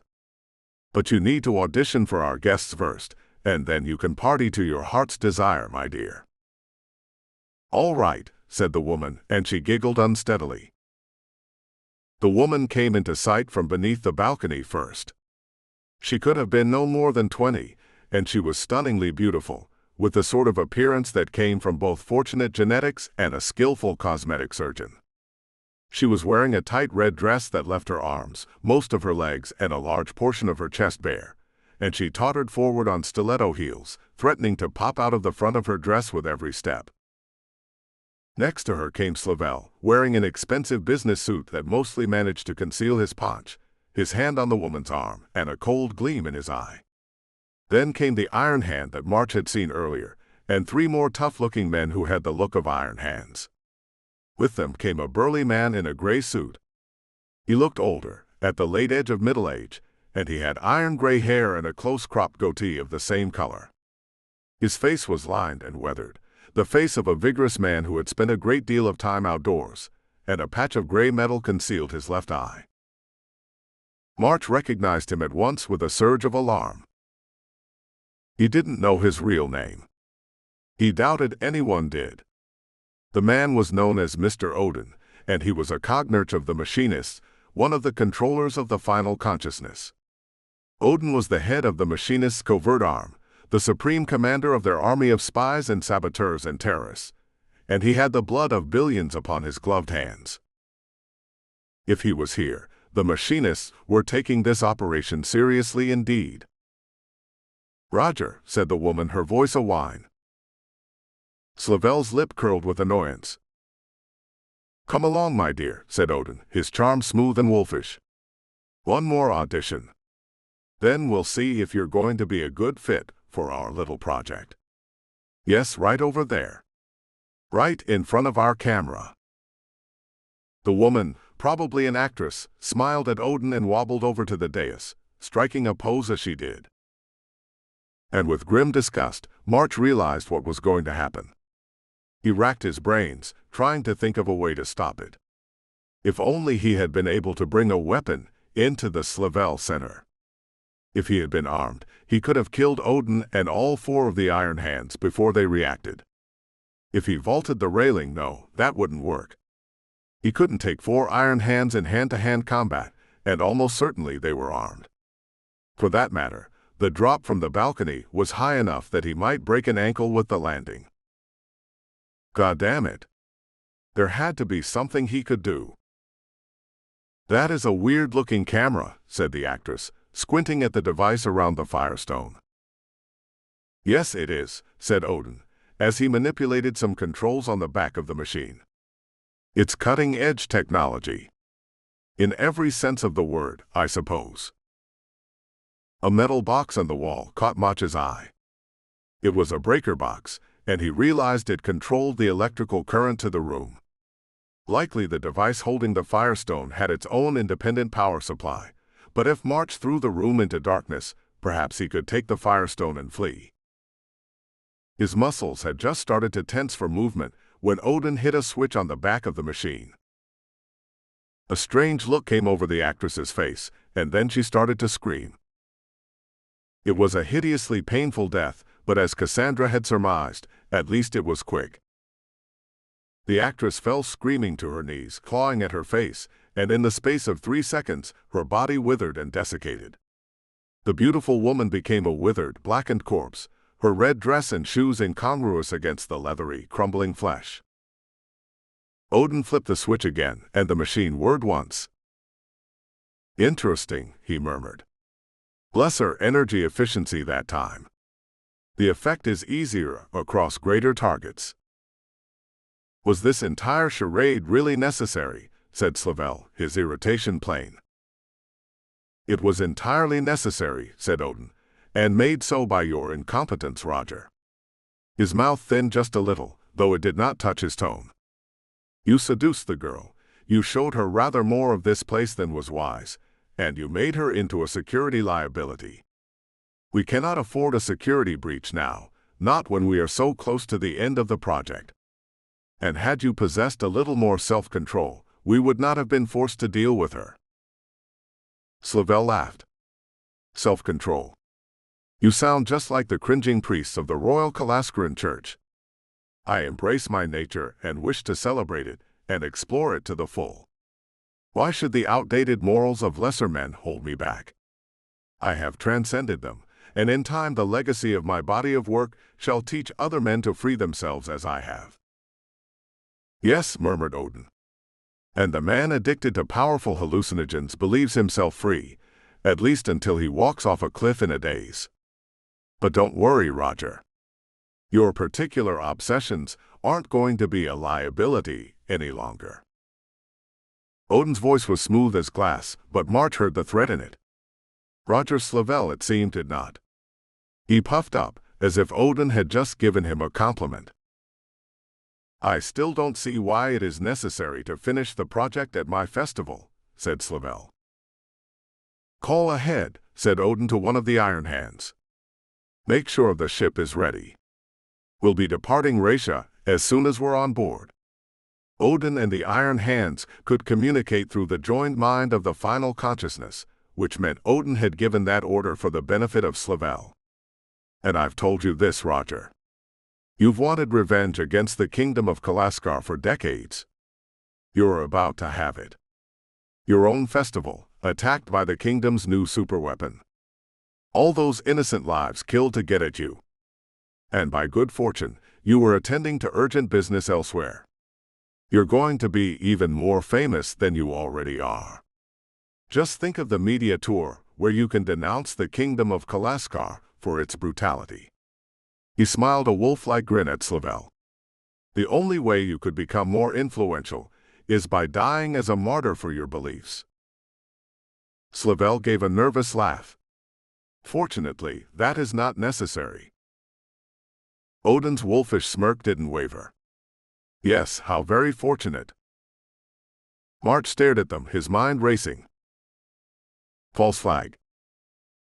Then all at once he understood. That was the reason for the thousands of copies of the Calaskaran Catechism in the outer room, and the reason for all those crudely printed pamphlets denouncing Slavel. Odin was going to use the radiation weapon on the film festival. Depending on the device's range, he might use it on the entire university level of the arcology. Thousands of people would die. And when the Falcon investigators combed through the dead, they would find copies of the Royal Church's catechism and the pamphlets scattered among the corpses. The conclusion would be obvious, and the anti-Calaskaran factions among the Falcons would have all the excuse they needed to start a new war with the Kingdom of Kalaskar. There was only one thing to do. March couldn't take all 4 of those iron hands at once, and he had no doubt that both Slavel and Odin were armed as well. He needed to retreat to the lobby, get Winter, and rejoin Adi and Cassandra in the car. With the eclipse, Cassandra could track the Firestone. Then March and Adi could work out a way to ambush and kill Odin and the Iron Hands. But March had to hurry. Odin would use the weapon at any minute. And as March began to ease back towards the door, Odin looked up and saw him. It was pure dumb luck. Odin reached back with his left hand to rub the back of his neck, and as he did, his one eye of flesh looked right into March's. The gray eye widened in surprise, and all 4 iron hands whirled at Odin's silent command. March shoved off the floor and turned to run, and the iron hands yanked plasma pistols from beneath their coats and opened fire. They missed entirely. In fact, they were shooting underneath the balcony, not at him. The answer to that mystery came a second later, as the balcony tilted and began to collapse. The Iron Hands, knowing that their chances of shooting him were dim, had instead shot out the support pillars. The plasma bolts had burned through the steel support columns, and the concrete slab of the balcony collapsed. March stumbled, lost his balance, and fell into the railing as the balcony went from horizontal to vertical. His head bounced off the steel bar with a loud crack. Stars exploded behind his eyes, and everything went black. 8. Pulse. March was not out for long. Kill him. Slavel's voice came to March's ears, his smooth tones dissolved into whiny alarm. Or if you're not going to kill him, at least tie him up. Why aren't you tying him up? That would be useless, said Odin. We have no materials capable of restraining his cybernetic arm. Then cut it off, said Slavel, the whine in his voice getting sharper. We have no tools capable of cutting the alloy of his arm.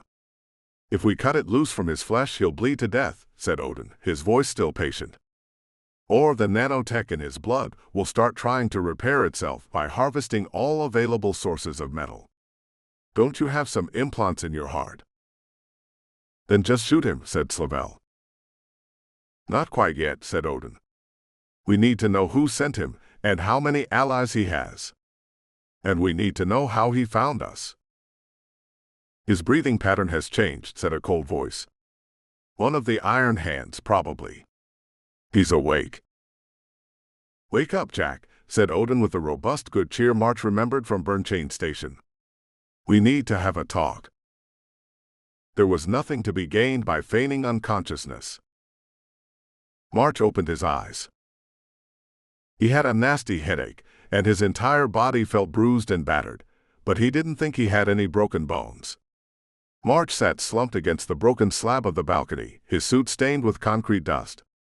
About 5 meters to his left, underneath an intact section of the balcony, was a closed steel door. Likely that was the way Slavel and Odin had used to enter the laboratory, and that had been March's fatal mistake. He hadn't realized that there would be another entrance to the room. The 4 iron hands stood in a loose semicircle around him, plasma pistols held ready. Each man was about 7 meters away, far enough that March could not reach them before they shot him dead. Behind the iron hands stood a rough-looking middle-aged man in a suit, and March recognized Marco Skinner. Slavel stood next to him, shaking with fury or perhaps terror, and Mr. Odin waited by the radiation weapon. "Hello, Jack," said Odin with a faint smile. Determined as ever, I see. Still ready to commit mass murder, I see, said March. Odin shrugged. An occupational hazard, I am afraid. And this is just the opening play of the game. Kalaskar's almost out of time, Jack. You pick the losing side. Kalaskar will fall, shrieked Slavel, his eyes bulging. Your repressive and archaic society will collapse under the weight of its ignorance. You. Shut up, said March. The adults are talking. Odin's lips twitched in amusement once. What did you say to me? Said Slavel, his voice rising to a scream. What did you say to me? March ignored him and looked at Odin. You told me about using flawed tools. Seems like you're stuck with losers like the Murden family and a middle-aged hack who couldn't make a good movie of his life. Slavel snarled and stepped forward, his hands curled into fists. Skinner sighed and grabbed Slavel, holding him back. Let me go, snapped Slavel. Look at his hand, Roger, said Odin. His left hand. Think about what would happen if you were foolish enough to come within his reach. Slavel blinked a few times and subsided, chagrin going over his face as he realized his near-fatal error. Now, said Odin. Tell me, Jack. Why are you here? To finish the job I started on Burnchain Station, said March, his mind racing. The longer he could keep Odin talking, the better chance he had of finding a way out of this mess. Though the odds did not look good. No, said Odin. If you had come here to kill me, you wouldn't have come alone. For that matter, it is doubtful that you tracked me here. No, you were here for another reason. You must have reasoned out the existence of the weapon. Of course, Roger used the weapon on his accounting firm. What was their name? Gavin and Temper, supplied Skinner. Slavel showed his teeth. They kept trying to cheat me. They got what they deserved. And you made a mess, said Odin. The flash of rage across his face was enough to send Slavel taking a step back. All our other tests of the weapon were in deep space, or in controlled environments where it was easy to hide the bodies. But you, Roger, you went ahead and used the weapon without my authorization in Northgate City. Finding unexplained corpses on starships and space stations is one thing. Finding the members of a prestigious accounting firm dead at their desks is quite another, and your mistake led the silent order here. They deserved, started Slavel. Do not speak again, said Odin. Slavel subsided, and Odin's gaze swung back to March. I'm right, aren't I? Flawed tools, said March. You told me you had to work through flawed tools. A man like Slavel is a particularly flawed example. Slavel snarled at March, but his obvious fear of Odin was enough to keep him quiet. Do you like the weapon? Said Odin. He gestured at the device housing the Firestone. I sent poor Simon Laurie to collect the necessary relic at Rustbelt Station, but you killed him. Fortunately, another relic of the appropriate configuration was located. You're an assassin, Jack. I think you would appreciate a weapon against which there can be absolutely no defense. Marco. Skinner nodded and walked to the weapon.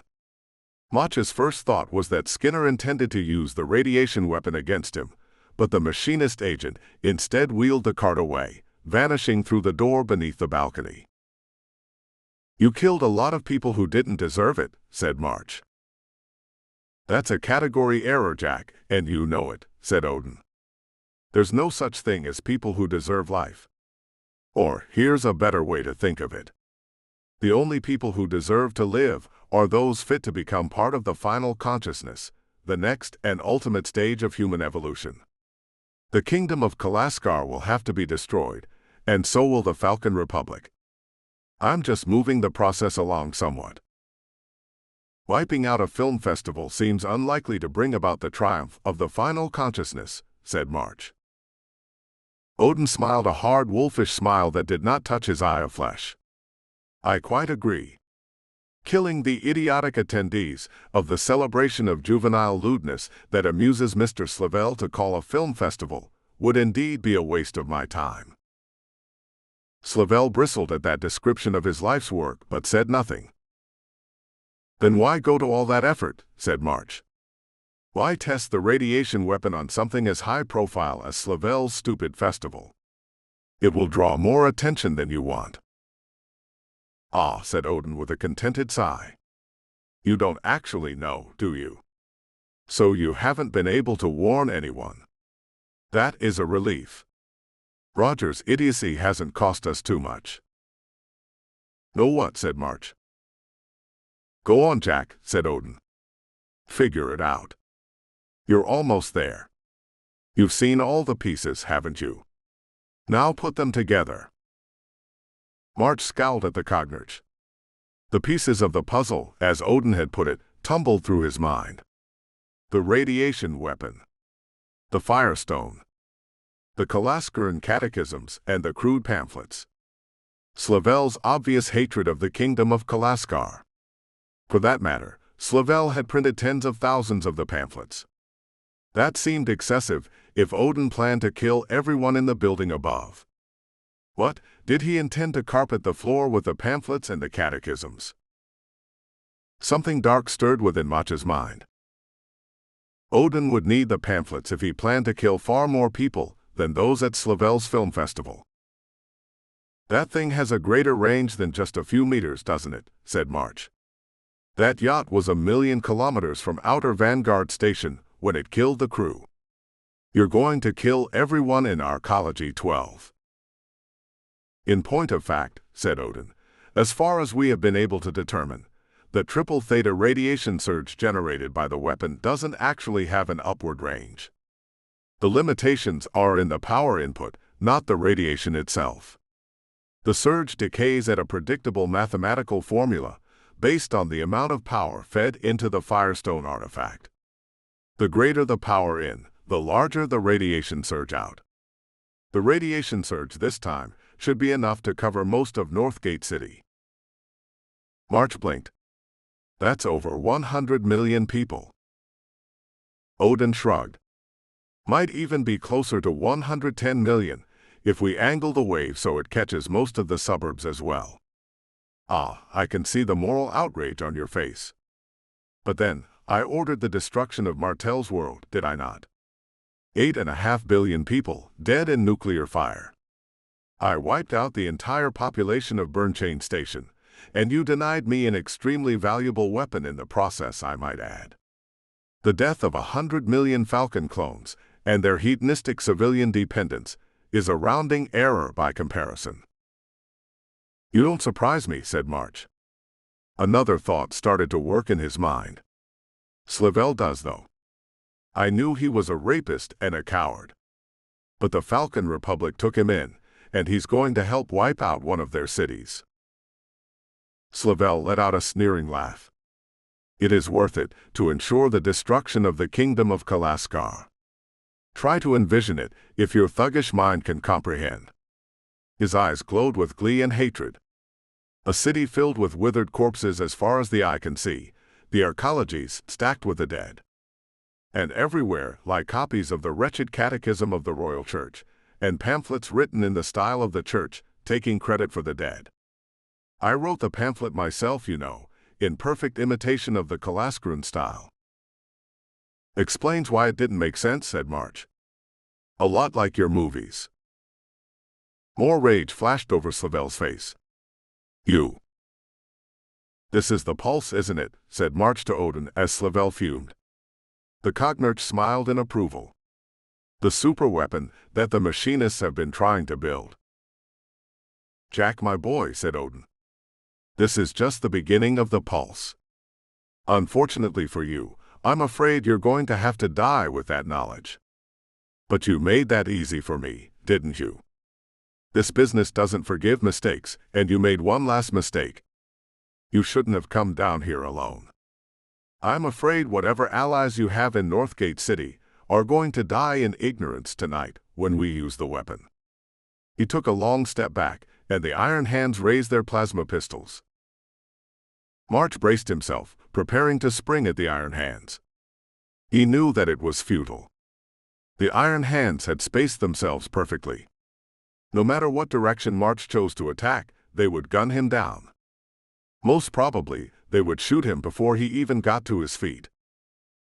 He had known for most of his life that he would probably die from violence, and the prospect of it had not troubled him. Now, though, he found himself thinking of Adelaide. Would she ever know what had happened to him? Would she wait for him, growing ever more desperate? He knew what the death of her husband had done to her. What would his death do to her? Jack March, sighed Odin with a shake of his head. A waste. You could have been so much more than what you became. He glanced at the Iron Hand to his right. We'll have to take the body with us. We can't leave behind any machinist tech that might implicate the final consciousness. The Iron Hand nodded, and Odin's gaze swung back to March. Kill. The howl of a plasma bolt filled March's ears. The Iron Hand to Odin's left staggered back, the top half of his skull reduced to smoking char. Before the body even fell to the ground, a second Iron Hand to Odin's left collapsed, another plasma bolt hammering into his chest. Odin reacted at once, moving with serpentine speed. Slavel let out an undignified yelp and scrambled after him, the surviving two Iron Hands following. More plasma fire spattered across the concrete floor, and Odin raced through the door that Skinner had taken, Slavel and the remaining two Iron Hands following him. The door clanged shut behind them, and March heard a lock engage. He looked up at the half-ruined balcony and saw a man standing in the doorway, the glow of a cybernetic eye illuminating his lean face, a plasma pistol in either hand. Told you that strikers were good shots, said 80. 9. False flag. Never doubted it for a minute, said March, leaping to his feet and running towards the dead Iron Hands. Didn't mention that strikers had such good timing, though. Urgency thrummed through him. March had to move quickly. If not, he was going to die, and so would Cassandra, 80 Winter, and every living thing in Northgate City. There was still a chance to stop Odin, but they would have to hurry. Cassandra thought they were deliberately jamming you, said 80, scrambling down the ruined balcony. Elizabeth thought you must have gone far enough into the utility area that radio signals couldn't penetrate. After 5 minutes, Dr. Yarrow insisted that I go in and find you. Said you might be in trouble. She's a genius, said March, dropping to one knee next to a dead Iron Hand.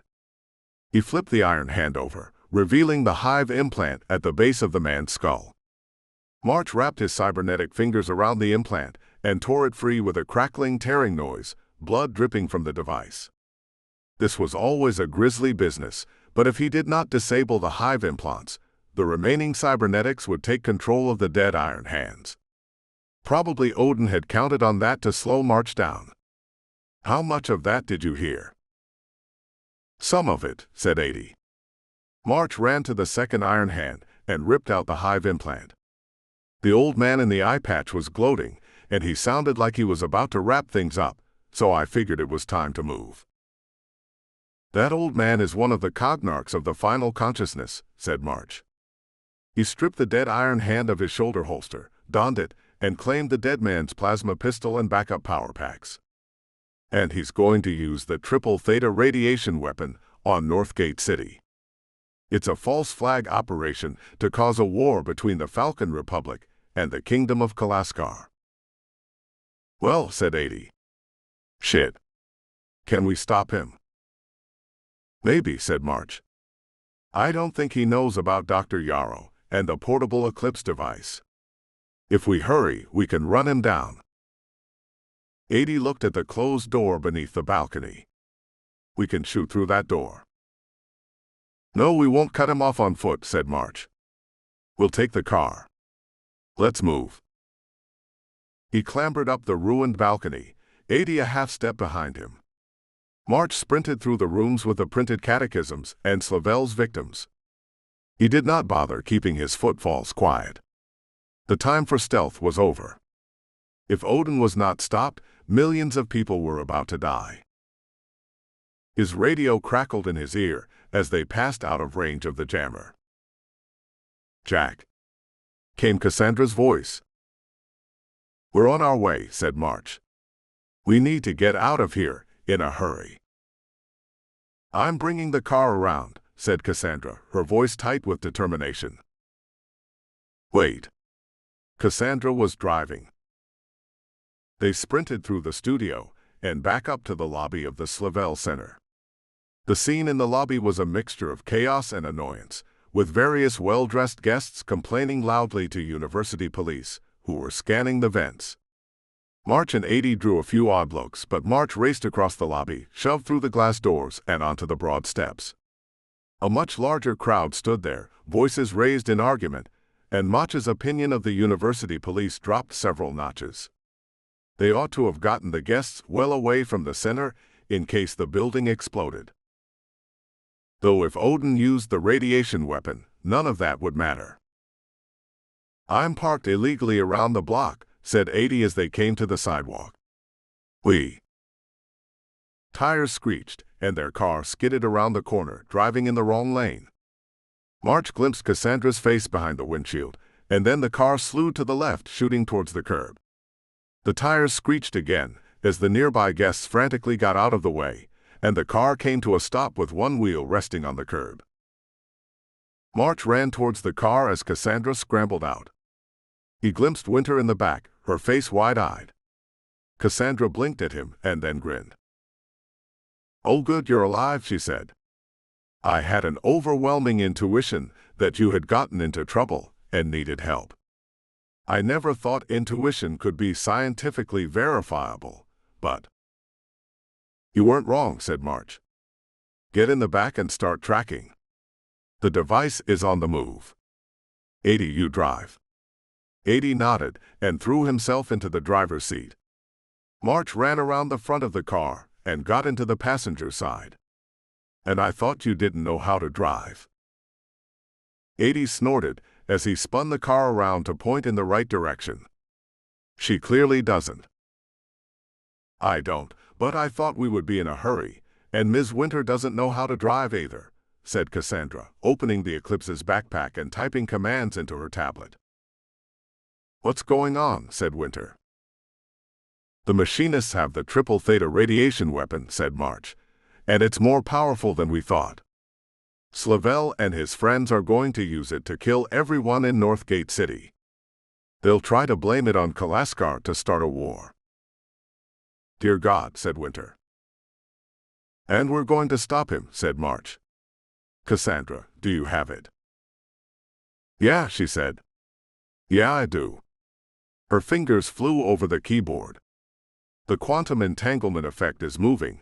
I think it's heading towards the rampway to the slums. And it's moving fast enough that I think it's in a vehicle." 80, said March, and 80 punched the accelerator. "Maybe we should contact the police," said Winter, gripping her door to keep her balance as 80 sent the car skidding around a corner. "Or the military. There are over 100 million people in Northgate City." "There are," said March, "but that will take too long. By the time we talk to someone who will believe us and get around to investigating, it will be too late. If anyone's going to stop Slavel, it has to be us." "And just how are we going to do that?" said Winter. "We'll find Slavel, shoot him, and take the radiation weapon," said March. Winter snorted. "Just like that." "Just like that," said March. "The best plans are simple." "I'm afraid he's right, my dear," said 80, skidding around another corner and running a red light as he headed for the entrance to the Arcology's rampway. "Courtrooms thrive on complexity, but in combat it's kill or be killed." "The quantum signature is below us," said Cassandra, not looking up from the Eclipse display. "He's on the rampway," said March. "And so are we," said 80, pushing the accelerator down. The car's engine roared, and he dodged around a passing truck, ignoring the blare of the truck's horn. Neon lights flared before March's eyes in the gloom, and then the car screeched onto the rampway, shooting across 3 lanes of traffic and onto the downward side of the ramp. "Were you a pilot or a stunt driver?" said March. "The basic principles are the same," said 80. He accelerated again and swerved around another truck, so close that they must have missed it by less than a centimeter. "Well, mostly the same." "Do we have any idea where Slavel is going?" said Winter. "Depending on his vehicle, we might not be able to outrun him. We might have to cut him off." "I don't know," said March. "I assume he will head outside of the city. The radiation weapon has a directional emitter. He'll want to be behind that when his machinist friends fire the weapon." "Up," said Cassandra. "I'm sorry," said Winter. "I thought you said that they were below us." "They are," said Cassandra, "but triple theta dark energy radiation generates a specific waveform. It will be most efficient to use the weapon from above the city, probably at the height of 2 or 3 kilometers or so." "That would put him above the level of the highest arcology," said 80. "A ship," said March. "It has to be a ship. He must have a ship waiting nearby. Slavel's yacht, probably." "The spaceport," said 80 at once. "He'll be making for the spaceport. If we know that he's heading there, we can cut him off." "It might not be necessary," said Cassandra, looking back at the screen of her tablet. March just had time to think that her face did look lovely illuminated in the glow of the screen, and then he shoved the thought aside. "They can't be more than 100 meters directly in front of us." March nodded and looked through the windshield, ignoring the garish advertisements covering the ceiling and the walls of the rampway. There were dozens of vehicles ahead of them on the road, half of them trucks, the rest cars and delivery vehicles. "God damn it, why are there so many cars on the road at this time of night?" said March, glaring through the window. "Which one? Which vehicle had Odin and Slavel and the Iron Hands taken to escape from the university? It couldn't have been a car. It would have been impossible to fit Odin, Slavel, Skinner, and the 2 Iron Hands into a car. That meant a van or a small truck, yet March spotted dozens of both on the road ahead. "We're getting closer," said Cassandra. "No more than 30 or 40 meters." Then March saw the truck. It was a mid-sized cargo truck, designed to make deliveries in residential neighborhoods where a larger vehicle might not be able to maneuver. As they drew closer, March saw a familiar logo on the truck's white side. The insignia of the University of Russia, Northgate City branch. "That's it," said March. "Right there. The university truck. Slavel and the machinists are in there." Cassandra. She tapped a command into the eclipse. "You're right. The quantum effect is in the back of that truck." March looked at 80. "Can you get us closer?" "You bet," said 80, and the car's engine roared as he steered through traffic. The university truck was going fast, but it was stuck behind a larger truck pulling a trailer, and 80's car could accelerate faster. Bit by bit, 80 closed the distance, and March reached into his jacket and drew out the plasma pistol he had taken from the dead Iron Hand. "Are you going to shoot out the tires?" said Winter. "Maybe," said March. "If I can get a clean shot." "If you do it here, we're going to get a lot of people killed," said Winter. "Pile-up accidents in rampway tunnels are always nasty." "A lot of people are going to get killed if Slavel gets that weapon into the air," said March. But she was right. "There are also cameras everywhere in the rampways," said 80. "Once we get to the slums, we'll have a better chance of dealing with the truck." "All right," said March. "Keep on it. But if it looks like the truck is going to get away, I'm going to shoot it down." They followed the truck in silence, 80 weaving in and out of traffic as he kept the bigger vehicle in sight. March's fingers tightened against the grip of his plasma pistol. Had the Iron Hands on the truck spotted them? Perhaps. They hadn't reacted to the car's presence, and March was the only one they would recognize on sight. Yet 80's aggressive driving would draw their notice, and Odin knew that March was still alive. And unlike March and his allies, the machinists did not care about civilian casualties. The entire purpose of their mission to Northgate City was to cause as many casualties among the civilian population as possible. Even as the thought crossed his mind, the back door of the truck slid open. March caught a glimpse of Odin, his gray coat rippling in the wind of the truck's passage.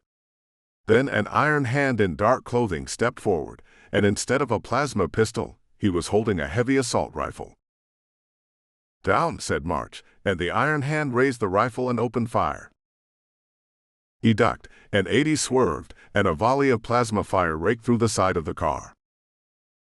The windows on the passenger side exploded, and March felt droplets of molten glass spatter against the side of his face and arm. The tires squealed as 80 straightened up, fighting to keep the vehicle under control, and the car skidded back and forth, coming within a hair's breadth of slamming into a nearby truck. March straightened up, raised his plasma pistol and started shooting. His shots were wild, and his first blast missed the truck entirely, crossed the rampway, and struck a giant advertisement that featured naked women eating cheeseburgers. The screen exploded in a spray of sparks. March's next 3 shots hammered into the side of the truck, blowing away shards of molten metal, and the bolt after that struck the doorframe an inch from the iron hand's head. The commando jerked and vanished back into the darkness. "Jesus," said Winter, brushing broken glass from her jacket sleeve. "Everyone all right?" said March, watching the truck as 80 eased closer to it. "So far," said Cassandra, her voice shaking a little. "Winter, can you listen to the local police radio?" said March.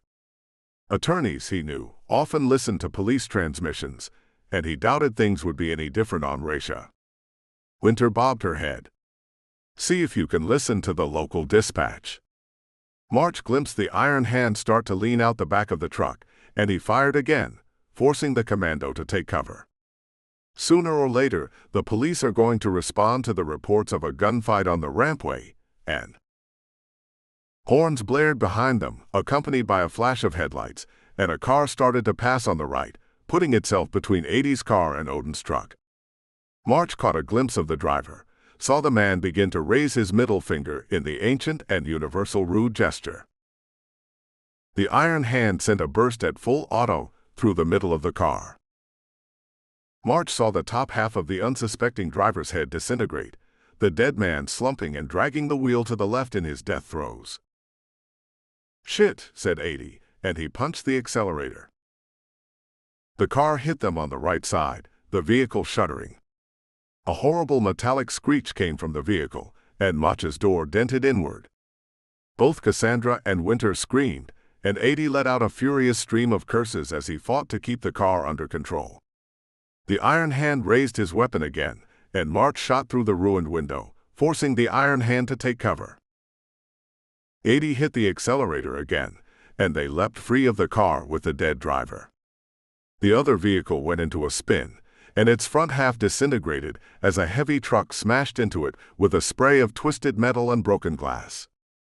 The screech of brakes filled the rampway, and the flow of traffic came to a sudden halt as the crash blocked off several lanes of traffic. March hoped no one had been killed in the crash, but he doubted it.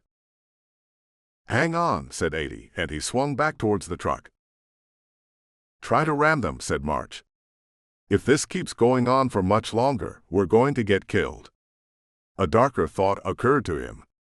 Odin wanted to destroy Northgate City, but the Cognurch was smart enough to take only a slice of the pie, rather than risk losing everything.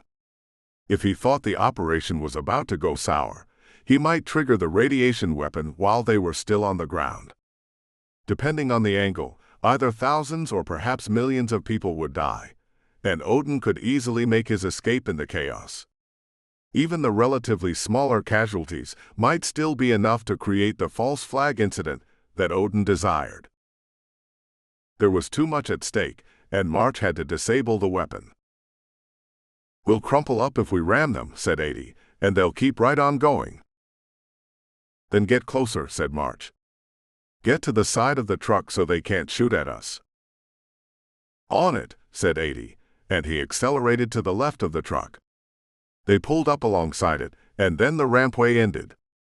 They exited Arcology 12 and shot through the surface streets, into the slums and their neon lights shining in the gloom of Racia's night. "What are you doing?" said Cassandra. "This," said March, and he seized the window frame with his left hand, using his cybernetic strength to pull himself up. He got his legs beneath him, still grasping his plasma pistol with his right hand, and he jumped. He just had time to hear 80, Cassandra, and Winter all curse in unison, and then March slammed hard into the side of the truck. His cybernetic fingers caught the edge of the truck's roof, and he dangled there for a moment. Then his metal arm heaved, and March pulled himself onto the roof of the truck, his shoes skidding against the smooth metal. March just had time to note that the night's activities had thoroughly ruined the suit 80 had given him. Then a patch of the roof between his feet exploded in a spray of twisted metal. Pain flared along his left calf from the near miss of the plasma bolt, and March jumped back as one of the iron hands in the cargo bed started spraying plasma bolts through the ceiling. He stumbled, almost lost his balance, and then grasped the pistol in his right hand and started firing into the roof of the truck. The shooting from below cut off abruptly. March doubted he had hit anyone, but most likely he had forced the iron hands to take cover. He took a step back, intending to shoot through the ceiling of the cab in hopes of killing the driver. Slavel most likely, or perhaps Skinner. Sensor had told him to avoid killing Slavel if possible, but after seeing the room full of murdered actresses and students, March would have no qualms about shooting him. He started to turn, and then the roof clanged. His gaze snapped back just in time to see metal fingers grasp the edge of the roof, and then one of the iron hands he had seen in the laboratory vaulted up. The iron hand was a hard-eyed man with shaggy blonde hair, his face gaunt and sharp, scars visible on his right hand and forearm. A glove and leather bracer, of course, covered his left hand. His right hand held a plasma rifle, the emitter swinging towards March. But leaping onto the roof of a moving truck was not a great way to stabilize a weapon before firing, and a burst of automatic plasma bolts howled past March. He snapped his pistol up and fired, aiming for the iron hand's center of mass. But the truck's vibrations threw off his aim, and instead his plasma bolt hit the center of the iron hand's rifle, blowing it to shards. The iron hand reacted without hesitation, flinging the ruined weapon at March. He tried to dodge, but he didn't have enough room to do it without falling off the side of the truck, and the stock of the spinning rifle hit him in the face. He heard something crack, probably his nose to judge from the spike of pain that flooded through his head. March squeezed the trigger again, but the plasma bolt sizzled past the iron hand's head. The machinist commando leapt forward, his left hand grasping a matte black combat knife. March snapped his left arm up to block, and he caught the descending blade against his forearm. Had the knife struck his right arm with an iron hand strength driving the blade, it would likely have cut it off. As it was, his cybernetic arm resisted the cutting edge with ease, though the impact nearly made his knees buckle. March swung his right fist and hit the iron hand across the face with the barrel of the pistol. The commando staggered but swung the knife again. March had to raise his left arm to deflect the blade once more, the knife rasping against the metal of his limb. The iron hand took a fraction of a second to retract his knife, but that was all March needed. He squeezed the trigger, and the plasma bolt punched into the iron hand's stomach and burned out his back. The commando staggered, and March shot him twice more in the head. The dead man fell off the side of the truck, hit the road, and bounced away. March wasn't sure if his plasma bolts had hit the hive implant in the iron hand's skull or not, but either way, the commando was out of the fight. March caught his balance and turned, ignoring the pain in his face and the blood dripping from his mouth. The cab, he needed to shoot into the damned cab. He took a long step forward, raising his pistol to aim. And as he did, he saw that Slavel was indeed driving the truck. Slavel also held a plasma pistol of his own, the weapon coming up, and March jumped back and almost lost his balance. Slavel opened fire, and 3 quick plasma shots burned past March. He fired back, trying to keep his balance, but his shot came nowhere near hitting Slavel or the cab. Slavell fired again, snarling in fury. That meant his attention was on March and not the road, which meant he didn't see that the street was coming to an end ahead. They were hurtling towards a shopping mall, with an enormous glass entrance leading into a shop-lined atrium.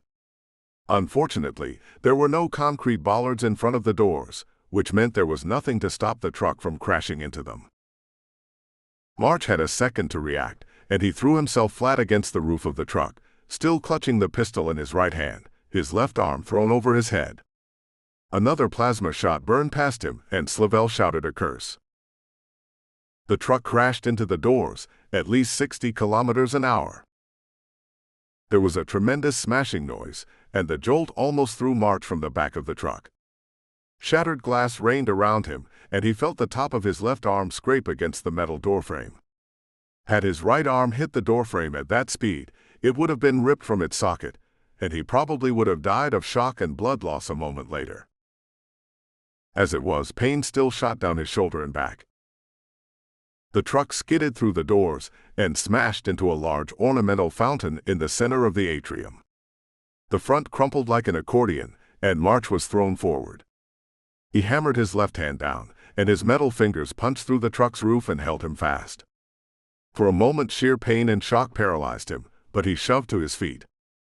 March just had time to notice that his left sleeve and his coat had been cut to ribbons by both the Iron Hand's knife and the broken glass, that blood was dripping down his chest and face. He jumped off the left side of the truck, his pistol swinging towards the driver's side window. Slavell was gone. Had he hit his head on the steering wheel and collapsed? No, the passenger side door was open. That meant that Slavell and Skinner had gotten out of the truck and run around the right side of the vehicle, and March realized the danger just in time and whirled as the sole surviving Iron Hand ran around the back of the truck, plasma rifle tracking towards him. But March was ready, and he shot the Iron Hand in the head. He stalked forward, and Slavell and Odin jumped from the back of the truck, guns in hand. Odin had been hurt in the crash, a gash down his forehead just below his hairline. Glittering black slime leaked from the wound. Odin didn't have blood, but machinist nanobots.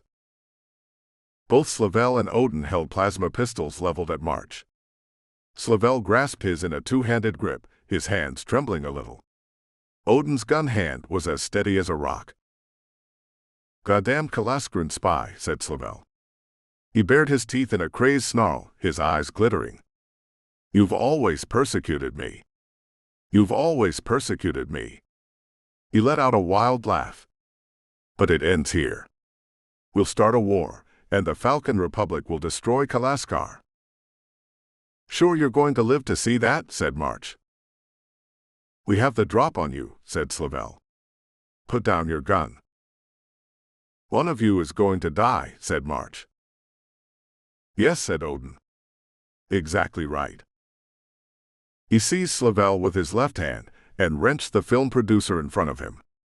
March fired, and Slavell intercepted the plasma bolt aimed at Odin. Slavell let out a final shriek and fell, smoke rising from the crater in his chest. March started to dodge, but Odin had already pulled the trigger. The plasma bolt clipped March's right shoulder, pain flooding through him, and March stumbled, losing his grip on his gun. Odin smiled as he shifted his aim for the kill, and then his head snapped to the side. 80's car roared through the ruined doors of the mall. Odin flung himself to the side and raced towards one of the shops lining the atrium, and 80's car crashed into the back of the wrecked truck. Plasma fire stuttered from the windows as 80 and Winter opened fire, but Odin moved like a snake as a dazed-looking Skinner ran to his side. The cognurch and the machinist agent smashed through the glass door of one of the shops and vanished into it. March snatched up his dropped pistol, ignoring the pain in his right arm and wiping the blood from his face with his left hand as he did. "Jack." Cassandra scrambled out of the back of the car. "You're hurt." "Yeah," said March. 80, does that car still work?" "Should," said 80, scanning the shops. "I didn't hit the truck that hard." "We've got to move," said Winter. "The Northgate police are mobilizing. They've declared a terrorist attack on the rampway, and they've called for troops from the military." Yes, said March, and he scrambled across the hood of the car and into the back of the truck. Cassandra climbed up after him, concern on her face. Perhaps she thought he would fall over, and given how much he was bleeding, that was a reasonable fear. I just need to get this. He saw the radiation weapon lying on the floor. One of the impacts had knocked it over, smashing some of its components, and March wondered if it had been too damaged to fire. Perhaps that was why Odin had been willing to flee. Though given a choice between his life and the Firestone relic, March knew how Odin would choose.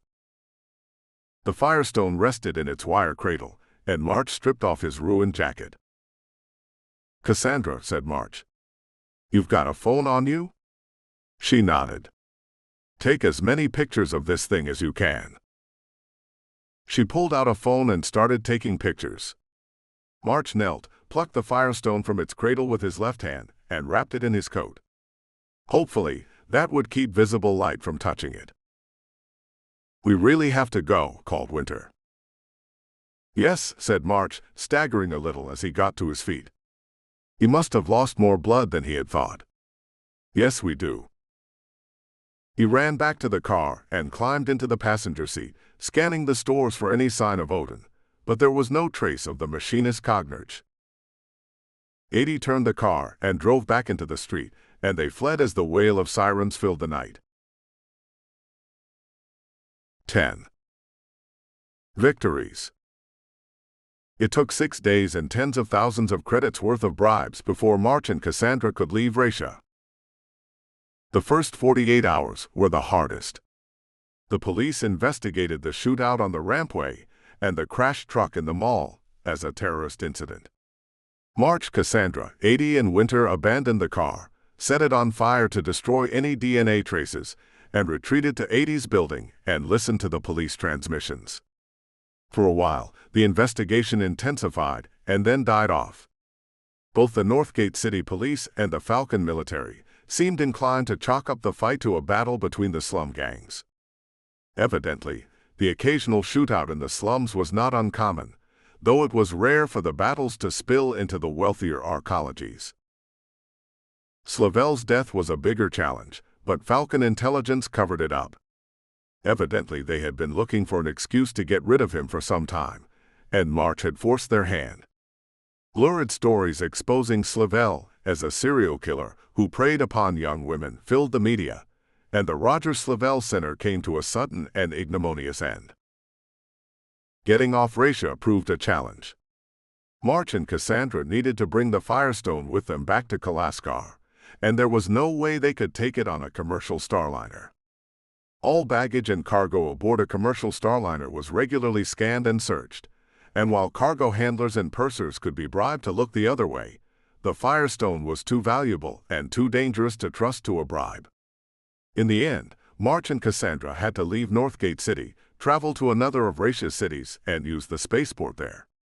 Winter's money bribed a shuttle pilot not to scan their baggage, and once they reached Raisha Station, March paid an exorbitant fee to a Mercatorian privateer to take them to Alexandria Station.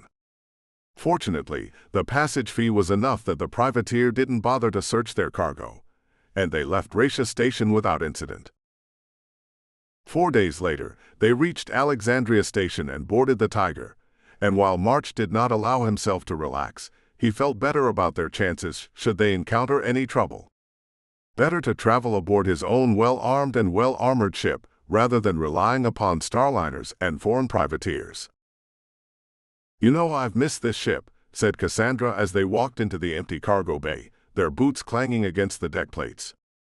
She set down the case holding the portable Eclipse device, and March walked to the strong room door, trying not to wince as he did.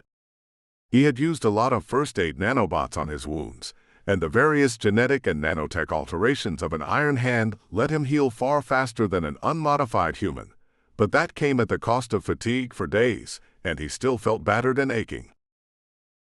As have I, said March, locking the case holding the Firestone inside the strong room. Hello, Vigil, said Cassandra. Greetings, Dr. Yerzov, said Vigil's smooth, calm voice. Welcome back to the Tiger. She's always so polite, said Cassandra. Come on, said March. We'll get underway. Strange that I missed this ship, you know, said Cassandra as they climbed up the ladder to the dorsal corridor. I mean, I was scared to death half the time I was on the Tiger. We got chased by President Merton's secret police and the machinist. I think I have an idea about that, said March. The door to the flight cabin unlocked, and March dropped into the pilot's acceleration chair as Cassandra took the co-pilot seat. The consoles powered up, the displays glowing, the blue status holograms appearing in the air. What's that? Said Cassandra. The last time we were here, said March, starting vigil on the Tiger's pre-flight sequences, your life on Orodria was over. Then your life on Kalaskar started, and you liked that better than Orodria. That began here. So the Tiger's a happy memory, said Cassandra, and she patted the co-pilot's console affectionately. It was such an unexpected gesture that March laughed. I don't think there are too many people with happy memories of this ship, said March, watching the engine check numbers scroll across the display. Once he got back to Kalaskar, he would have to realign and demagnetize the reaction chambers for the ion thrusters, but they would be fine for now. Really? Said Cassandra. March blinked, realizing that she had a point. He did have happy memories of this ship. The first time he and Adelaide had ever slept together had been on one of the Tiger's cabins. He frowned and flexed his metal fingers. None of his wounds had been severe, but there had been a lot of them, and some of them would leave scars. Not that he had any shortage of scars, but Adelaide knew them all, and she would notice the new ones. Maybe not, said March. Cassandra blinked at him. How do you think your girlfriend will react to your injuries? March frowned as the ion thrusters finished coming online. How did you know I was thinking about that? She smiled a little. Another intuitive burst. Not scientific, I know, but you do get this sort of faraway look when you're thinking about her. March sighed. She'll see them, and she won't say anything. She'll approve even. She hates the final consciousness as much as I do. But it will worry her, I know. He sighed again. I'm still thinking about stopping. Cassandra's dark eyebrows climbed halfway up her forehead. Really? That surprises you, said March. Yes. But I understand, said Cassandra. All that shooting and fighting in Northgate, that was awful.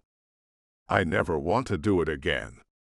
I never want to leave my lab on Kalaskar. She shook her head. I suppose the entire thing seems like a minor skirmish to you. March shook his head.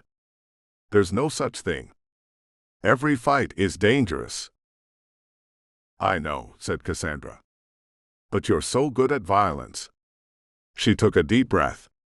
I understand why you would want to stop. She smiled. I bet you would make your girlfriend happy if you decided to stop being an alpha operative and settle down. Maybe, said March. Maybe I'd be bored. I doubt that, said Cassandra. Censor says no one ever gets to really leave the Silent Order. He'd find something for you to do on Kalaskar. It is something to think about, said March. Vigil finished the pre-flight checks, and they departed Alexandria Station. 2 days later, they returned to the vast gleaming expanse of Kalaskar Station. March contacted Censor, and the head of the Silent Order congratulated March and Cassandra on their successful mission. A team of military police met them on the docking concourse, and March handed over the Firestone with some relief. Guess that's that then, said Cassandra. It is, said March. I hope we never have to do that again, said Cassandra. I'm not going to argue, said March. Goodbye, Jack, said Cassandra, and she hugged him. He hesitated, and then hugged her back. Why don't you come visit me sometime? I'd like to meet your girlfriend. If I stop, said March. Otherwise, it's too much of a security risk for all of us. I know, said Cassandra. She smiled again and checked her phone. I've got to catch my shuttle. Our mutual employer wants me to check on something in the outer system, Doc, and then I'm heading back to Kalaskar. Jack. Yes, he said. Thanks for saving my life. Again. He smiled back. My pleasure. March walked Cassandra Yerzov to her shuttle's airlock and watched her depart, and then boarded his own shuttle to Kalaskar City Spaceport. Adelaide Tarrant waited for him at the landing pad. She was always fastidious about her appearance to the point of vanity, but she looked beautiful in the reddish sun of Kalaskar, her hair and makeup perfect, and she wore a black dress and jacket that fit her well. Her face lit up when she saw him, and he kissed her. Welcome home, Jack, said Adelaide. She had put such effort into her appearance that he almost felt bad about getting her out of her clothes as soon as they got to her house. Almost, but not nearly enough to stop him. Or her, for that matter. Later, they lay together in her bed. You got some new scars, she murmured, trailing her fingers along his chest. Yeah, said March. Was it bad, said Adelaide. I know you can't talk about it, but was it bad? It was bad, said March. Not as bad as our trip to Vesper Station, but pretty bad. But if I hadn't been there, it would have been much worse. Good, said Adelaide. Did you hurt them? He knew she was talking about the final consciousness. Yes, said March. I did. As severely as we did on Rust Belt Station. Ah, said Adelaide. Good. She snuggled against him, but he felt the tension in her muscles. What's wrong, said March. Had the strain of his absences started to tell on her? I feel stupid asking it, said Adelaide. You have so many other things on your mind, and it's such a trivial thing to ask, but... What is it, said March. Adelaide took a deep breath. My mother wants to meet you. March blinked and then laughed. What? Said Adelaide, levering up on one elbow to look at him. She looked caught between embarrassment, annoyance, and amusement. Nothing, said March. I suppose William told her. Adelaide rolled her eyes. William told everyone in the family. The man never found a piece of gossip he could resist repeating. She sighed. I suppose you already know all about my mother. March did. Catherine Renton was 95 years old, which by Kalaskaran standards put her in late middle age. She worked as a nurse in the Vanderen Hospital, had been eligible for retirement once, but had kept working, probably to keep herself busy after her husband had died. A little, said March. You do have 12 pictures of her in the hallway. Would you want to meet her? Said Adelaide. You don't have to if you don't want to, but... I would be happy to, said March. Someday soon, he knew, he would have to decide whether he would remain as an Alpha operative. Whether he would continue the Silent Order's quiet war against the final consciousness from the front lines, or in another capacity. But for now, he was content to spend time with Adelaide and her family. The end.